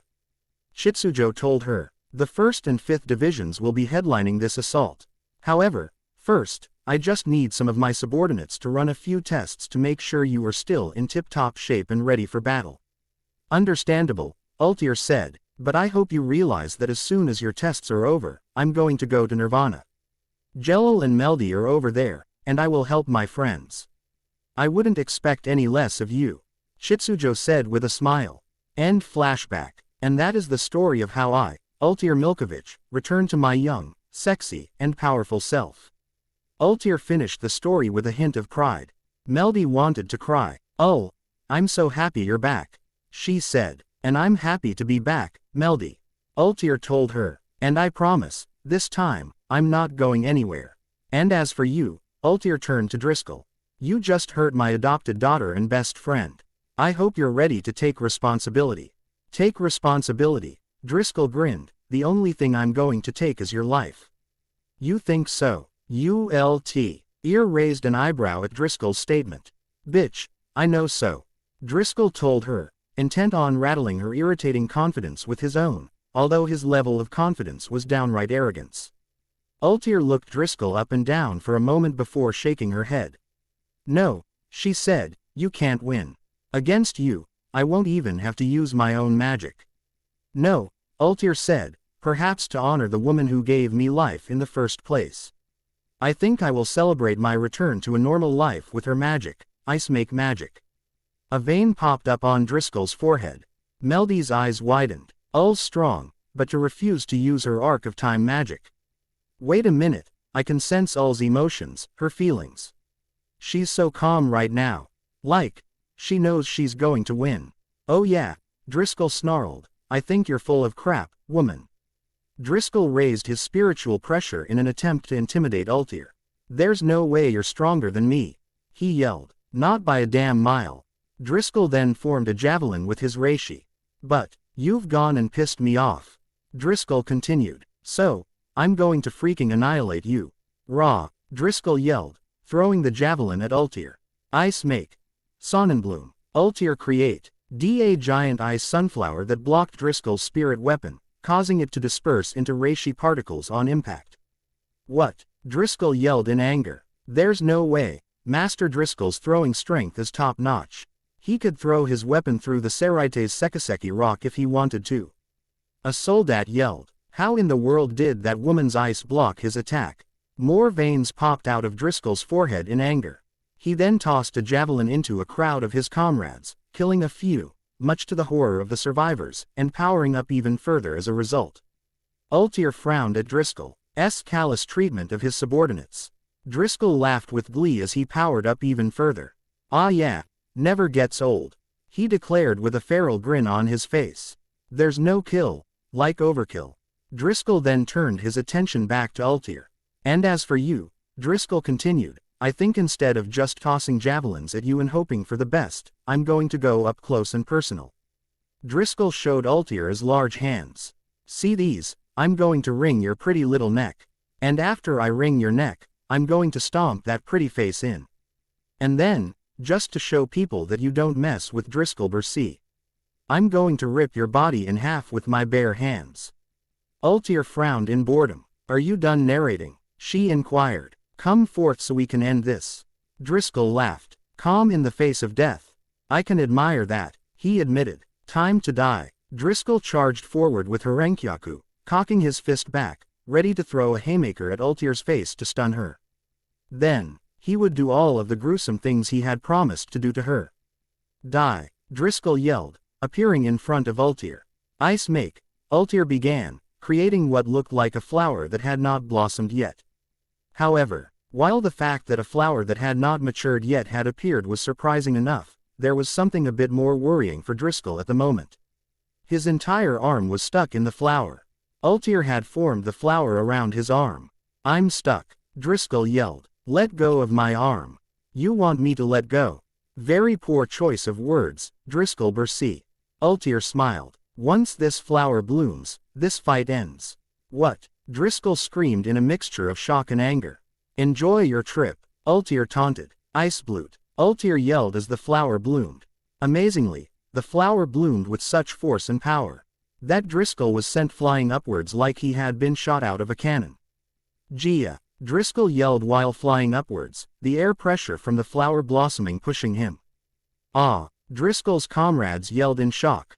Master Driscoll. The giant Sternritter was helpless as he continued flying and flying, his momentum increasing with each second. It was then the rank and file saw where Driscoll was flying. Ah! He's going to hit Nirvana. A soldat yelled. Master Grants and Commander Orochimaru had enhanced its body. This is bad. Master Driscoll. Stop yourself. A second soldat added. Too late. Driscoll Bursey slammed into the side of Nirvana, creating a crater where he had hit it, much to the shock of the soldiers. He hit it with that much force. A member of one of the ASEAN's many subordinate guilds asked in shock. Oh no, Master Driscoll. Driscoll's body then slowly fell forward. Ultir watched calmly as what was now a speck in the distance fall from Nirvana to the ground. Driscoll Bursey was down. And if he was not dead, he was at least not getting up for a long time. The rank and file then looked at Ultir. She smiled pleasantly at all of them. Boo, she said simply. At that moment, the coalition turned tail and ran from this incredibly powerful woman, screaming in utter terror. Meldy watched this display in amazement. Ul is so powerful, she said. Ultir looked over her shoulder and smiled. Yeah, didn't mean to get this strong, but it kinda just happened. Elfman had watched this as well. So manly, he muttered. Ultir turned her attention to Elfman. Thank you for the compliment, she said with a smile before adding, fair warning though, some women don't take kindly to having their actions viewed as manly. Now then, I think it's time I introduce myself to my new comrades. Ultir said, smiling eagerly. Ultir was then embraced by a visibly happy Meldy. "I've missed you so much," Meldy told her. "I thought I was never going to see you again. Please don't ever leave me again, Mom." Meldy addressed her with the affection of a daughter. Ultir nodded and embraced Meldy with a single arm. "I know, I'm happy too, Meldy," she said. "I promise, this time I'm not going anywhere." Elfman found himself weeping. "I'm crying manly tears right now," he noted. "But, I am still very hurt right now, I need to see a medic." Ultir then placed a finger on her head, activating telepathy to communicate with everyone in the Alliance. "Hello, everyone," she said pleasantly. "My name is Ultir Milkovich, and as of tonight, I am a member of the 5th Division." Meanwhile, with Cobra had managed to hijack Ultir's telepathy with his hearing. "Ultir Milkovich, that woman from Grimoire Heart. What in the world is she doing here? I thought she vanished off the face of the freaking earth." "Hey, Choji," Cobra addressed the downed Akamichi, "you know this woman. Did you know that she was an ally of yours?" "No," Choji responded, "that's the first I've heard her." Cobra narrowed her eyes. "Great. The leader of the freaking Seven Kin of Purgatory just had to show up here. And judging by what has just happened, it looks like Driscoll just got taken out. Doesn't take a genius to find out that the two are connected. I don't know how that woman got strong enough to beat Driscoll, but things have gotten even more troublesome now that she's shown up. That woman is dangerous." Meanwhile, with Jelal Fernandez, Jalal's eyes widened in shock as he heard the voice of a woman he never thought he'd hear again. "Ultir," he said in shock, taking his mind off the stalemate he was currently locked in with the snake Sanin.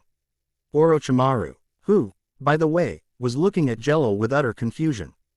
"Hold on, did she seriously manage to find the frequency we use telepathic communication on?" Jelal wondered before smiling. "Yep, that's Ultir, all right, if anyone can pull something like that off it's her. First of all, it's nice to meet you all." Ultir's voice rang out in his mind. "I apologize that it has taken me this long to join you all on the battlefield. Up until a few hours ago, I was a very old woman who could have never been any help to you. But now, I am able to help you," Ultir continued. "You have the support of Ultir Milkovich, the master of Arc of Time, on your side. However, based on what I've seen, you don't necessarily need me on your side. I am merely someone who is piggybacking off of your success and adding to your incredible power. And that's why, I think you all need a very simple reminder. Take it from someone who lived in darkness for the longest time, you will win this, no matter what. I know it may sound cliché, but men like these, they never win. Now, of course, that doesn't mean we just sit back and wait for them to lose, no. We have to fight, not just because we have a moral responsibility to stop them, but because we always win, and as such, we have a responsibility to win.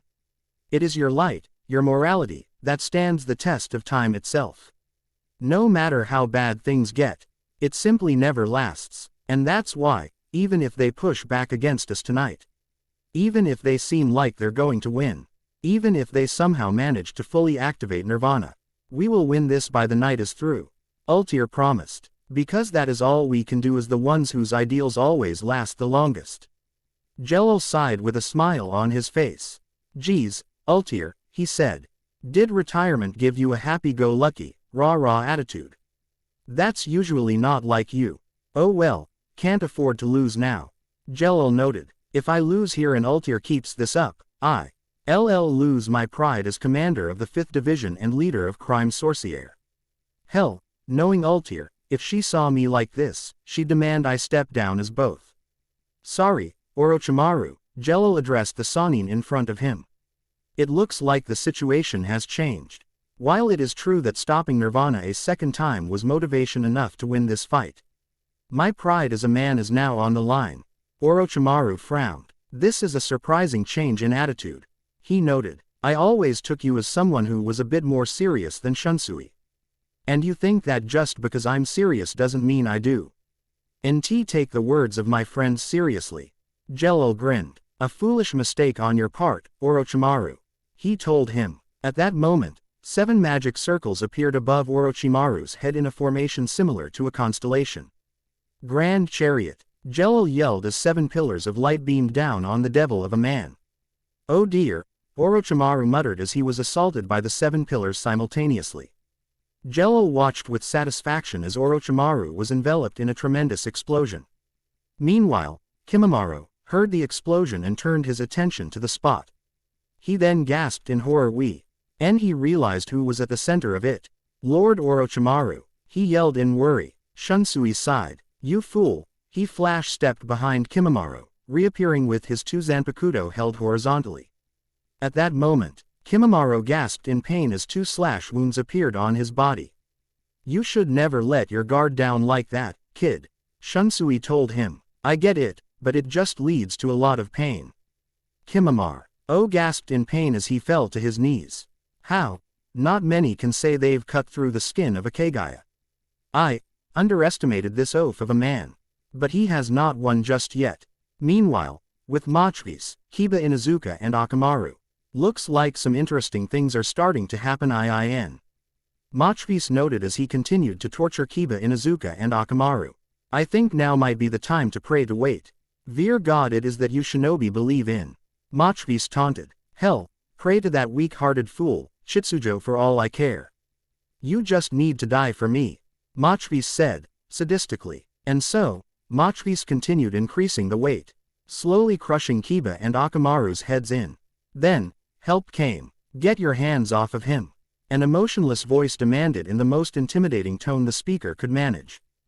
Machis was suddenly punched in the face with a haymaker, his goggles shattering from the punch. Machis gasped as his head whipped back from the haymaker. Ian, who the hell punched me? Machis demanded. That would be me. Kiba looked up to see the trench coat, sunglasses, and emotionless gaze. Now, let go of my friend, before I punch you again. I'm rather opposed to fisticuffs, but to protect friends of mine, I'm willing to do what I dislike. Shish Shino. Kiba looked up at his dear friend.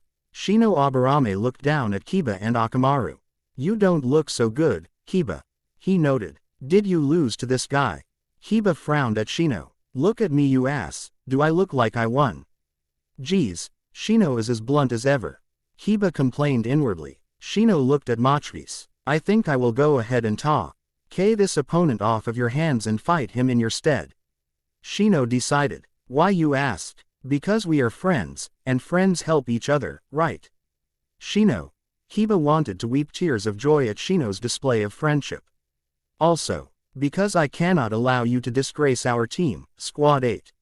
Shino said. Kurenai-sensei may be semi-retired, but she's still technically a jonin, and I don't think she would appreciate what it is you are doing.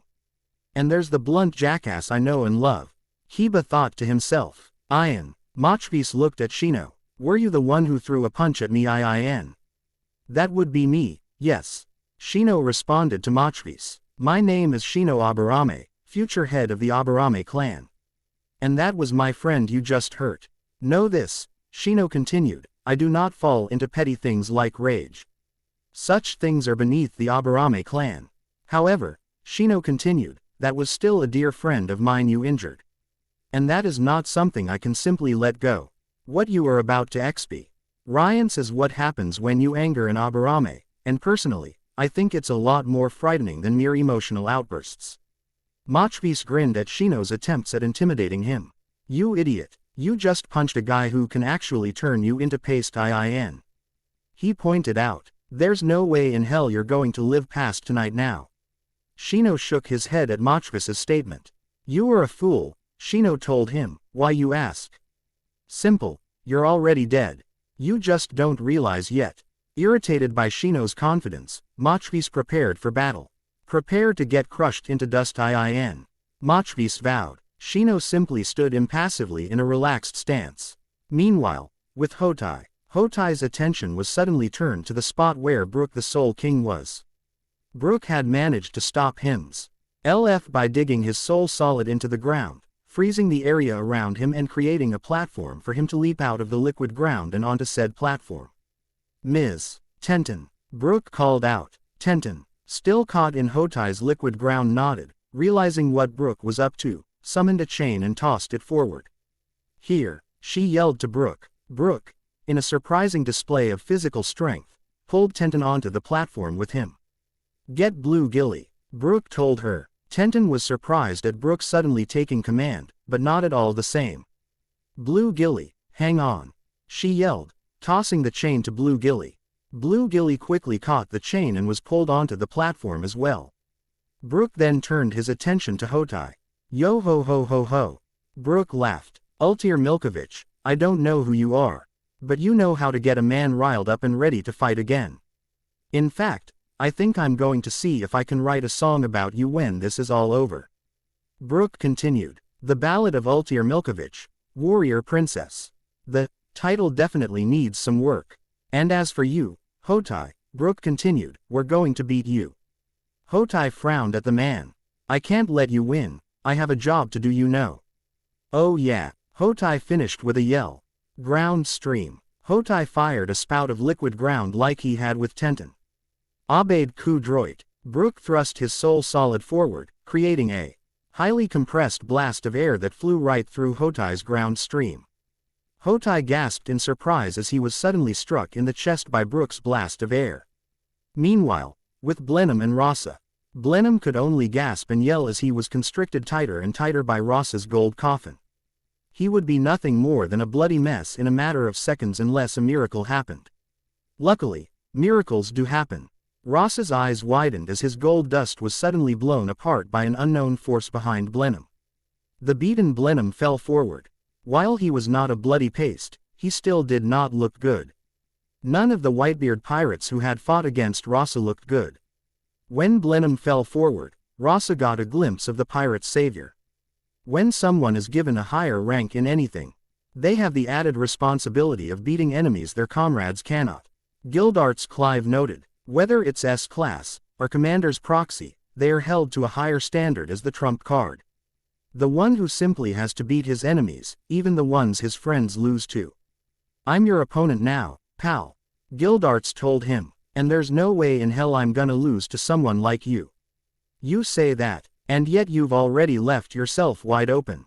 Rasa noted as the gold dust Gildarts had blown apart quickly recollected and formed around the ace of the Fairy Tale Guild. Gildarts smirked. Dian instantly dispersed the gold dust once more with his magic. Hate to break it to you, but I'm not going to be taken out that easily. Gildarts said, weapons that are used against me tend to break. That's the power of Crash, I guess. Rasa's eyes widened, his mind immediately working to determine the value of someone with Gildarts' power. It was quite high. State your name, sir. Rasa said with a hint of respect, as he did respect enemies with valuable abilities. I'm Gildarts Clive. Gildarts introduced himself, S-class wizard of Fairy Tale and proxy of the 1st Division. My name is Rasa, the 4th cage of the Hidden Sand. Let us see if your Crash is more valuable than my gold. And so, the 1st and 5th Divisions found their second wind against their opponents. They were now truly ready to win. Ultir's words made them feel truly unstoppable. Unfortunately, the same could not be said for everyone. While everyone pushed back on the ground, a certain someone was struggling against Ginkaku and Kinkaku, the gold and silver brothers of the Hidden Cloud Village. Akaku Madarame frowned as he held Hozukimaru defensively, keeping his eye on both legendary ninja. Well, he glanced at the SPOTS the Naruto shadow clones used to be before being taken out by the two brothers. This isn't good at all. Meanwhile, Naruto Uzumaki's eyes widened as he got the memories of the two recently destroyed shadow clones. Akaku's in trouble, he immediately deduced. He was indeed. She had long infiltrated Nirvana with a single goal in mind, to liberate her subordinate and dear friend from her bonds. Nothing else mattered to her, not even the Alliance's mission. Now, this was not necessarily adversely affecting the Alliance's strategy. Even if she did intend to wipe out one of Nirvana's Lacrima, it would not have made much of a difference. The Conqueror's coalition would have simply compensated with the 5 remaining Lacrima. That would mean she would simply have to wait, and that was not a good use of her time. For Yoruichi Shihoin, this was a better use of her time. Not only for personal reasons, but arguably for professional reasons as well. And considering the trail of beaten-up coalition soldiers behind her, she was definitely using her time well. She was now on her way to Nirvana's prison cells. One of the soldiers she had beaten up cracked very easily after a couple hard punches to the ribs. Yoruichi then took a moment to sense for the presence of the one she was searching for. Suddenly, someone flanked her from behind. Commander Shihoin, Sai, her proxy, was walking up to her. You've clearly been busy. Have you been following me, Sai? Yoruichi demanded. It wasn't hard, Sai noted. As stealthy as you are, you also left quite the trail of destruction. So what? It's not like W.R. running away after assassinating a target or attacking a supply outpost. Yoruichi said, we're destroying this place, so what if I leave a trail of destruction? Sai sighed. Commander, as much as I admire the fact that you've kept your emotions in check to continue as an effective leader, you've been different ever since the Alliance reached Nirvana. You volunteered to take part in the assault. Yoruichi glared at Sai. I never asked you all to come with me.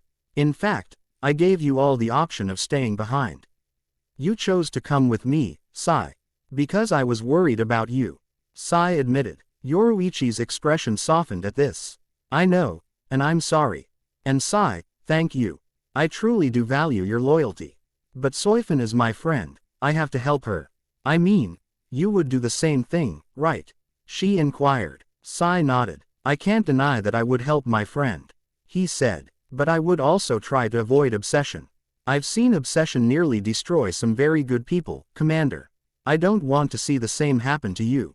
Yoruichi smiled. Don't worry about me, Sai. She said. I'm gonna be fine. Besides, I'm here now. Soifin is coming back with us. Yoruichi opened up the door to the prison and marched inside, only to be greeted with a sight that made her freeze in horror. Commander. Sai came up to her side, only to freeze in horror as well at the sight that greeted him. Oh God. Squad 2CA. Tane and Stealth Subdivision Captain Soifin looked awful. Dried up blood was all over her face, her legs and wrists were bent in odd places, there were bruises everywhere. Whoever tortured her seemed to skip interrogation and went right to the torture, and they did it all just for fun. Soifin. Yoruichi yelled as she ran over to her student and friend. Soifin immediately stirred awake at the sound of Yoruichi's voice. Yoruichi almost immediately breathed a sigh of relief, seeing Soifin was alive in spite of the pained state her body was in. Lady, Yoruichi. Soifin spoke, wondering if this was a dream. It's me, Soifin. Yoruichi smiled. We're getting you out of here, I promise. Sai noticed Yoruichi's grip tightening. His new understanding of emotions told him one thing, that a fuse had been lit in Yoruichi's head. And it was slowly starting to burn. At this rate, it would eventually explode, and it would not be pretty. Soifin looked despondent, like an abused puppy. I'm sorry, Lady Yoruichi. She said. I let you down. Orochimaru. He was too strong. Soifin lost consciousness again. Hey, don't drift off like that. Yoruichi yelled. Soifin. Yoruichi quickly checked to see if the woman was breathing and breathed a sigh of relief. She then remembered the last name she spoke. Orochimaru. Kaboom. The fuse Sai mentioned. It had exploded. Sai watched as the chains binding Soifin were suddenly shattered by Yoruichi's fists in a split second. Soifin fell forward and was caught by her mentor. Sai, take her. Commander, take her. Yoruichi said sharply. Sai, knowing that he was playing a very dangerous game at the moment, decided to at least follow Yoruichi's order. So, he took Soifin from Yoruichi. However, he still wanted to take another shot at talking her down from doing something reckless. Commander. Sai could not finish his sentence. Yoruichi suddenly vanished with flash step that was far too fast for Sai to track. He then remembered Yoruichi's former title, the Flash Master. NT. Had incredible speed was dangerous when combined with the unyielding rage Yoruichi was feeling. Please don't do anything you are going to regret, Commander. Sai pleaded inwardly. Your rage is unbecoming of the commander of the Stealth Division. Yoruichi, meanwhile, sped through the halls to make her way back down to the ground below Nirvana, intent on killing a single man for the things he had done. Orochimaru, she thought with fury. You are going to pay.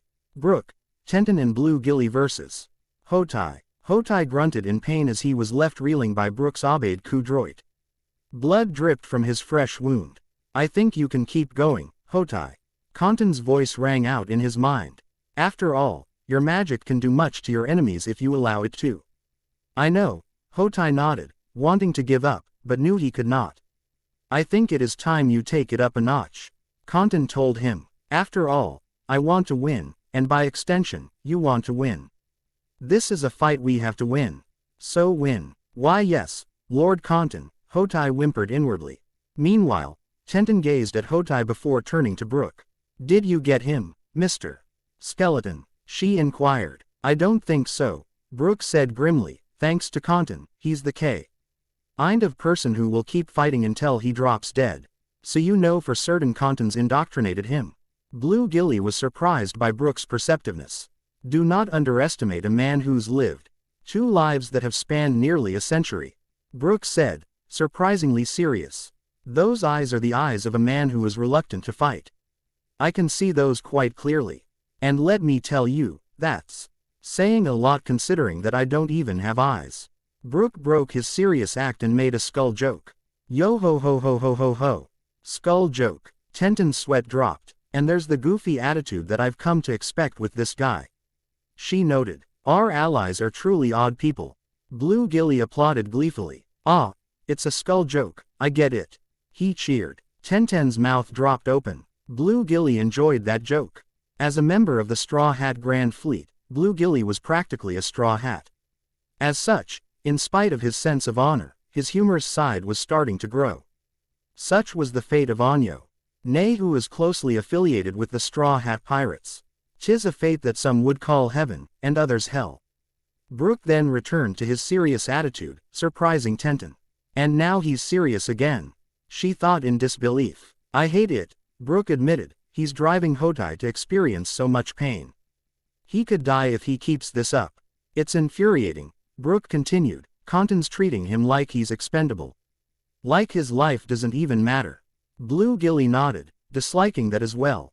It's sickening. Warriors should not be treated like expendable pawns. He said, his honorable side showing. People who treat life like that are what I hate the most. Brooke admitted. This Kantan character, I don't care how strong he is, I'm going to give him a piece of my mind, which is non-existent because I'm a skeleton.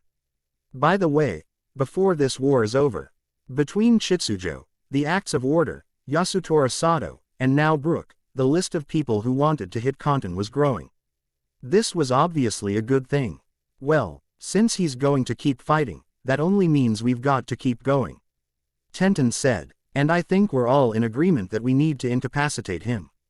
With that being the case, I'll take the lead. Tenten said, I've got the tools. With that, the trio moved across the liquid ground from their foothold created by Brooke's soul solid. Tenten channeled chakra into your feet, B. Rook practically flew across the ground by rapidly moving his legs, and Blue Gilly leapt with enough force to fly over the entire area covered by Hotai's particular earth magic. Hotai easily tracked their movements with his heaven's eyes. Tenten struck first by summoning chains that were weighed down at their respective ends by weights. Hotai quickly raised up a wall of liquid ground in front of him. Mr. Skeleton, Tenten yelled. Obeyed coup droit. Brooke fired another compressed blast of air at Hotai, blowing the wall of liquefied ground apart. Ha! Tenten yelled, tossing the chains at Hotai to try and tie him up. Ground geyser. Hotai quickly caused more liquid ground to shoot up into the air. Tenten watched as the chains were swept up into the geyser, vanishing into the ground. Damn it! Tenten had plenty of other tools meant to incapacitate Hotai, but she did not enjoy having to replenish her tools when she lost them. Blue Gilly then landed in front of Hotai, ready to kick him and knock him out. Hotai quickly leapt backwards as Blue Gilly extended his legs to the usual but unusual lengths as a result of his long leg tribe blood. Hotai then quickly liquefied more of the ground behind Blue Gilly. A large mass of liquid ground then appeared behind Blue Gilly. Ground stick. Hotai yelled as the liquid ground immediately enveloped Blue Gilly, sticking to him like glue. The ground then began dragging him into the ground ocean behind him. Soul Parade. Brooke quickly held his sword up to the hand and froze it, saving Blue Gilly from being dragged into the ground ocean. Tent. N quickly tossed several smoke bombs attached to kunai around Hotai. Hotai gasped in surprise as he was suddenly enveloped in smoke. Brooke took this as an opportunity to attack while Blue Gilly tried to break free of his icy binds with physical strength alone.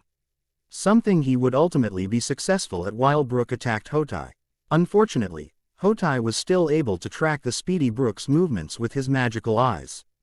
Ground drizzle. Hotai liquefied the ground directly in front of him and fired multiple liquid ground bullets at Brook at incredible velocity. Brook gasped as the bullets came towards him.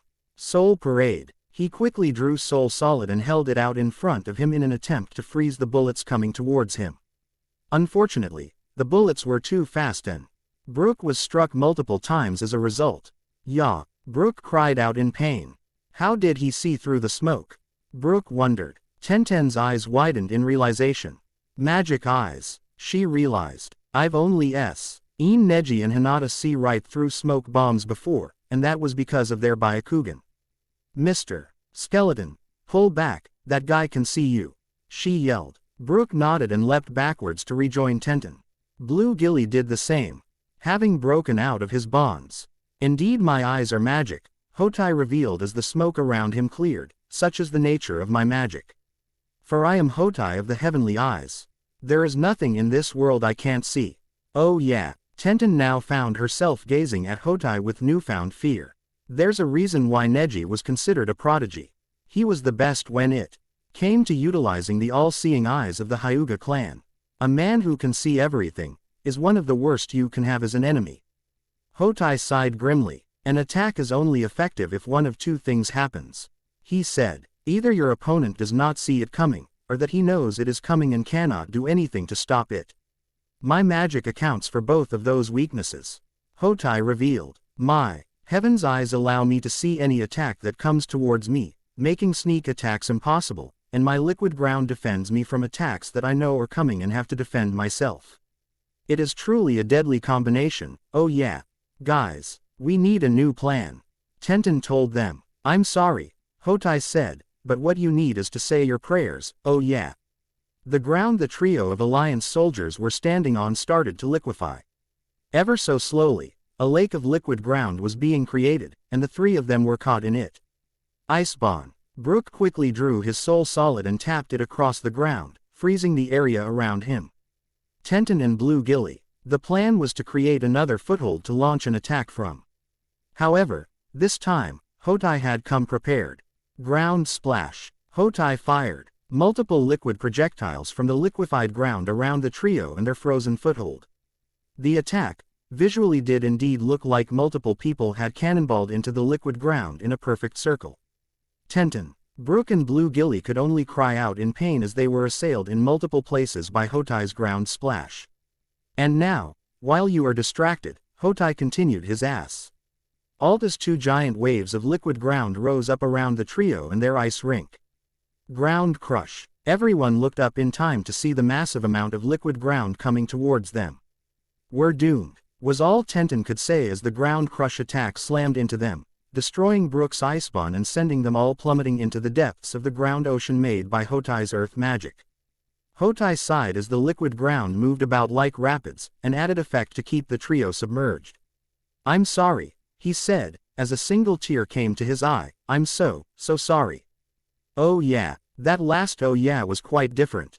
While normally that phrase was delivered energetically, Hotai had just taken 3 lives unwillingly. He could not say his own catchphrase with the same amount of energy he usually did. Come now, Hotai, Kontan spoke up. Smile. You won. Silence you fiend, Hotai thought to himself, I despise you. All of us indoctrinated soldiers do. Oh yeah, perhaps you do, but I'm missing the part where I should care about your opinions of me. Kontan noted. Puppets do not have any right to having their opinions and feelings considered by others, especially by the puppet master. As such, you will keep fighting for me without any complaint until I run out of uses for you. Kontan continued. Because you have to. Yes, I know, Hotai thought dejectedly. Forgive me, my Alliance friends. Below the surface, Blue Gilly desperately tried to swim, using his long and powerful legs as a propellant. Unfortunately, he quickly found that he was going nowhere fast. This was an issue because he was trying to save Brook. And then Tenten. Damn it, this can't be how it ends for me. Blue Gilly frantically thought. I refuse to die here. Almost everyone else has gotten to repay the Straw Hats for their kindness. I am one of the few who haven't. I cannot die here without proving my loyalty to the Grand Fleet and repaying them for their rescue. Brook was trying to swim his way to the top as well.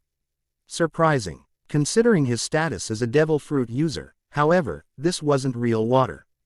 Swim, Brook told himself. Come on, Brook, you can't let your second life end here. You need to reunite with Laboon, give him the tone dial. And tell him that his friends from the Rumbar Pirates did not abandon him, and that even in death they still love him. But most of all, you need to stay alive long enough to see Luffy, your captain, become king of the pirates. Brook declared, I dedicated my second life to Luffy's service, I will see our trip through the Grand Line through. Brook vowed. Death is never an excuse to break a promise. While Brook and Blue Gilly desperately made their way to the top, Tenten seemed to be the most accepting of her situation. No matter how much I swim, the ground pushes me down further. Like actual raging waters, Tenten noted. This is it, I'm going to drown in the ground of all things. Damn it, she cursed. I'm sorry everyone, I know this is much to ask, but please avenge us. A speck then appeared out of the corner of Tenten's eyes. She looked at that speck and gasped as it neared her. Is that a fish? Tenten thought in surprise as she was suddenly grabbed by a giant fish's mouth. Tenten then watched in shock as the fish pulled her up to the surface with the greatest of ease. Its skill in swimming were amazing. Hold on, Tenten thought. Blue Gilly, Mr. Skeleton, save them. I gave up. They didn't. They should be the ones saved, not me. Then, she saw a second fish come out of nowhere, sweeping up Brook and then Blue Gilly into its mouth. Two giant fish, where did they come from? Tenten wondered as the three of them were brought to the top. Meanwhile, at the surface Hotai's eyes widened as two shadows neared the surface. His heaven's eyes went to work and he gasped. Fish. Hotai then noticed the presence of a newcomer. Yukino Agria held up the gold key of Pisces, the twin fish. The celestial wizard of Sabertooth smiled with relief as the two fish that ate up Pisces leapt from the liquid ground. All right, Yukino cheered. And now to make sure you guys don't sink again. Yukino, Tenten and Blue Gilly said in surprise, looking down at the girl. Yukino then brought out another gold key. Open, she chanted. Gate of the Scales, Libra. The masked woman known as Libra appeared in front of her. You called, Lady Yukino. She said respectfully. Libra, decrease the weight of those three in Pisces' mouths so they don't sink. Yukino ordered. Hotai's eyes widened at what Yukino was about to do. Oh no, he yelled. He then noticed something very familiar about Yukino and gasped. That face, that hair, is she who I think she is? Libra then went to work with her gravity change magic. Immediately, Brook, Blue Gilly, and Tenten felt lighter. Pisces then let go of them, allowing them to float harmlessly to the ground. Amazing, I'm light as a feather. Blue Gilly noted. This isn't much of a change, Tenten could not help but point out. I was able to walk on the ground before. Indeed it is, Brook noted. But now that I am even lighter than before, I feel like I can fly faster than fast itself. At that moment, Brook sped towards Hotai, who immediately trained his heaven's eyes on the skeleton. However, he quickly realized something horrifying. I know where he's coming from, but my eyes can't keep up with him. Hotai realized. Frantically, Hotai erected multiple walls of liquid ground, only for Brook to reveal that he was already right behind him with his soul solid out.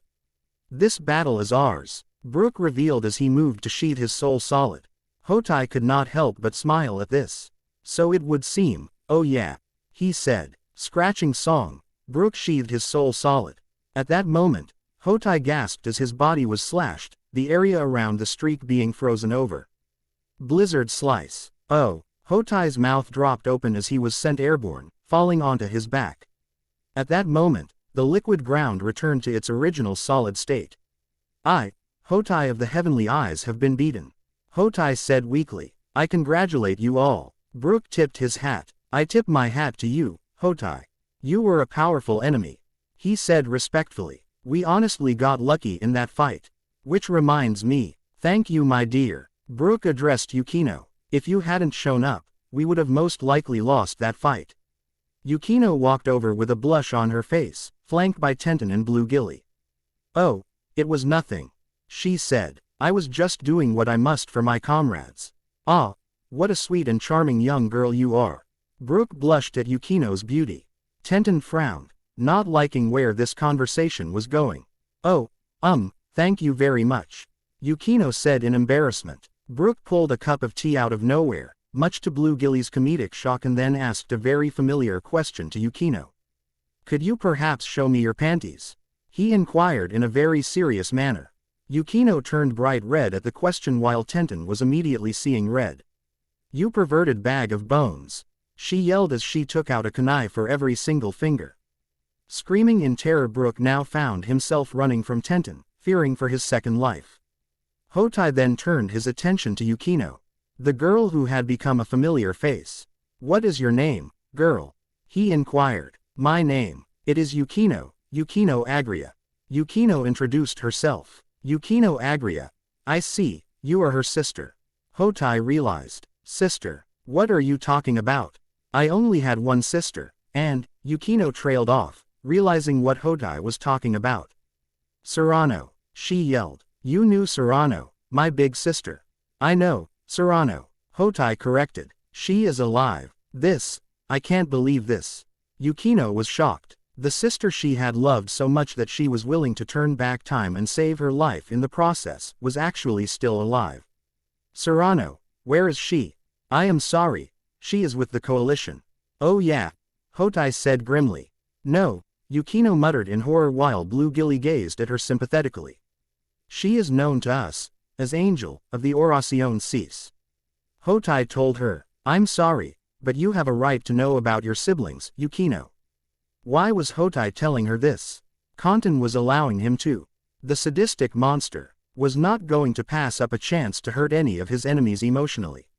Serrano, Yukino said, trying to keep her emotions in check so that she could focus on gathering information. Where is she? Where is my big sister? She's not here, Hotai told her as he drifted off into unconsciousness, beaten by Brooke's attack. Luckily, he was not in any danger of dying. Brooke's attack had frozen his wounds. Bluegilly acted quickly. Hey, Tenten, he yelled. You can kill Brooke later. Go and seal this guy into one of your scrolls. Tenten looked at Bluegilly while stopping her pursuit of the fearful skeleton. We don't know for certain if sealing him in the scrolls will keep Kanten from taking him back, but we have to at least try, right? Bluegilly suggested. Tenten looked at Hotai and nodded in understanding. She took out one of her sealing scrolls and within seconds, the dark wizard was sealed inside. Bluegilly looked at Yukino. There you go, kid, he thought. You can get the answers you want when this is all over. Yukino looked at Bluegilly, understanding why he had done what he did. She smiled, grateful for his actions. Thank you, Bluegilly, she said softly. Meanwhile, with Cobra whistled at the crater made in the side of Nirvana. Damn, he said, Driscoll, you poor bastard. I would hate to be you right now. Ultir Milkovich has gotten insanely strong to be able to send someone as tough as Driscoll flying like that. Cobra noted. I sure as hell wouldn't want to fight someone like her as she is now. Cobra then sighed. And if my hearing is correct, and it always is, Hotai has been defeated. Damn, it's too bad, Choji. Cobra looked at the downed Akamichi. If she, or the guys who had taken down Hotai, had come to help you, you might have lived past tonight. Choji groaned in response, clutching his stomach. He was turning a deathly pale from Cobra's poison. Oh yeah, you probably shouldn't be talking. You should save your strength. Cobra found himself feeling oddly sympathetic. Perhaps it was the good in him that was being suppressed by Kanten's indoctrination. But the fact that this technically did not go against his boss's orders, meant that he could offer this small measure of mercy. Look, I hate seeing you like this, Cobra admitted, so why don't I just put you out of your misery, huh? Or you could just give me an antidote. Choji suggested. Maybe. I don't know, suck the poison out with those dragon fangs of yours. Okay. First of all, cannot do that. Cobra told him. Second of all, even if I could do that, it's impossible for me to consume my own poison. And third, I don't carry an antidote. No point if my own poison doesn't even affect me. So yeah, all I can do for you is put you out of your misery, sorry. Cobra concluded. Oh, well, I guess you can do that. Choji decided. I haven't had a stomachache this bad in years, not since the all-you-can-eat ribs and beans incident. Cobra's eyes widened. The latter sounded bad enough. The combination with the former made it sound like hell. I think I understand, he said. Cobra gathered acidic poison around his hands. Don't worry, I'll make it quick. This poison will burn right through your chest and then your heart. It'll be over in a matter of seconds. I promise. Comforting, Choji muttered weakly. Cobra took a step forward, only to hear the sound of clopping hooves coming towards him. What? The Cobra was cut off. Roseo colonnade. Cobra's eyes widened comedically as he was suddenly swept up into the air. Ah! Cobra went airborne, screaming comically in the process. Krura. Tony Chopper appeared in Cobra's place, having been the one to send him airborne with his reindeer horns. The Straw Hat Doctor immediately turned his attention to the poisoned man and went into, well, doctor mode. Hey, Chopper, said as he transformed to his base brain point, hold on, let me see if I can find you an antidote. You? Choji raised an eyebrow at this. Sure, are you a doctor? I'm the doctor of the Straw Hat Pirates, Tony Chopper. Chopper introduced himself. I guess we haven't met before. Don't worry, Chopper continued, I promise, I'll cure you, but I need you to help me. What's your name? Choji. Choji introduced himself. Okay, Choji, tell me what kind of symptoms you are feeling. Chopper ordered. A really bad stomachache. Choji responded, I'm feeling really sluggish, too. Chopper reached into a pouch next to him. A lot of aching, huh? Most of it in the stomach. Also, your body feels sluggish. If that's the case, I've got the perfect antidote. Wait, you have an antidote for magic poison? Choji was surprised at this. Not necessarily an antidote for magic poison, but it's an antidote that meant to treat poisons that cause those kinds of symptoms. Chopper explained as he took out said antidote. It's not a guarantee, but it should at least keep you held over until we get you to someone who can properly detox you. Chopper brought the antidote to Choji. Drink up, and don't worry about the taste. Chopper told Choji, the best medicines always taste bad going down after all. So, just stay calm and think of how you'll be feeling much better as soon as you drink it. Don't worry, I know, Choji said as he drank the antidote. Wincing at its bitter taste, I can stomach it. Good, Chopper turned his attention to the sky, I'll worry about the poison man. I sent him flying higher than I thought. Chopper noted, I wonder if he'll hit terminal velocity. I wonder if it'll matter. Chopper would soon get his answer as Cobra returned to view. P. Cobra landed on the ground headfirst, burying his head in the ground with the rest of his body sticking up like a stone column. Cobra then quickly pulled his head out of the ground, revealing that in spite of most likely hitting terminal velocity on the way down, and getting a few scrapes and bruises, he was completely unharmed. What the hell launched me? He demanded, still dazed and confused from the tumble he took. Cobra then saw Chopper and frowned. Did I get sent flying by a raccoon dog? I'm a reindeer, damn it. Chopper said angrily. Okay. I just got sent flying by a talking reindeer. Cobra blinked for a moment, trying to comprehend what he was looking at. Hold up. Did somebody drug me with hallucinogens? Are you telling me that in the crazy world of magic you live in, a talking reindeer is unbelievable to you? Chopper was in disbelief at this. Yes, Cobra admitted without hesitation. This was very strange, considering that Cobra's best friend was a flying snake that was actually a human girl, and he once fought against a guy whose best friend was a flying talking cat. What the hell, Cobra? How is a talking reindeer too strange for you? Chopper narrowed his eyes at this. You big jerk, I'll teach you to look down on me. I'm not just a talking reindeer, you know. I'm a proud member of the Straw Hat Pirates with a bounty of $1 billion. A total lie on Chopper's part. He was simply tired of being mistaken as the ship's pet with a measly bounty of 100 barras. So, he simply added 7 zeros to make him seem even more intimidating. Cobra narrowed his eyes right back at Chopper. That's a pretty obvious lie, he noted. Government would never give a little guy like him a bounty that large. Having said that, he's still someone to watch out for, whatever the bounty is. Those straw hats, they may only have 9 people in their crew, but they are frightening to fight against from what I've heard. Better not underestimate this one, Cobra nodded, before adding, still, shouldn't be too tough. As long as I have my hearing, it should be fine. Cobra then heard Chopper thinking. Alright, I'll start with my heavy point. I can't spend too much time in this fight. Choji needs to be taken to an actual doctor. Huh, Cobra was surprised. Is he more concerned about Choji than our fight? And what the hell is heavy point? At that moment, Chopper transformed into a muscular, more human version of himself. This was his heavy point. Cobra's mouth dropped open comedically at this. Whoa, the reindeer turned into a gorilla now. Cobra's childlike side was starting to come out. This was a direct result of his best friend being an animal. I'm a reindeer, Chopper yelled as he moved to attack Cobra. Cobra scowled. Moron, you don't charge the poison dragon slayer, he yelled. Cobra's eyes then widened in surprise as Chopper's thoughts were heard. And they weren't thoughts he was expecting. Maybe I shouldn't have been so quick to leave Choji like that. That job I did was patchwork to say the least. Doctorine would never have approved of a job like that. He is more focused on Choji. Cobra realized. How does he expect to fight like that? Heavy gong. Chopper punched Cobra square in the jaw, sending the man reeling. Cobra gasped in pain as he stumbled backwards. Damn it, I lost focus. I can't let that happen again. Cobra criticized himself. Poison dragon roar. Cobra recovered and fired his signature roar at the human reindeer. Jumping point. Chopper transformed into his muscular, long-legged form and leapt into the air, dodging Cobra's roar attack. Cobra looked up and swiped his arm at Chopper. Poison dragon scales, he yelled, launching multiple poison projectiles at Chopper.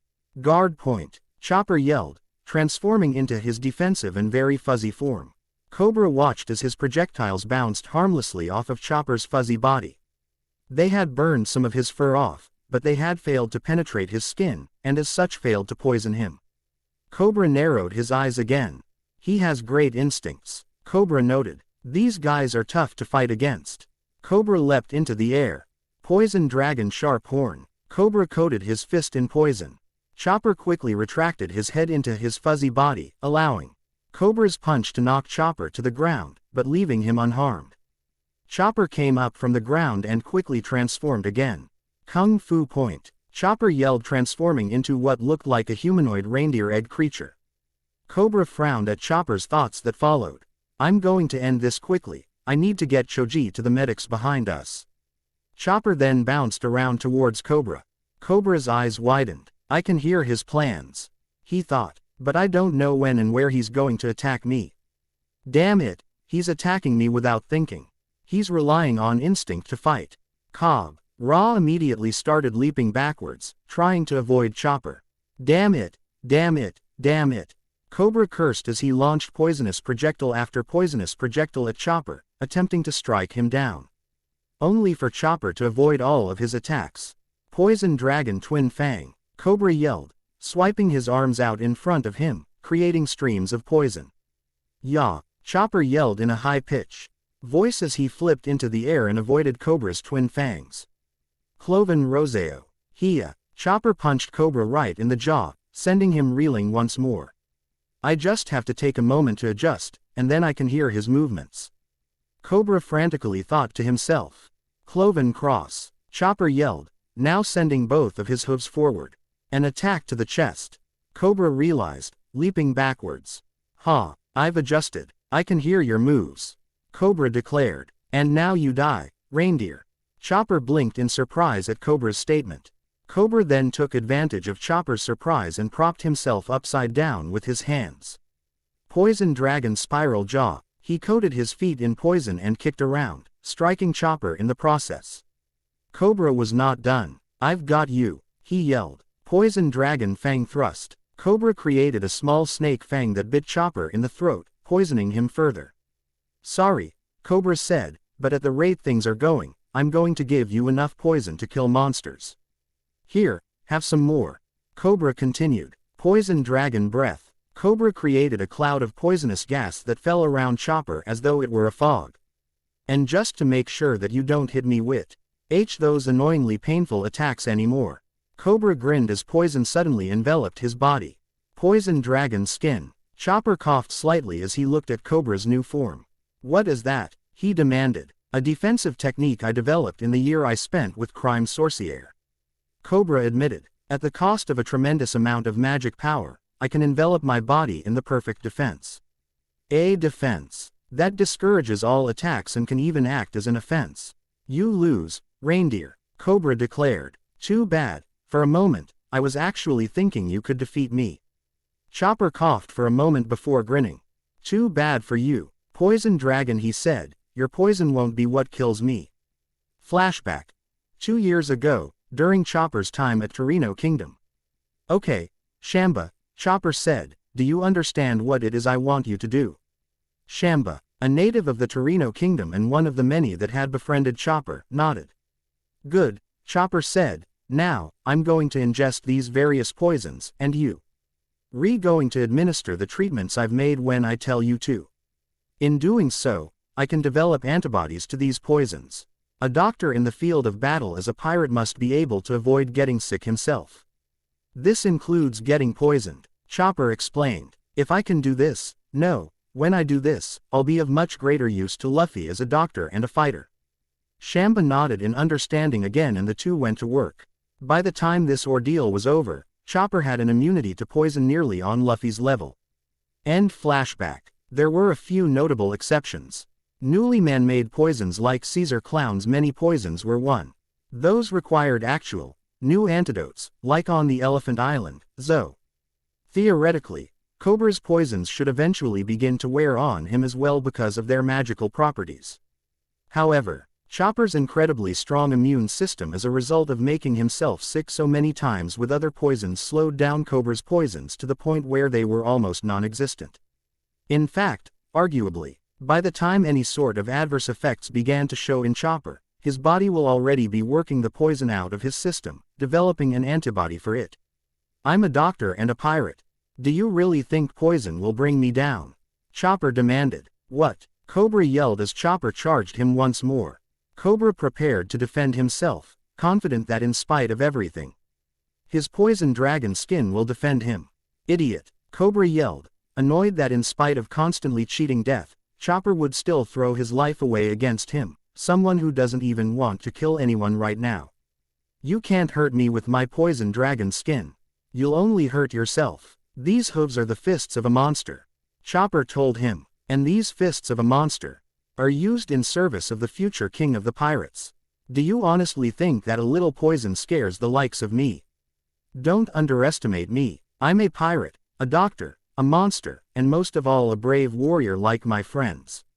Cobra's eyes widened in newfound fear of Chopper. Nothing I do is going to bring this reindeer down. He realized. I don't know where a reindeer got conviction like this, but it's as strong as a member of the Fairy Tale Guild. Cobra was practically demoralized. It did not matter how much he poisoned him. It did not matter what he heard in Chopper's mind. It simply did not matter. Chopper was not going to stop until he had been beaten. This guy isn't just a reindeer, he's a warrior. Cobra realized. Chopper was in front of Cobra. Cobra's eyes widened further in realization. Ah crap, I lost focus again.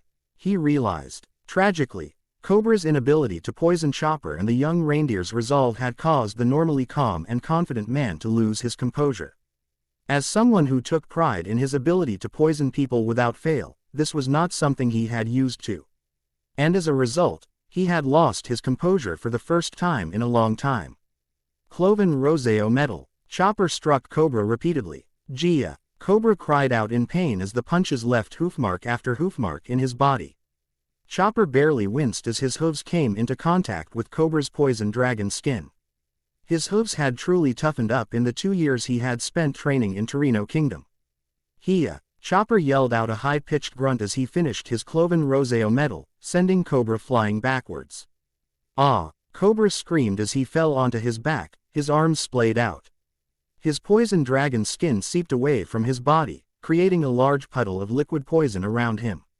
The poison dragon slayer had fallen to a doctor, quite fitting, actually. Chopper turned around and started walking to Choji. Okay, let's get you to some medics to make sure that poison is out of your system. Cobra, still barely conscious, could not help but let out a pained chuckle at this. Unbelievable, even now you're still focused on getting that kid treatment. You are something else, reindeer. Hey, I can hear it now. Your primary concern is his health. Your thoughts were never on our fight in the first place. You're definitely more of a doctor than a fighter. If you just focused on fighting, oh man. That is, actually, very frightening.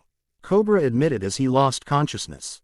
Shino Aburame vs. Machvis. Machvis chuckled at his newest opponent one last time. Hi, he laughed. Gleefully at the thought of fighting Shino Aburame. What a wormy little man my new opponent is. I actually downgraded from my last opponent IIN. Shino remained silent, not responding to Machvis's taunts. Machvis frowned at the fact that he had been unable to get to Shino. Okay, he said, if that's how it's gonna be, I'm just going to turn you into a bloody paste IIN. Machvis responded by leaping into the air. 10-ton vice. Machvis yelled, initiating the fight by attempting to crush Shino underneath his now 10-ton body. Shino quickly leapt back, watching as Machvis hit the ground. Missed, Shino said. Machvis looked up at Shino, who took out 2 kunai. Ni, Machvis snarled as he got to his feet. You little bastard, Shino responded by throwing the kunai at Machvis. The officer of the Don Quixote pirates raised his arms in the air and blocked them with his thick, flabby arms, which oddly enough acted as a good defense from sharp objects like kunai. He then leapt at Shino, holding his arm out like a clothesline. 1-ton lariat, Machvis yelled, increasing the weight in his arm to a ton. Shino quickly ducked underneath, avoiding Machvis's lariat. Machvis then leapt into the eye. And aimed the shield strapped to his back at Shino. Violent 100-ton vice, Machvis yelled, increasing his weight to 100 tons. Shino narrowed his eyes behind his sunglasses and avoided Machvis crushing him once more. However, he was still pushed away from the shockwave created from the impact of Machvis's violent 100-ton vice. Machvis grinned as he flipped over and got to his feet. You can't run from my attacks IIN. Machvis taunted. My attacks could cause destructive earthquakes that can wreck city blocks, even cities if I wanted to. Machvis looked around to see that plenty of soldiers on both sides were falling over from being shaken up by Machvis's attacks. See, I'm actually a pretty big deal IIN. Machvis bragged. The young master saw my value as the muscle of a PR. Eminent criminal organization in the North Blue. So, he recruited me as a member of the rising Don Quixote family. And of course I joined IIN. Someone came to me and asked me to be a part of his family. Who wouldn't turn down such an offer? I can certainly agree with that, Shino admitted. The Leaf Village places much emphasis on family. In fact, it was founded on the idea of welcoming people into a growing family. In fact, the reason the Aburame clan, along with every prominent clan for that matter, is even involved is because the Senju and Uchiha clan opened the door to us and said, come be a part of this family. As a member of a clan that values the idea of the good of the hive, or the family, I most certainly understand. However, now that I've gotten that out of the way, allow me to make something else perfectly clear. Shino continued, now glaring at Machvis.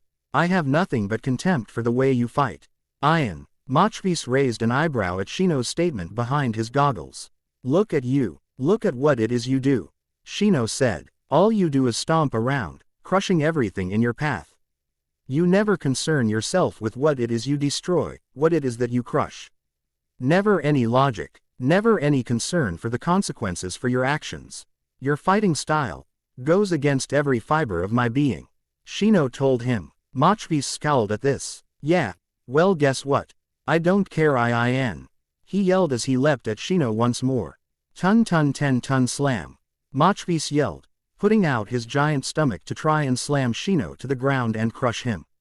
Shino easily leapt to the side and avoided Machvis's attack. You never care what happens beyond whether it benefits you, or your comrades.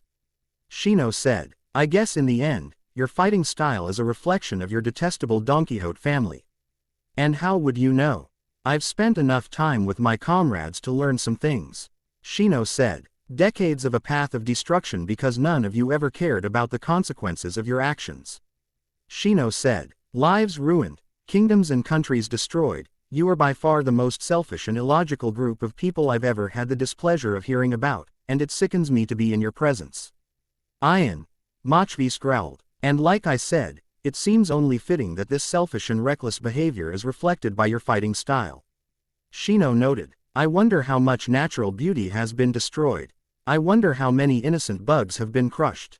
Well, I've crushed plenty of weaklings. Machvis said uncaringly before realizing. Oh, you mean actual insects. You can't tell me you actually care about insignificant bugs. Life in general is precious, Shino said, and that is why one should only kill another who has forfeited his own right to life through his actions. Sort of like you and the rest of the Don Quixote family. With all you've done, you've earned hundreds of death sentences for the lives you've callously ruined with your thoughtless and selfish actions. This seemed rather uncharacteristic of the normally silent Shino. However, he did have a strong moral stance against the callousness of those who took action without concern for the consequences of their own actions. Why does it seem like you're more focused on lecturing me instead of fighting me? Machvis inquired curiously. I already told you, Shino told him, I've won this fight already. You're already dead, Machvis growled angrily. Stop saying that, you haven't won Iin. Machvis yelled as he leapt above Shino. He moved his shield out in front of him. Die, he yelled. Destructive 1,000-ton vice. Shino narrowed his eyes and leapt away, avoiding being crushed by Machvis. He then quickly formed a clone made of bugs that tossed him as far away from the resulting shockwave as possible. He grimaced slightly as the crash from Machvis created a shockwave that pressed down on the bug clone, breaking it apart. Shino quickly crossed his arms to protect himself against the shockwave, avoiding the worst of it thanks to the clone's sacrifice. At least they were near the end of their lifespans. Shino thought to himself, still mourning the death of some of his insects. He then looked around to see that several soldiers were now climbing out of fissures created by Machvis's attack. His fighting style is so illogical. No concern for anything whatsoever. I will definitely not lose sleep over his death. Hi. Machvis laughed as he got to his feet before groaning. Oh man, I'm feeling groggy from being at the center of that impact. He continues to prove my point. Shino noted. Machvis glared at Shino. I hate increasing my weight to this point, but you've seriously pissed me off, so I'm going to annihilate you Iin. Machvis declared. Machvis looked around, taking note of the destruction he had caused. And, it looks like that my sacrifice actually means something. I'm going to turn this place into a crater, or even a canyon of fissures. Sir Vice, a coalition soldier yelled to him. Don't be so reckless. We need to consider Nirvana's safety, sir. Machvis's eyes widened. Shino could not help but take note of this. Like I said, reckless and with no regard for consequences. You are truly detestable, Machvis. Machvis furiously turned to Shino. Shut up, he yelled. Who do you think you are, trying to lecture me when you won't even fight? I won't fight, because I've already won. Shino told him. You've lost, your life has already ended. And judging by how reckless you've been with your attacks, I can imagine you've constantly lowered your own lifespan throughout. Machvis snarled, finally snapping from Shino's statements. That's it, he yelled. I'm killing you, and everyone else who's unlucky enough to get caught in the blast. Sir Vice, the soldier yelled frantically. Don't make the gamble. If Nirvana falls through, not even your captain will be able to save you from Arlita's wrath. If Nirvana falls through, that's simply fate, Machvis declared. But this little coward has been dodging all my attacks. I'm pretty confident that he's far enough from Nirvana that I can do this without fear of the consequences. Now, you little bastard, Machvis addressed Shino. Prepare to fall for my hellish 10,000-ton vice. Machvis trailed off as he suddenly felt the need to throw up. What the hell? Where did this come from? Machvis started swaying on his feet, suddenly feeling gravely ill. What is happening to me? He demanded, looking at his skin to see it turning purple.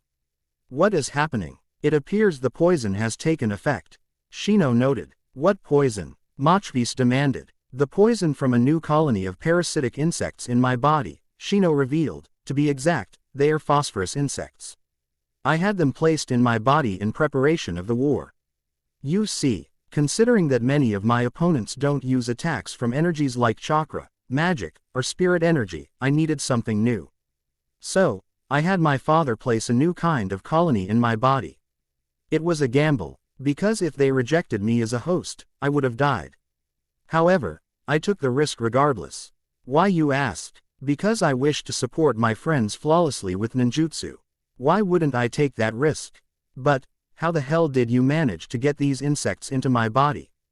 Mashivs demanded. Think back, Machvis, Shino said to him. When was the only time my body made contact with you?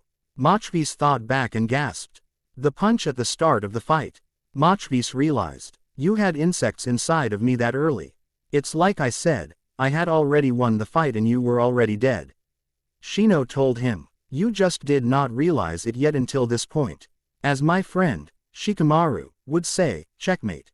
Shino said, although, this was not a long enough game to be like shogi. Farewell, Machvis, Shino said. You will not be missed. Machvis collapsed to his knees as the poison coursed through his body. It was indeed fatal. In mere seconds now, he would die at the hands of someone he mocked. How detestable. Damn, you insignificant insect. Machvis vomited blood before falling forward and dying. Shino turned away from Machvis's corpse. I respect life, all members of the Aburame clan do. Shino said, but there comes a point when detestable men like yourself forfeit their lives. You kept stomping around with no regards of the consequences of your actions, no care for what you ruined along the way. Shino reminded him, and now, you've paid the price. No more stomping. Sajin Komamura vs. Diamante. Diamante looked out of the corner of his eyes, noticing the death of someone he knew and cared for. Machvis, he yelled. Another member of the Doflamingo family has died. That meant that Diamante had to report another death in the family to Dafi. Of course, that also meant that Dafi got to entertain in one of his favorite pastimes, torturing the unwashed masses that were being held captive. Sajin Komamura sighed in relief. Well done, Shino. He complimented. You defeated your opponent, and you protected Kiba, our comrade. Well done. Diamante turned his attention back to his opponent, Komamura. Stupid dog, he snarled. I'm going to kill you, and then I'm going to avenge Machvis. The one who killed Machvis, the ninja and his dog, they're all going to die. Diamante vowed. And yet you feel nothing for the lives you've ruined? Komamura inquired. Of course not. Diamante yelled. Why should I care about people I don't even know? There's no logic to it. My loyalty is to the young master and the Don Quixote family. Diamante declared. To hell with everyone else, they are nothing to me. Who are you to call me out on that, huh? Diamante asked. I've heard about how bad the Soul Society is. If anything, Dafi would fit right in. A utopia that is the Seraite. Walled off from the ignorant peasants who spend their lives in the dirt. You have no right to lecture me, or any of us, for that matter, on how we treat the commoners. None of you Soul Reapers are allowed to lecture us. You're the closest to the world government and the celestial dragons on the Alliance's side. UHA ha ha ha. Diamante laughed cruelly. You're nothing but bloody hypocrites, all of you. Komamura's face fell at this. In a way, Diamante was not wrong. The Soul Reapers were hypocritical. They claimed to lead souls to a peaceful afterlife, but the Soul Society, unless you were lucky enough to get into the Seraite as a Soul Reaper, was anything but crime, poverty, no policing whatsoever. It was a hell. In fact, it was a hell Komamura was all too familiar with. Whereas people like Kenpachi Zaraki, Rukia Kuchiki and Renji Aburaya lived in some of the worst places, Komamura himself experienced it during all the times he tried to live among humans before becoming a Soul Reaper. When he was not being driven away for his appearance, he was experiencing all of the crime and poverty that was mentioned earlier. In a way, you are not wrong. Komamura admitted. We failed to make the afterlife truly feel like heaven. Instead, it feels like hell. Komamura himself tried to push for more policing of the Rukan districts to help them thrive as people. However, it was always rejected for one reason or another by either Central 46 or even the former head captain Yamamoto. It was always because they could not afford to spread their forces too thin or because they could not hope to police the entire Soul Society. The latter was an excuse, it came from the Central 46. The former was from Yamamoto, and it was a genuine reason. Of course, to Komamura, if they just policed the Rukan district more often, They could also have the luxury of keeping an eye out for new recruits. But, obviously, nothing came of his proposals. Why did Komamura bother? Simply because he wanted to give people the chance he was given. In spite of his background. Honestly, it's no wonder no one wants to die. Komamura said grimly. It is like deep down they know that the afterlife isn't as great as we make it out to be. However, Komamura glared at Diamante, his lip curling into an angry sneer. Don't you dare compare the 13 court guard squads to your disgusting world government and the celestial dragons. And why not? Am I not correct in the comparison? Diamante grinned. No, we've made many mistakes with our people, but I, and many of my comrades, for that matter, will gladly lay down our lives for them. Your government cannot say the same because they equate protection with manipulation and control. And don't even get me started on the celestial dragons. Komamura continued. How dare you even insinuate that we are like them? Our own nobility fights alongside us, and we at least hold them accountable when they make horrible mistakes. We may have made some horrible mistakes, but don't you tell me that our groups are the same, because we're nothing alike. Diamante took advantage of Komamura's anger and reinitiated the fight.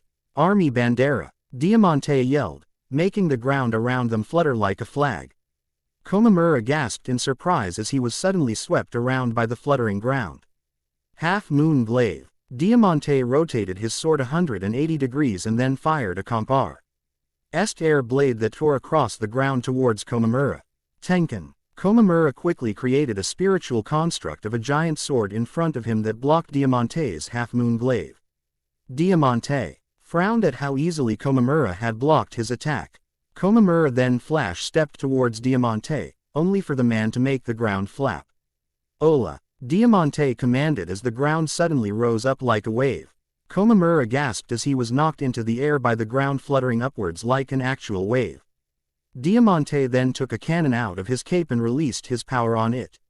Fire! He yelled, as several flattened cannonballs were shot out and floated above Komamura. Flutter release! Diamante yelled. Death meteoros. Komamura gasped in pain as the cannonballs fell on him and exploded all around him, knocking him to the ground. Uha ha ha ha.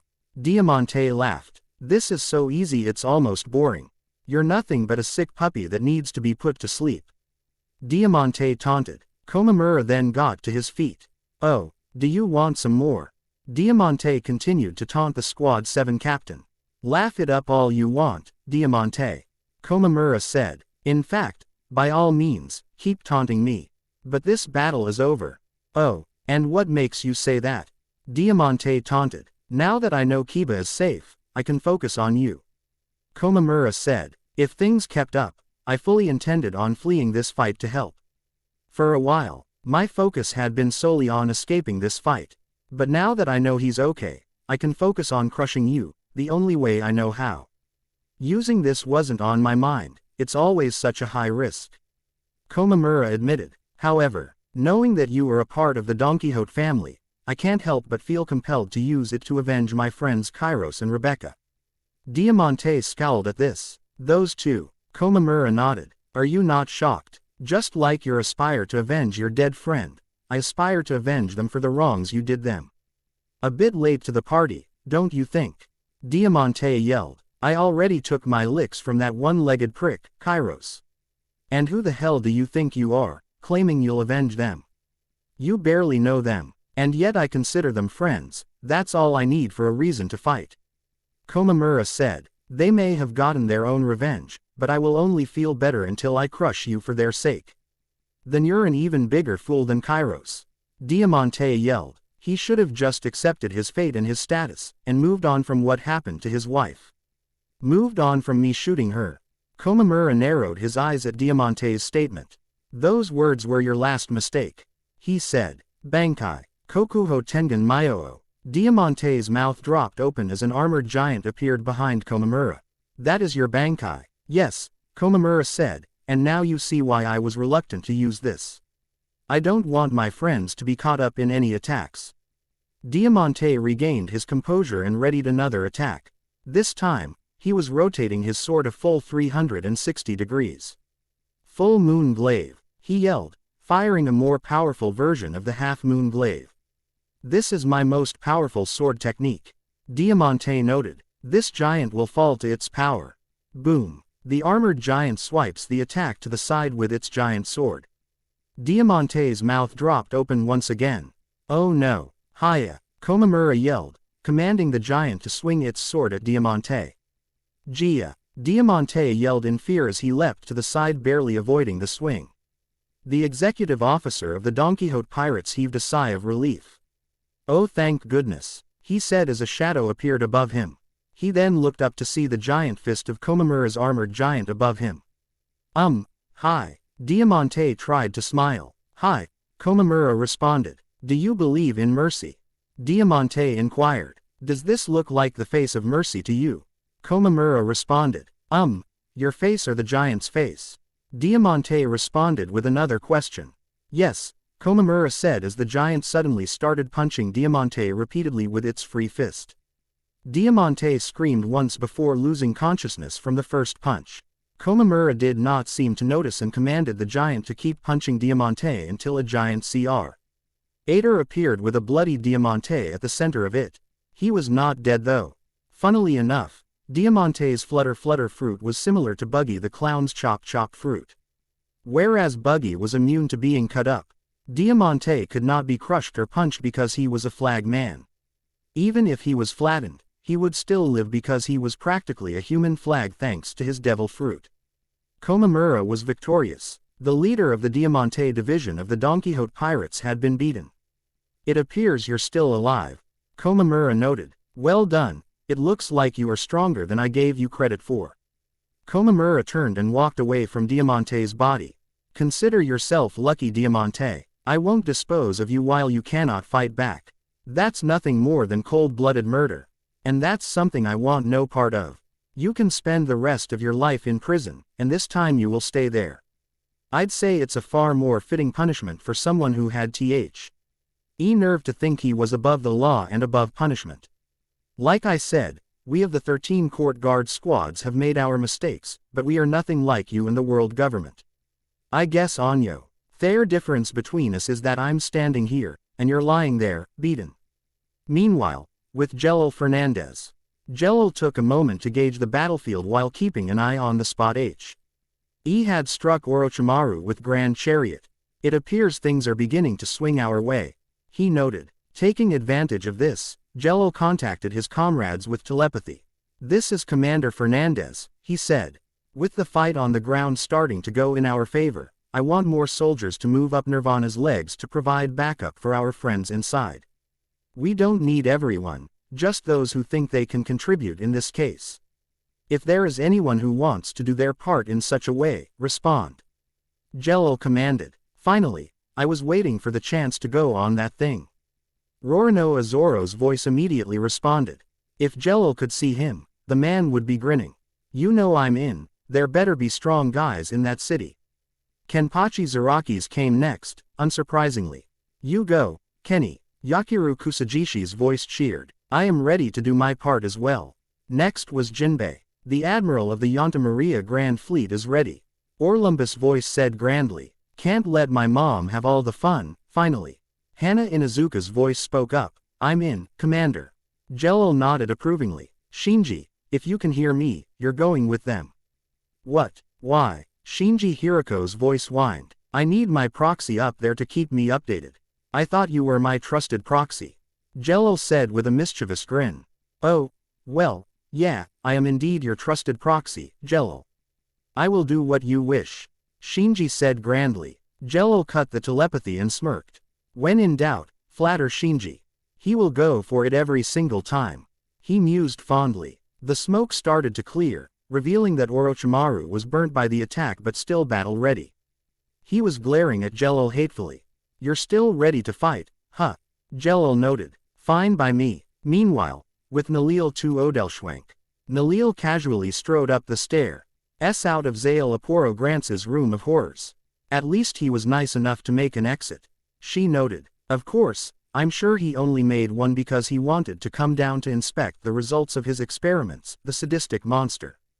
Nalil looked over her shoulder at the dead bodies of Grantz's altered fracciones. Forgive me, she said, I despise the idea of taking lives. But your existence was always meant to serve Grants and whatever he wants. Nobody deserves a fate like that. With that, Nalil exited the room that had been her tormentor for the majority of the battle. Unfortunately, the same could not be said for Rocker, who was trying to avoid his attackers while leaving a trail of his own blood. In fact, at the rate things were going, it was almost like Rocker was trying to paint the floor crimson red. Cavendish vs. Rudbon Chalut, Beauty Sword, Blue Bird. Cavendish stabbed forward, plowing through several exequias like bowling pins. Rudobin Chalut chuckled humorlessly as Caven Dish continued fighting his way towards him. The pirate prince glared at the leader of the exequias. Blasted masked bastard, he snarled before turning to the shadow clones, who were fighting exequias T. Had flanked the three of them, sent to back him up. Hey, clones, how are things on your end? They just keep coming. One responded. Same here. Cavendish turned his attention to Rudobin, who was hiding behind his soldiers. I'm going to be old and ugly at the rate things are going. Hey, Cavendish yelled to Rudobin, only ugly cowards hide behind their men. Strategy can sometimes seem cowardly.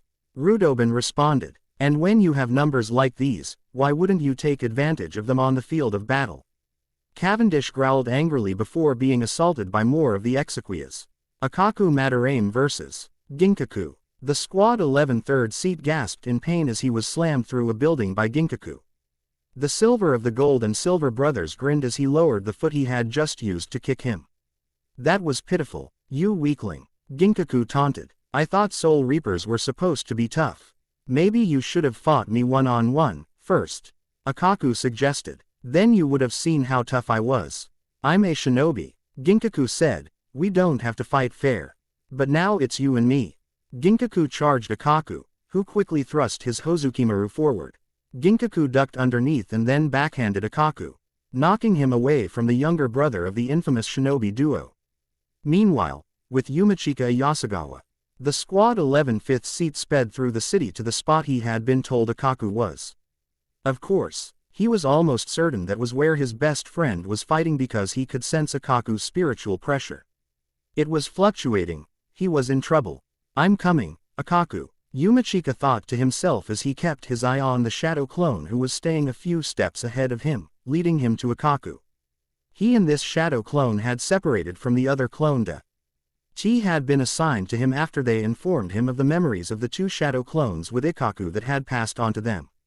He knew that Akaku was in trouble, and that was all he needed to hear. He would not let his best friend die. It was as simple as that. Back with Jelal and Orochimaru. Jelal and Orochimaru stared at each other, waiting for the other to make the first move and reinitiate their fight. Orochimaru readied his Kusanagi blade. That actually hurt, Jelal, Orochimaru noted, referring to Jalal's grand chariot. And now, I think I will return the favor.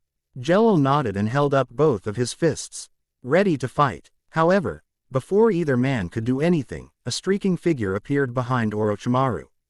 Before either man could react, Orochimaru was slammed to the ground face first by lighting enhanced karate chop to the head.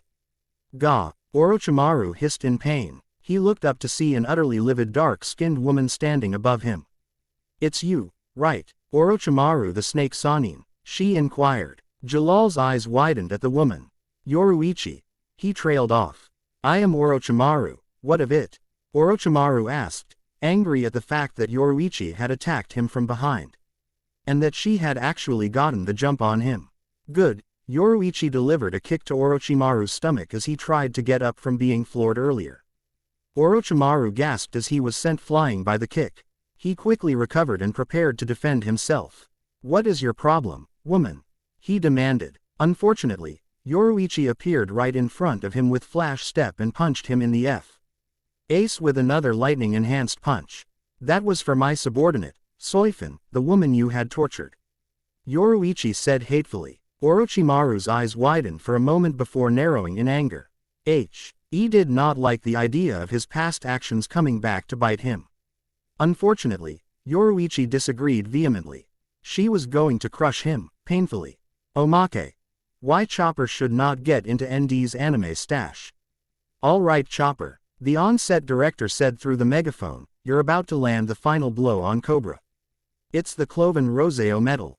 And, action. Chopper stood in front of Cobra, ready to deal the final blow in their fight. Then, things went off the rails. My heart resonates. Chopper started chanting, making the crew fall over in shock and Cobra gaze at him in confusion. The heat's enough to burn. My blood's beat is razor sharp. What the? Cobra muttered before being punched by Chopper repeatedly. Sunlight yellow overdrive. Chopper yelled. Cut. The director yelled. What the hell? Chopper, that's not your attack. Chopper grinned. Chopper, he yelled, posing while transforming into his jumping point. The time has come. Awaken, my masters. Oh god no. The director moaned, realizing what was about to happen. Chopper struck Wamu's pose. Then, Killer Bee and Shinji Hiroko appeared. Killer Bee struck Asaidase's pose while Shinji struck Car's pose while holding his hollow mask. They just became the Aztec gods of fitness. An intern next to the director exclaimed. Go. Chopper yelled out another order. All hell continued to break loose as people suddenly appeared randomly on the set, striking random JoJo poses. Shunsui Kyoraku even made Joseph Joestar's oh my god face. At that moment, ND 2014 walked in with a confused look on his face. Is that a JoJo flash mob? He inquired. I'm so sorry, sir. The director pleaded. I don't know why this happened. I swear, I think I do. ND said. Damn it, this is why I told Chopper not to touch my anime stash. JoJo is awesome, but it's also like a virus, it spreads and then. ND gestured to the flash mob. This happens. The director was still frightened that ND would do something horrible as punishment. ND then surprised them by chuckling. Well, I guess I'm in a good mood from getting our 5,000th review, so I'll let it slide. And those are pretty accurate poses. ND walked away, leaving a relieved crew and an oblivious cast. Ryazaki was waiting for ND outside of the set. I'm surprised you didn't do anything to punish them. Ryu, keeping them on their toes is much more fun. ND told him. I'll find a reason to torment them later. I always do, after all. Gildarts Clive whistled in amusement, taking his attention off the fierce battle between him and Rasa, the fourth cage. Rasa could have taken advantage of this, but he himself was also drawn to something that was taking his mind off of the fight. Oddly enough, it was the same thing that both men were drawn to. Gildarts then started laughing, much to Rasa's surprise. Oh man, he said, unable to contain his amusement. Hell hath no fury like a woman scorned. After years of managing to avoid that, I think I finally understand that statement. Rasa raised an eyebrow at Gildart's statement. I'm not sure I like the fact that such a worthy opponent is a womanizer. Even I know to stay loyal to a single woman, even if she is dead. In spite of everything, I remained loyal to Karura as US band until the very end, even though she probably hates me for what she did to our son. Gildarts frowned slightly at Rasa's statement. Easy there, pal, he said. I'm just not cut out for the married life. The only marriage I've ever been a part of proved that. There is absolutely nothing wrong with that. I am who I am, and if that causes a few people to dislike me, then so be it. The only thing that matters to me is that I have the approval of those I care about. I suppose that logic is sound. Rasa admitted. Now, would you mind telling me who or what was firing off that killing intent? I Haven. Chi felt malice that dark since the night Gaara lost control of Shukaku. The night where I truly realized that I was more cage than father. Rasa thought grimly. Who? Gildarts grinned. That's our reliable stealth division commander. Yoruichi Shihoin, one of the strongest women I've ever met. And that meeting may have been brief, but damn does she know how to leave an impression. I don't know what happened to piss her off so much. Gildarts admitted, but I pity the poor sap who's the target of her rage. Gildarts then turned his attention back to Rasa. Now that we've got that little distraction out of the way, he continued. Let's get back to our fight, huh? Gold dust gathered around Rasa's body once more. I couldn't agree more, Rasa said. Meanwhile, on one of Nirvana's legs, Shinji Hiroko froze. In shock and looked out at the fight that was still raging below. Holy crap, he muttered in disbelief, that's a new feeling. Captain Hiroko, Hana Inazuka spoke up in worry, what's wrong? Yoruichi, Shinji replied, is pissed off. Commander Shihoin. Orlumbus spoke up at this. What in God's name could have angered such a normally laid-back woman? I have a few ideas. Shinji paled at the thought of it, and honestly, I don't want to imagine what she saw that sent her over the edge.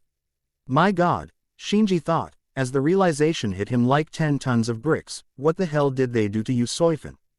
What did they do to you that was so horrible that it made Yoruichi go on a rampage?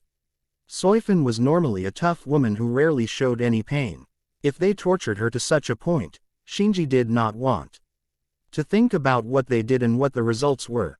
Forget it. Shinji shook his head. If someone like Yoruichi's gone crazy, the best thing to do is to let her get it all out. People like her, once they go crazy, there's nothing to stop them, because their breaking points are so damn high. Let's just continue on to Nirvana and let Yoruichi vent. If that is what you believe to be best, caption Hirako. Jinbei said, nodding in approval. Shinji turned his attention to the path ahead of him, only to switch from grim and serious to comedic disbelief in a split second. Hey, Jinbei, Shinji began, where are Zoro and Kenpachi? Jinbei looked at Shinji in confusion. What are you talking about? They are right in front of me. Jinbei trailed off as he turned to look at the spot the two men in question had been. Well, 2 men and a pint-sized girl on the shoulder of one of those men to be exact.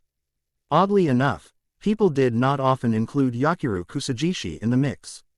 Probably because she was always on Kenpachi's shoulder to the point where she was arguably an extension of the man. Anyway, Jinbei soon saw that Roronoa Zoro and Kenpachi Zaraki were no longer where they had been. At that moment, Jinbei remembered something he probably should not have forgotten. Both men were battle maniacs, oblivious as hell, and had piss-poor senses of direction. A terrible combination to have when they were marching into enemy territory. Oh God no, Jinbei muttered, horrified at what had happened. Jinbei, Shinji said lowly, Kenpachi and Zoro ran off ahead of us while we weren't looking, didn't they? I think so, Captain. Jinbei nodded, a mortified look on his face. Everyone paused, letting the silence hang over them as they took in what had just happened. Comedic faces appeared on each one of them, even Hana's 3 ninja hounds. Hana then broke the silence. Who the hell do those think they are? She screamed in sheer irritation at the 2 men. Admirable, manly men. Orlumbus got over his shock and revealed that he was the only one among them who was actually impressed with their initiative in comparison to the rest of them. Shut the hell up, Orlumbus. Hana screamed in exasperation. Come on, Chimeras. Hana ran up the giant leg, flanked by the Heimaru brothers. Geez, Kenpachi. Shinji shook his head in disbelief. You are a damn handful. All right, let's go boys. Shinji yelled. We certainly can't let Hana show us up. With that, Shinji, Jinbei and Orlumbus ran up the leg after Hana, hoping to at least reach Kenpachi and Zoro.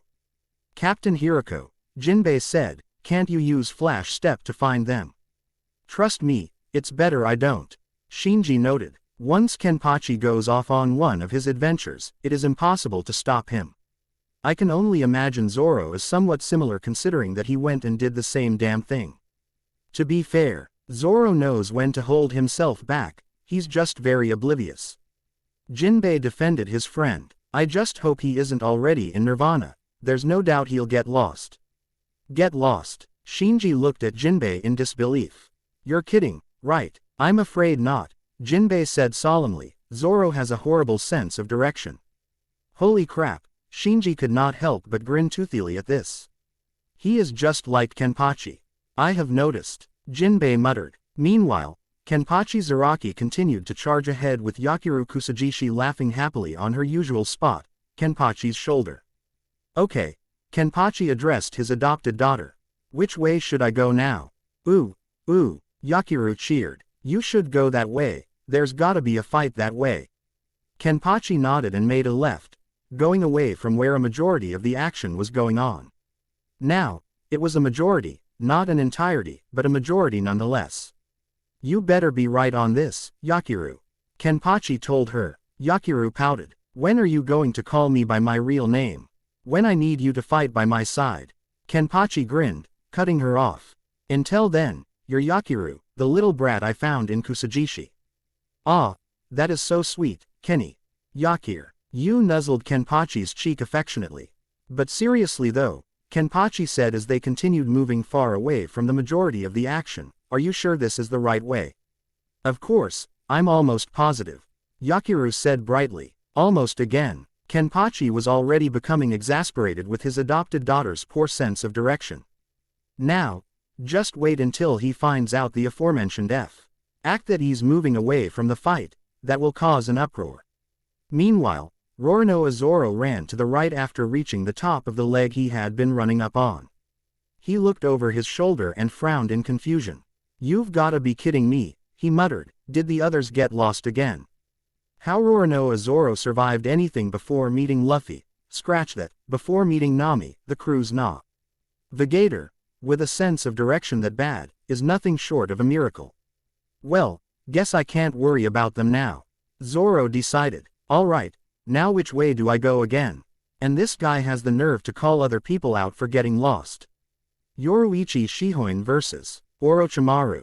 Orochimaru tried to put some distance between himself and the woman who was hellbent on tearing him apart for his past actions. What in God's name is your problem? Woman, Orochimaru demanded as he quickly sped through some hand signs, trying his hand at attacking the woman. Wind style. Great breakthrough. What is my problem? Yoruichi Shihoin repeated, rage clear in her eyes. Are bonds really that foreign to you, you snake? That was my student and friend you captured and had tortured. Yoruichi Flash stepped right through Orochimaru's great breakthrough. I saw the things your subordinates did to her. Yoruichi screamed angrily. Broken bones, bruises, blood everywhere, and do you know what the worst part is? Orochimaru glared at Yoruichi. What? He demanded, readying the Kusanagi blade. She actually apologized to me for being captured and tortured. Yoruichi screamed as she appeared in front of Orochimaru and punched him in the jaw, sending him flying backwards. Jello Fernandez, eyes widened at Yoruichi's statement. My God, he muttered, I may not have any good visuals, but what happened to Soifin had to have been horrible. And to think that she actually apologized for it happening to her, Jello shook his head grimly. Damn it, no one should ever have to apologize for something like that happening to them. That's just awful. I don't blame Yoruichi one bit for acting the way she is. Yes, I understand now, Jello added inwardly. Yoruichi's not just angry at Orochimaru for having Soifin tortured, she's angry at the fact that Soifin apologized. In spite of the fact that Orochimaru and the coalition did such horrible things to her. That was what truly sent her over the edge. Jello nodded approvingly. Do what you must, Yoruichi. He said. I will allow you to commit the sin of wrath if it will allow you to vent your emotions. And God only knows Orochimaru deserves it. Jello glared hatefully at the man Ho had just recovered from Yoruichi's haymaker. You are directing your rage at the wrong man, Orochimaru growled at her. Grants was the one who tortured her. Then I will just go track down this Grants guy and kick his ass next. I've got the strength to do it, Yoruichi said without hesitation. But right now, I need to focus on the snake in front of me. You're going down first, Orochimaru. Orochimaru hissed in anger and annoyance. You annoying little, he snarled. Fine, if that's how you want it to be, then I will simply kill you. Good, Yoruichi nodded. Even with how pissed I am, I wouldn't want to beat a man who doesn't want to fight back to death. With that, Yoruichi vanished once again, surprising Orochimaru with her sheer speed. This can't be, he thought. My eyes cannot keep up. Orochimaru gasped as he was suddenly kicked into the air. Before he could recover, he was suddenly assaulted repeatedly with multiple kicks and punches. Almost immediately, he was reminded of the Chunin exams he had infiltrated, when that boy Rock Lee had suddenly begun kicking around the young Gaara so quickly that only himself, Sarutobi-sensei, and the present Jonin could keep up. This isn't happening, Orochimaru thought in disbelief. Shunko. Tenkei. Yoruichi gathered lightning around her arm before tossing it at Orochimaru like it was a lightning bolt. Gah! Orochimaru gasped in pain as he was suddenly slammed to the ground by the lightning bolt. An explosion soon followed that destroyed the top half of Orochimaru's body. Yoruichi glared down at the destroyed body. I know you're alive, Yoruichi yelled. Get up, Orochimaru. I refuse to believe you died so easily. Get up so that I can keep knocking you down. You have not earned the right to die just yet. You need to experience much more before I'm satisfied enough to kill you. Yoruichi was definitely straddling the line of morality, but who could blame her at this point? Her student and friend was captured and tortured, and then apologized for all of the pain she went through when Yoruichi found her. Seeing their closest friend in that state would send people close to the edge at least. But hearing Soifun apologize like it was her fault or it happening in the first place, Jelil hit it right on the head. It was no wonder Yoruichi was so enraged at the moment. Orochimaru's top half emerged from snakes that appeared from his lower body. You were testing my patience, woman. Orochimaru snarled. You have the audacity to say something like that after what you've done. Yoruichi growled. You were despicable, Orochimaru. How have you not fallen under Nirvana's influence? Orochimaru demanded. Your rage and hate towards me and everyone else should be driving you into darkness. For the guy in charge of its restoration, you don't know much about Nirvana. Yoruichi yelled. And you do. Orochimaru gazed at Yoruichi in disbelief. You forget who my comrades are, Orochimaru. Yoruichi reminded him. My rage is on behalf of the woman you had tortured. The woman who treated it like it was her fault. As such, I am unaffected by Nirvana. Yoruichi revealed. Too bad for you, because now you've got me to deal with. I will never forgive you for making her feel the way you did. Yoruichi resumed her assault on Orochimaru. Wood-style jutsu. Orochimaru created several trunks and roots to try and at least slow down Yoruichi, thinking obstacles would do the trick. He quickly made his way to the top of one of these roots and thought over his next move. Shunko. Yoruichi started tossing balls of lightning at Orochimaru. Orochimaru looked on in confusio. As the balls suddenly stopped in midair. What in the? Orochimaru trailed off as he realized what was happening. Before he could do anything to protect himself, he was suddenly surrounded by hundreds of lightning balls. I got careless, Orochimaru realized. Raiju Nagaraboshi. Yoruichi appeared and clapped her hands together. There's nowhere for you to run, Orochimaru. Damn it, Orochimaru cursed as he was assaulted by the lightning balls that combined into another explosion, destroying the wooden constructs Orochimaru had made in the process. Meanwhile, Shunsui Kyoraku paused in his fight to take notice of what was happening with Yoruichi's unstoppable rampage. He let out an involuntary whistle at the sight. That woman can be the cruelest out of all of us sometimes. He noted. Hell, I'm sure. Byakuya would agree considering that she teased him all the time. She's not even going all out yet too, he noted. I guess we should take comfort in the fact that Yoruichi's keeping a clear enough HEA. to not catch anyone in her more destructive attacks. Her and Kazuki always were some of the more powerful captains the Soul Society ever had, and I certainly wouldn't want either of them destroying anything on accident. Shunsui then heard Kimimaro yell out in worry. Lord Orochimaru. Shunsui looked over his shoulder to see the last of the Kagaya, covered in the black markings of his curse mark, Trying to run forward in an attempt to help his lord. I'm coming, Lord Orochimaru. Shunsui immediately flash-stepped in front of Kimimaro and held one of his two blades out to the side, blocking Kimimaro's path. Kimimaro immediately saw red at the fact that Shunsui had the nerve to get in his way. Move, Kimimaro demanded. Shunsui shook his head. I will not, he said. You are not going to get in Yoruichi's way. This fight is hers. Move, Kimimaro repeated. I will not tell you again. Shunsui shook his head. You should be thanking me, Kimimaro.